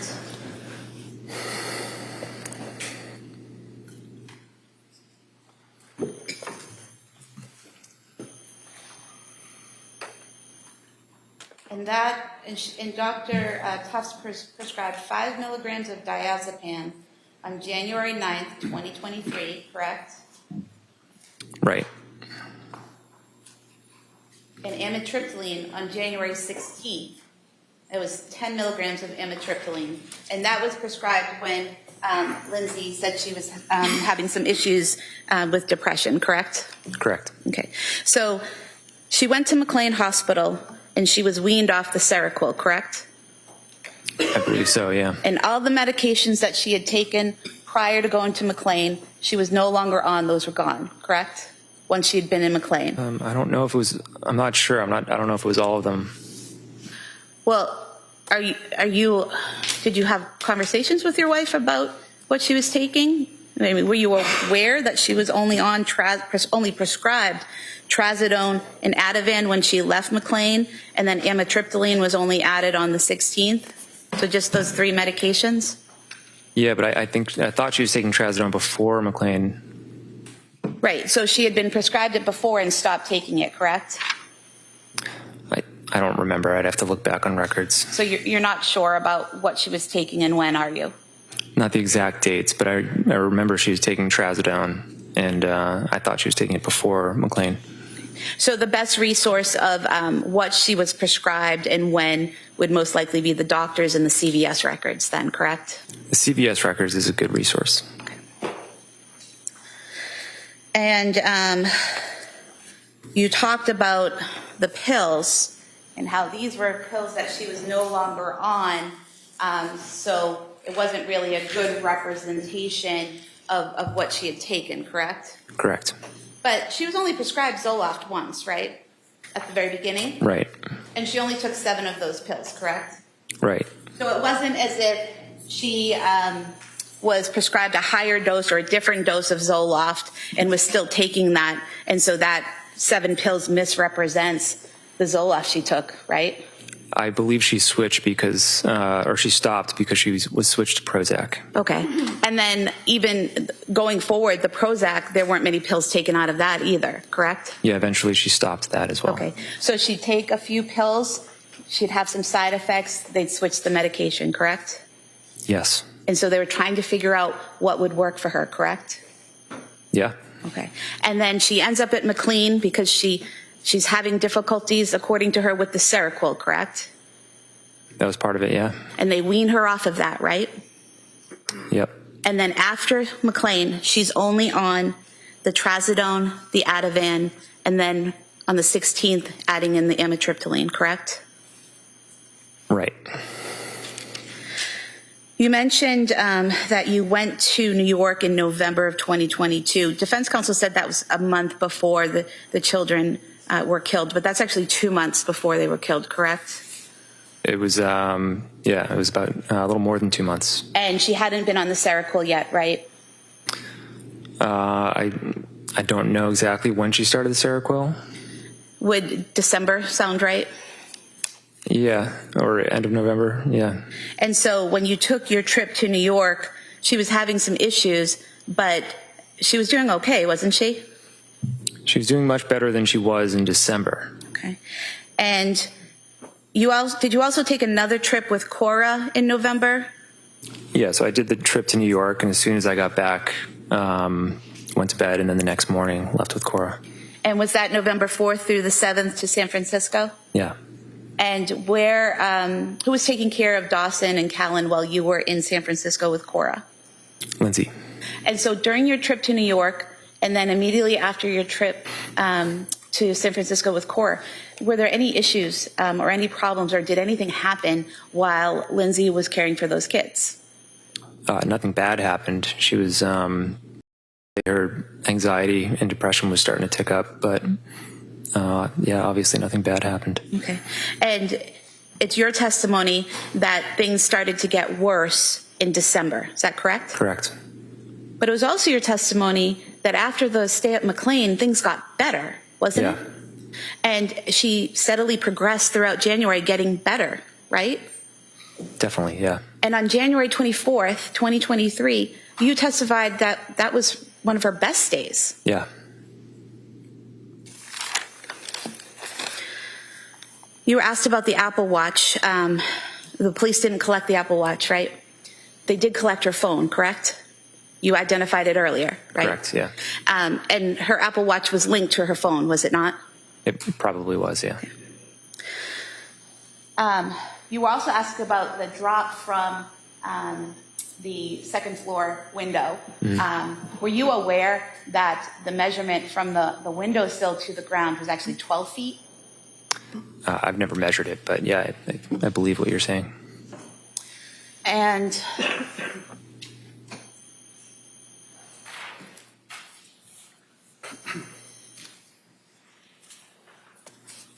looking for one of the exhibits from defense counsel. It's the, yes.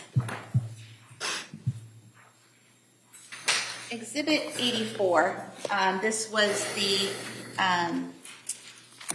packet here that defense counsel was going through with you, where you said this is Lindsay writing Callan's schedule, is that right? Right. But this was also Lindsay sending notes back and forth between herself and Elaine, is that correct? Possibly. And there's different writing here, correct? You want to look at it? Yeah. For example, this first page after the cover, we have writing here that you said was Lindsay's, correct?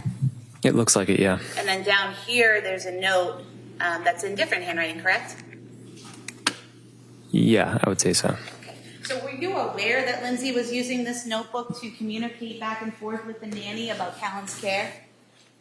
She had different notebooks. She always had a notebook that she would leave for the babysitter or for me. And so, for example, on Tuesday, September 4th, she wrote, last fed at 6 a.m., give him a bottle whenever he wakes up. He likes it very warm. He's been resisting the bottle.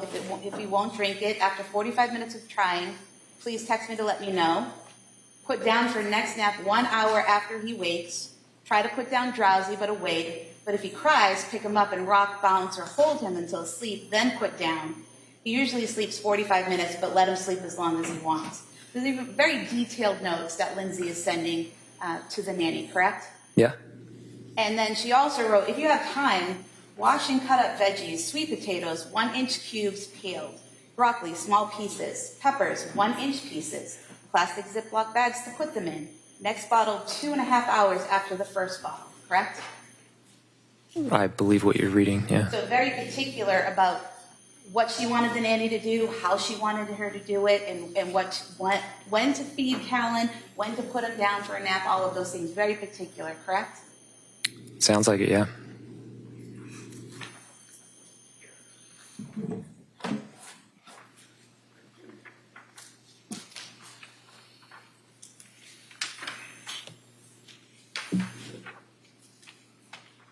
Again, Thursday, September 29th, 2022. Callan last fed at 8:45. Please put him down for a nap at 9:35. We will be home from gymnastics at 11:45. Clean clothes and dryer if you get to it. So again, very specific times for putting him down and when to get up and asking her to do additional work like laundry and things like that, correct? Yeah.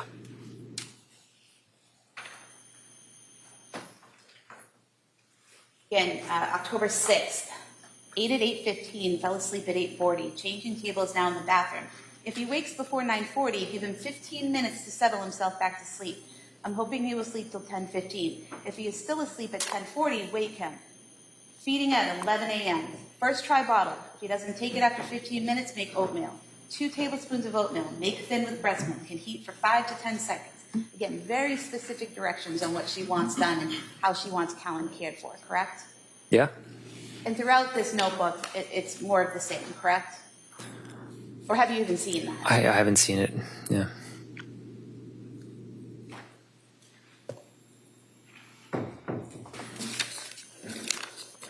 I have nothing further, thank you. So which nanny was that? That would have been Elaine Rossi. And Elaine Rossi, how long was she the nanny for you guys? A month or two, yeah, probably 2 months. And then she just needed more hours and moved on, and Lindsay was home, so... Yeah, I think she preferred more hours. We couldn't really give it to her, and Lindsay was home anyways, so... And as far as the records are concerned, it's fair to say that Lindsay, as a concerned mother, would give instructions to people that would be taking care of her infant? Yeah, I would have done the same. A lot of discussion about these prescriptions and scripts from the different doctors, and one of the things you referenced was that you believe that she was on trazodone, and if I suggest to you that there was a Dr. Izad Parayarara Kavon on November 16th of 22 that prescribed 50 milligrams of trazodone while she was on buspirone and fluoxetine. Does that refresh your memory that in November she was prescribed 50 grams of trazodone? Yeah, I remember trazodone being like a part of the medication plan for a while. And one of the things that you did, as we talked about, is you went to CVS and you got a list of all the drugs, right? Right. And if I suggest to you, sir, that this is just an easy reference with different colors for different doctors of exactly what the CVS provided, does that appear to be fair and accurate of the scripts that were provided? Yeah. Can I see which one that is, please? No objection. Okay, that may be admitted. That's all I have, sir. Thank you. Okay. All right. Thank you, sir. You may step down. Thank you. Counsel, could I see you